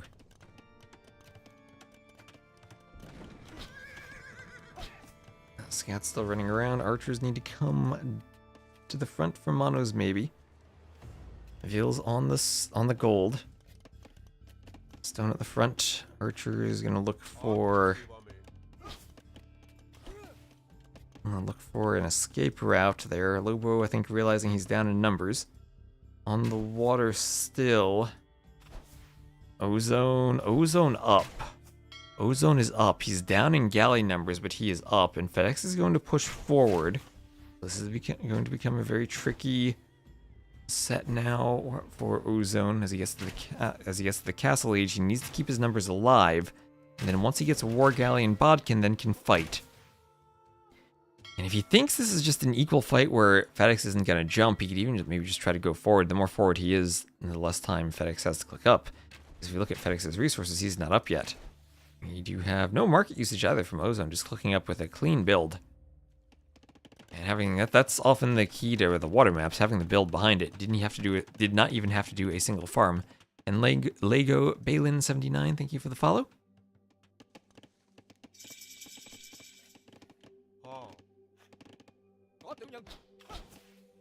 Archers on the hill. Taking out those archers. Scout comes over. Archers being picked. This is a good fight for Lobo. And one scout there from Monos, but all the archers from Monos will go down. That was a double range investment into Vietnamese archers with more HP, and he just took an awful fight there against the scouts and archers. And also Castle Age for Lobo. Castle Age. And it's not like this team has significantly more fishing ships. Lobo doesn't have any fish. He's clicking up at the same time as Monos, who's had 4 fishing ships working. They get far away from the dock and they become inefficient after a while.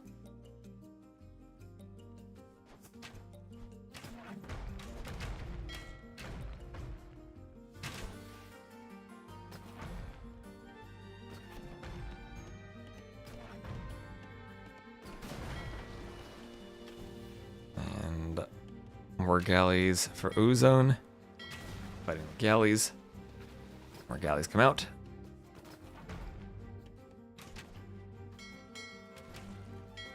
And we'll see if we can get a nice trap here on the galleys. I have Castle Age on the way for everyone, and we'll have Ballistics on the way for Ozone. What happened to Ozone's army? Ozone doesn't have any army. He's on the island. Ozone's navy. Some ships sailing around. They are being chased down. Ballistics on the way for Ozone. If you're asking what happened to Monos' army, it's, this is the remnants of it. And Lobo's army is breaking into Monos' base. Now Mono's up to castle. Maybe he can get to crossbow and defend. These groups going to run around and try to break through the wall. Scout goes down.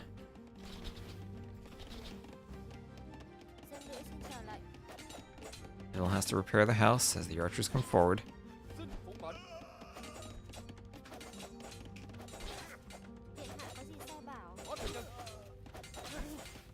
Spear goes down, archers come around.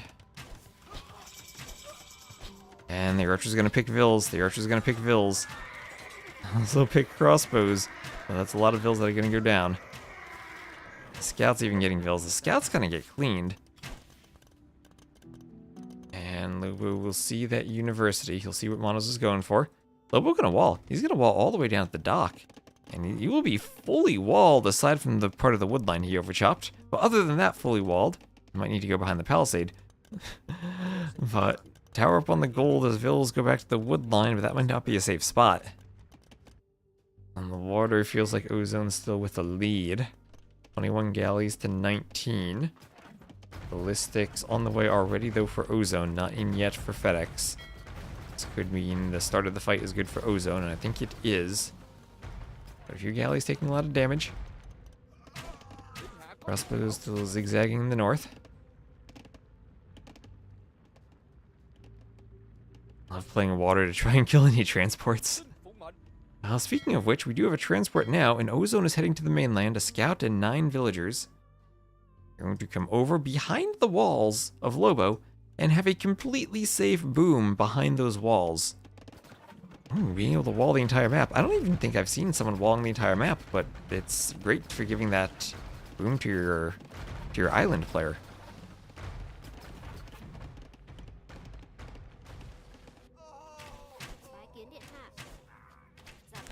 Crossbows picking off the villagers, applying some pressure. There's no stone wall behind that palisade. The crossbows could just get through that too. No problem. Austin FedEx with a score lead. Down by 8 Vills though.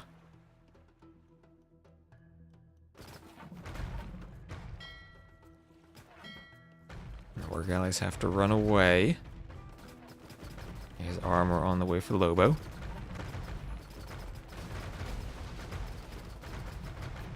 Ships zigzagging back and forth.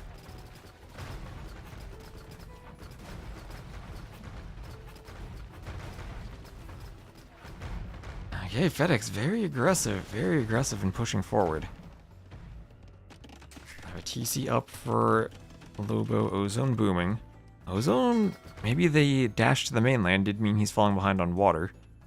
All the fishing ships for everyone are down.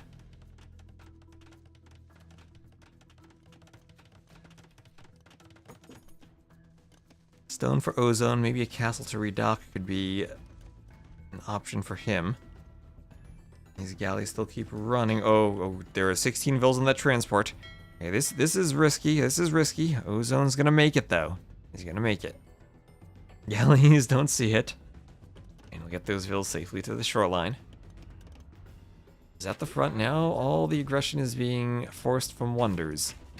Darkside with the Vill lead, but Wonders up by 30 military. So that's between water and land. Cut galleon production, full evacuation. I wonder if that was his strategy though. Give up the water, full evacuation. I think you do really hurt yourself if you can't have your Vills here be useful. As those Vills can't mine that gold anymore.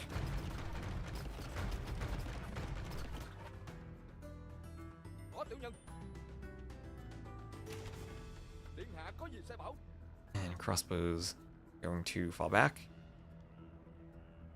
Look at this TC. Right near, almost near the edge of the map for Ozone, just a wood TC. X's everywhere. Mangonel out. And FedEx now with a huge score lead because of the water. But we have seen big swings on this map where one player booms and that overcomes the score difference. And also we have to be aware, keep track here of any slinging. Ozone running his war galleys around will finally succumb to the incessant numbers and peppering with bolts from FedEx's war galleys. And ooh, actually FedEx going for the transport. Bills need to path onto the transport. Nilly? Hello? Vills on the boat. There you go. Yeah, they're on board. 17 Vills, and FedEx will start to transport. But Ozone is beginning his mainland boom earlier, dodges a mangonel shot, does Lobo, and forces the crossbows away. Why is he still making galleys? Wants to win the water, I guess. Or maybe overly preoccupied with it. There's always the AoE2 situation where you win the water but overinvest, and therefore put yourself behind. Yeah, he's stopped making any more. Town Watch is on the way.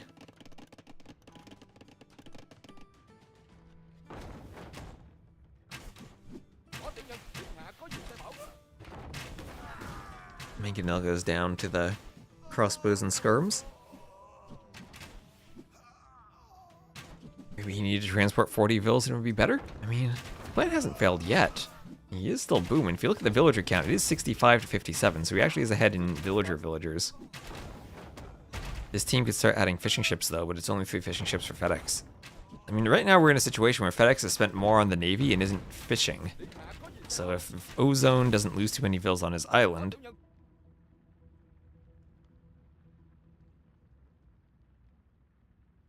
then maybe they're still okay. Yes. More galleys. Could break through the palisade though, open up the walls, but nothing really that could run in after that. And TC on the mainland deleted and replaced with a mill. Ozone doesn't want to keep queuing vills there. There's a couple of towers on the stone, so using the towers to defend everywhere else on his island. That is paying off, keeping him safe from the war galleys. Transport's still out there if you try to swap it over. He did transport like 30 vills. It's not like he transported a small number. He went there. And now it's going to be a castle from Lobo. I mean, 20 villager lead for Darkside A.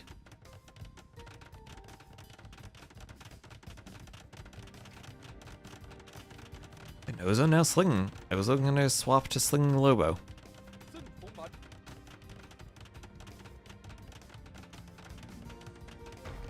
Over here, tower, still protecting the lumber camp. Galleys will get some shots on the vills. Sling zone. Sling zone indeed. And he's in the castle age. Did he do coinage? He did. He did do coinage. So it's 20% tax on the sling. And now this will be a really nice sling for Lobo, who's up to imp. Yeah, sling zone.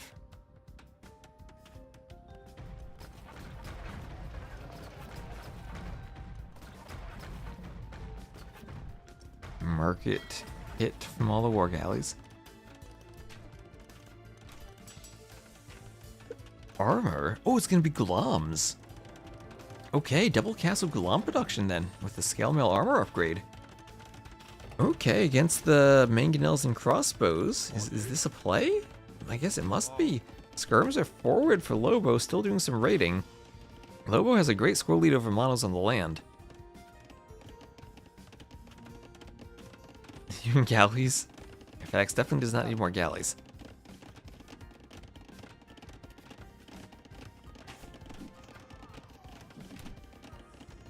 Strong as long as Romans don't go infantry. That's true, FedEx could go infantry, but I think he's gonna go scorpions. And Gloms have enough pierce armor and mobility, they maybe can run down scorpions. Yeah, you want a triple workshop, that's for scorpions as the Romans. They kinda do. There's Lobo up to imp. 2 ranges for Lobo. And Glom and Skirms coming forward. Gulam Skirm's coming forward. Skirm's still hoovering around the farms for Lobo by Monos' TC.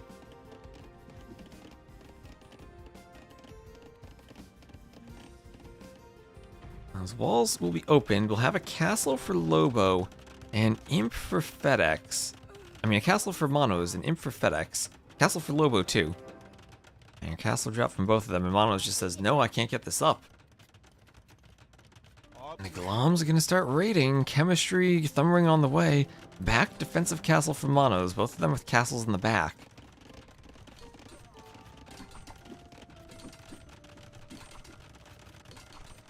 Skirms doing their skirmishing. We'll have an X to the north as the Skirms run around. A few Mangonels trying to chase them down. They get a hit. Ozone will imp soon. He hasn't really gone full sling. He hasn't slung in a while. So there is his using the market. And just enough to give Lobo a nice lead. That new architecture on the castle. Scorpions coming forward. There's a lot of scorpions. That castle does need to go up to keep the scorpions away. Lobo just gonna rush it, but then decide, no, I can't. The scorpions are stacking. A trip shot might be interesting. He's going back and forth, not sure if he can do it. At the very least, he can deploy more trebs. You'll have 5 trebs. 1, 2, 3, 4, 5 castles from which he can produce the Glom's. And there's Imp from Ozone. Everyone on their way up at least, other than Monos. Mono's the land player who would need to take a fight.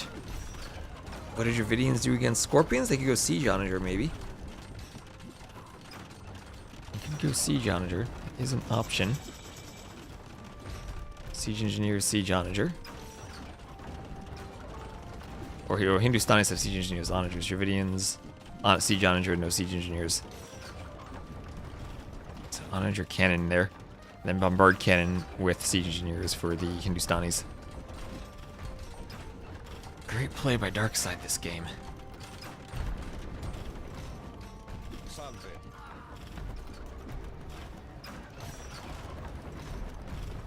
It's 2-2. Mangonel comes forward, goes down. Glom's running in. That TC will go down. More castles in the back from Monos desperately trying to hold on. The Lobo running in with the Glom's. They have Elite on the way. I don't know what that Pierce armor is with Elite. Well, let's see what the stats are for the Elite Glom's. Let's see what they look like. They have new graphics now after the patch. Oh, they're fancier. Alright. 6+2. Oh, they had a lag spike and they checked to see the lag. So you type and you see how long it takes for the message to appear to know what your lag is. What is Gulam? This thing is. It's similar to an Eagle Warrior in many ways. The unique unit for the Hindustanis now. I do kind of miss when they had Elephant Archers as the unique unit, though. So that is a lot of trebs. 5 trebs, that castle won't stand a chance. So galleys here from FedEx. Winning water without landing is not worth. That's what I think we've seen a couple times.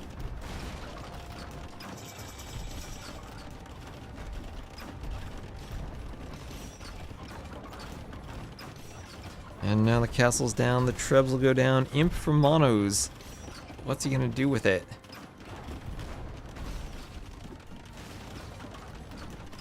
If the Scorpions are ever clean, then it probably is GG. Trebs here, where do they go? We can go for the other castles. We can go for the TC.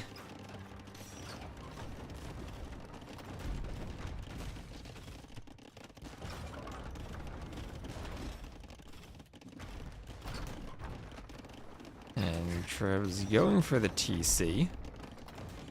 Alarm's running in, Siege Engineers on the way. And there is the GG, and we're gonna have a game 5. Darkside A forces the game number 5. They lose the water, but win the land. And Wonders C still can't figure out Sumatra, as Lobo 132 kills, and we have a game 5. we will have a game 5, and it'll be on camera. GG. And with 700 viewers, we're ready for this. So 2-2. Let me just reset capture age so we can get rid of some lag and VRAM issues. That'll be a win on Sumatra and Canberra, the sudden death map. What a map. That was Dravidians and Hindustanis over Romans and Hindustanis.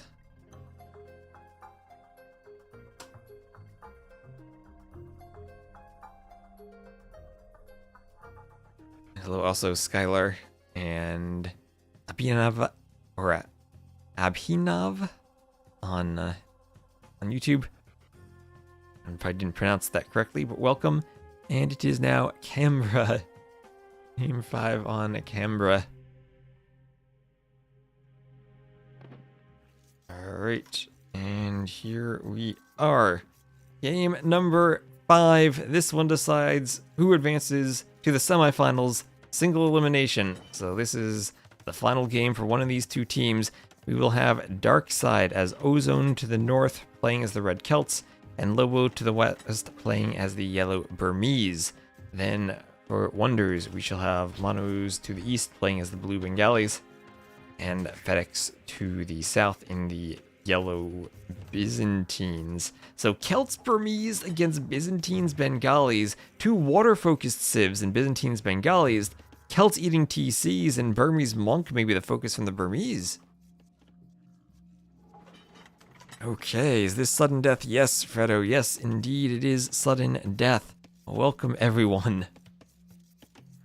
We have over 700 viewers between Twitch and YouTube. Thank you, Pharaohcare, for the follow on Twitch.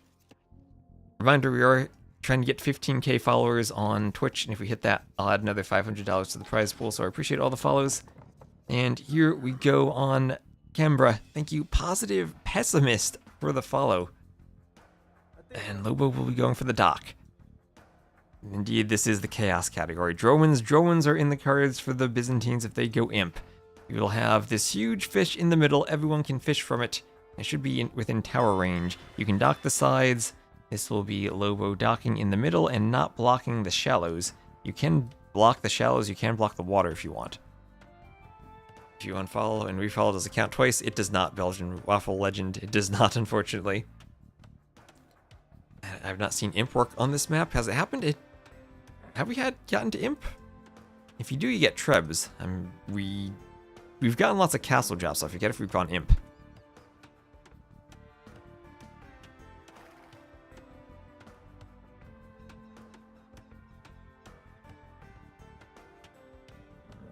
Ozone Scout running around. Only one dock. Yeah, I mean, you can also dock at home. But it's one dock from the civs that appear to be less water-focused.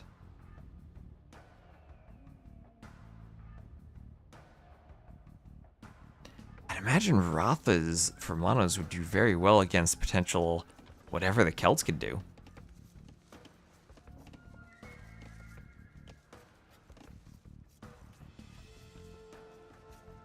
Castle drop petards over Imp is the meta? Maybe. A visually satisfying map? No, for me, this one is visually unsatisfying, because if you can tell, no matter what I do with the TC, this one body of water is either one tile to the left or one tile to the right. I couldn't get it centered properly like I could the bottom one. And just DE things, just AoE2 things with percentages. I ruined it. I'm sorry, Susie. I'm sorry, now you hate it. Viper RF fish booms on this map? Does he? As the tournament is cooked. I do have another rotation that spawns as an X instead of a cross, and that one is correct. So double docks from Lobo, double docks from FedEx. Players not walling up. Now the Byzantines will have, of course, Byzantine fires that shoot faster. So you do usually favor the Byzantines in these close fire galley engagements. If you're going to amass galleys and try to run, then it becomes a different story. Oh, I didn't line up. I just DE. I can't make it line up the connection. Trust me, no one's more annoyed than I am. Is there just one fish? One fish that has 32,000 food on it. I put as much food on that fish as I could without it overflowing. So you can fish in the middle for a really long time.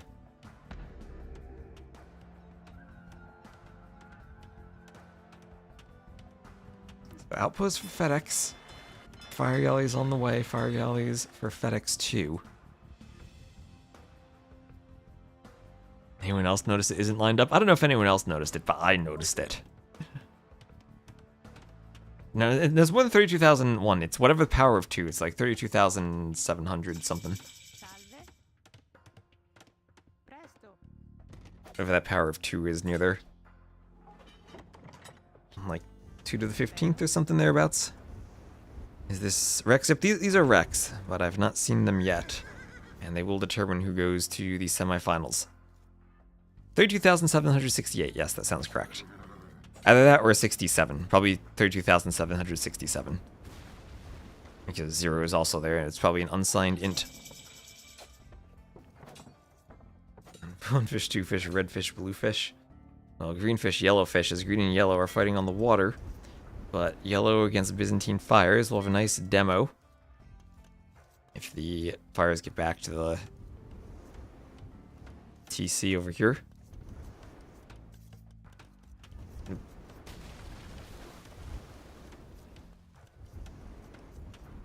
You're too focused as a player to notice, but as a spec it's obvious.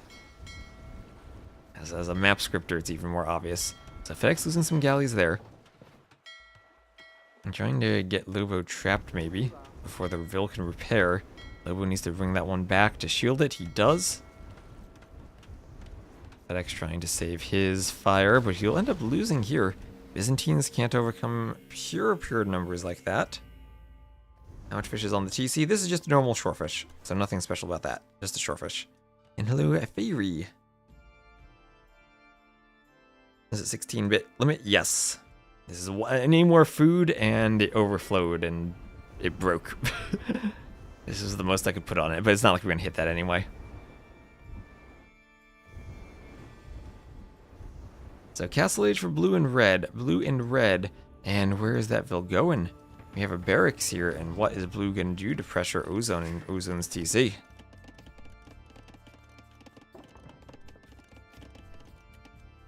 So these two players fighting over the water, the other two players on land. It looks like FedEx might have been pushed back slightly, but he's still Byzantines. Against triple docks, though. His team does not want to lose the water.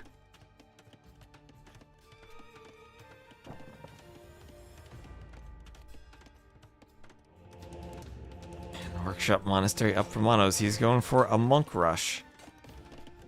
Celts may be a weakness to monks that have redemption. Should have made it salmon. I just used whatever was on the map originally. That Zenith had used. So Workshop for Ozone. He's going to be walling up. It'll be Workshop against the Monk Siege push. Don't know if the Workshop itself is the best defense to that. Your mangonels can get converted.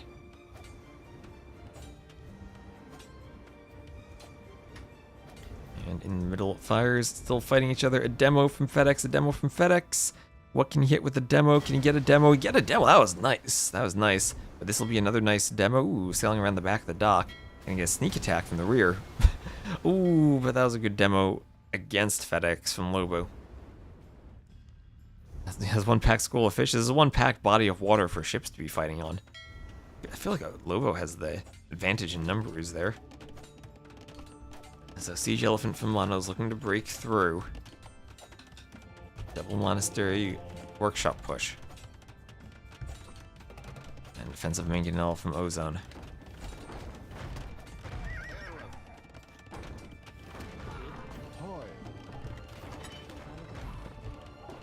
Hill's going down. Yeah, the timing on this one, so crucial. FedEx losing the water. And if the Burmese player gets the water, they can go castle and then maybe get a forward castle for a Rambai of their own. Castle Age is in, so if Ozone wants to take some stone to a defensive castle, he could. Definitely could.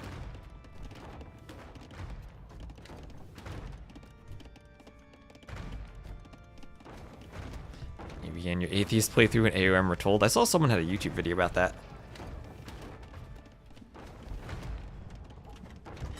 I don't know if you can win the final without the blessing of Zeus.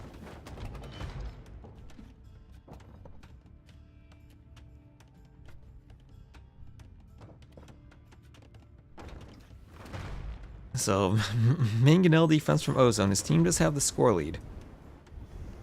If FedEx can never get to the Castle Age and have Castle Age Byzantine fires, then he probably has an even better shot of winning the water. But for right now, it's 2 docks to 3. And he is losing with those numbers. Trades demos. This dock being repaired, but enough fires there. The repairs are not enough, and it will go down. Will go down. Demo.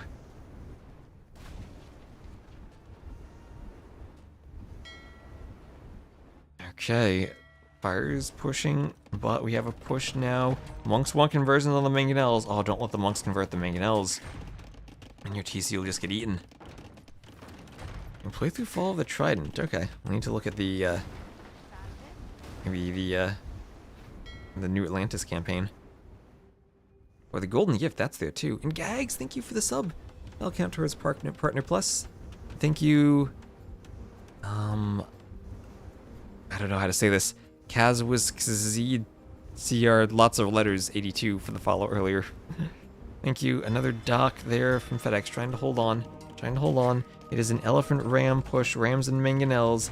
Monk wants a conversion on the workshop, going to convert from opposite the wall. Ozone has to delete. Ozone with 5 Mangonels to defend, but the monks are the problem. The monks are the problem. He's adding in the stable, but he needs to get light cav now, and he doesn't have much food eco. Food eco because all the vills on the farms are gonna have to flee from the front.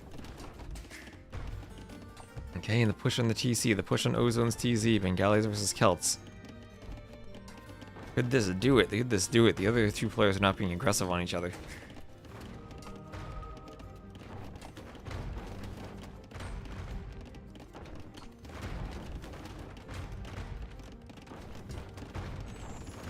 Mangonel's gonna take out this gate here.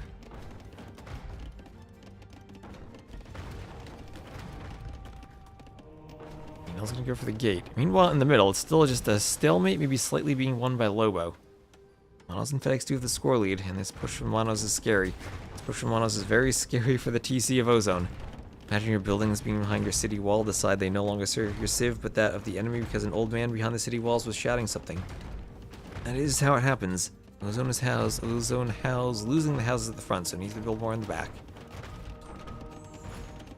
This is the farms at the front. TC range here is to keep the monks away from the Mangonels.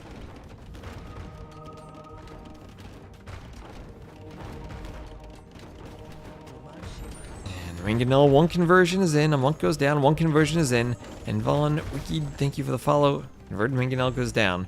That weakens the defenses, there's a gate. Manos doesn't like that gate. Sending 3 Mangonels to the TC. On the water, still a lot of fires. FedEx and Lobo just going at it for the fires, but Lobo not able to help Manos. Wheelbarrow on the way. Ozone needs to deal with this. That's 3 Mangonels, a bunch of monks, and 2 armored elephants. The middle goes down, and this area now is full for the elephants to push forward. A conversion on the Mangonel under the TC. It clears another Mangonel, and this TC is in trouble. This TC is in trouble for Ozone. The Mangonel is taking it down, the elephants pushing in. Oh, and this Bengali's monk rush is working out. It's working out. Villagers on the back, and Wheelbarrow on the way. Desperately, Ozone trying to repair.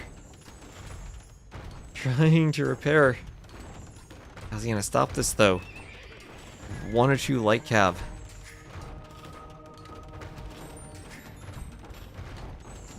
Oh, desperately he's repairing. He has more Mangonels out. More Mangonels, monks go for conversions. Monks want to convert the Mangonels. He gets a conversion, he clears the Mangonel, and this'll do it. This should do it. A couple of scouts and a last-ditch effort from Ozone to stop the push from Manos, but the TC will go down. And Lobo just fighting on the water on the other side. I don't know if he'll call the GG. Or yes, he will. He'll do it. And Wonders C will advance after losing that first game on Arabia. They come back. This is a very close set. We get 2 great sets today. And they will advance. GG.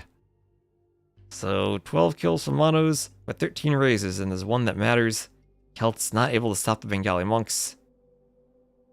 11,000, almost 12,000 resources for Manos. And dang, GG, Wonders will do it. Wonders will do it.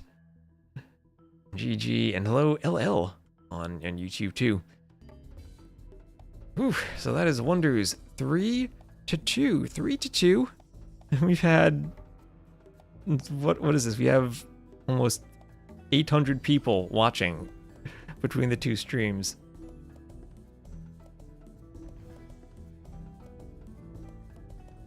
Oh, amazing. Monos, hello Monos. Monos can watch us as we update the bracket now.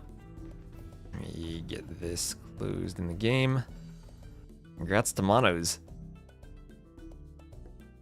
And brackets now. We need to update the brackets.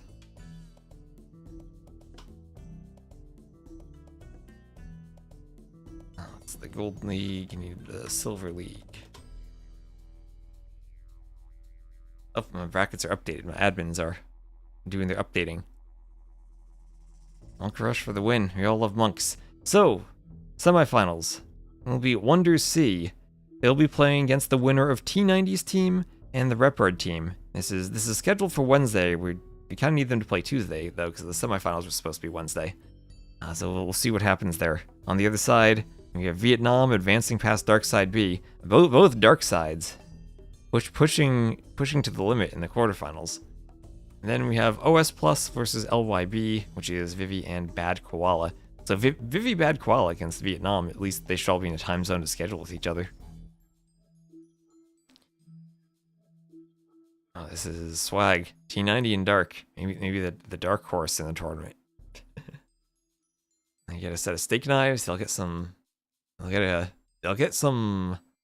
prize money. We did dedicate a portion of the prize pool to the Silver League. So hopefully this is competitive.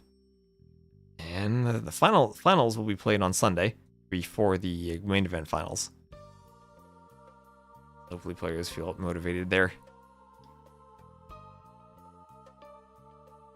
Alright. And I think the test of I updated my router and my internet was stable has worked. So this is going to be about it for me for today. So thank you everyone who was watching. The viewer numbers today were amazing. Didn't know what to expect going on for a Monday stream for the Silver League. But y'all are incredible. I guess it's a day when no one else is really streaming. So we'll find someone to raid on Twitch. For YouTube, I will probably end the stream there, and we'll raid over on Twitch. So thank you all for watching on YouTube. The VOD will be up on YouTube in glorious 4K resolution for you to watch. GG's. And I'll see you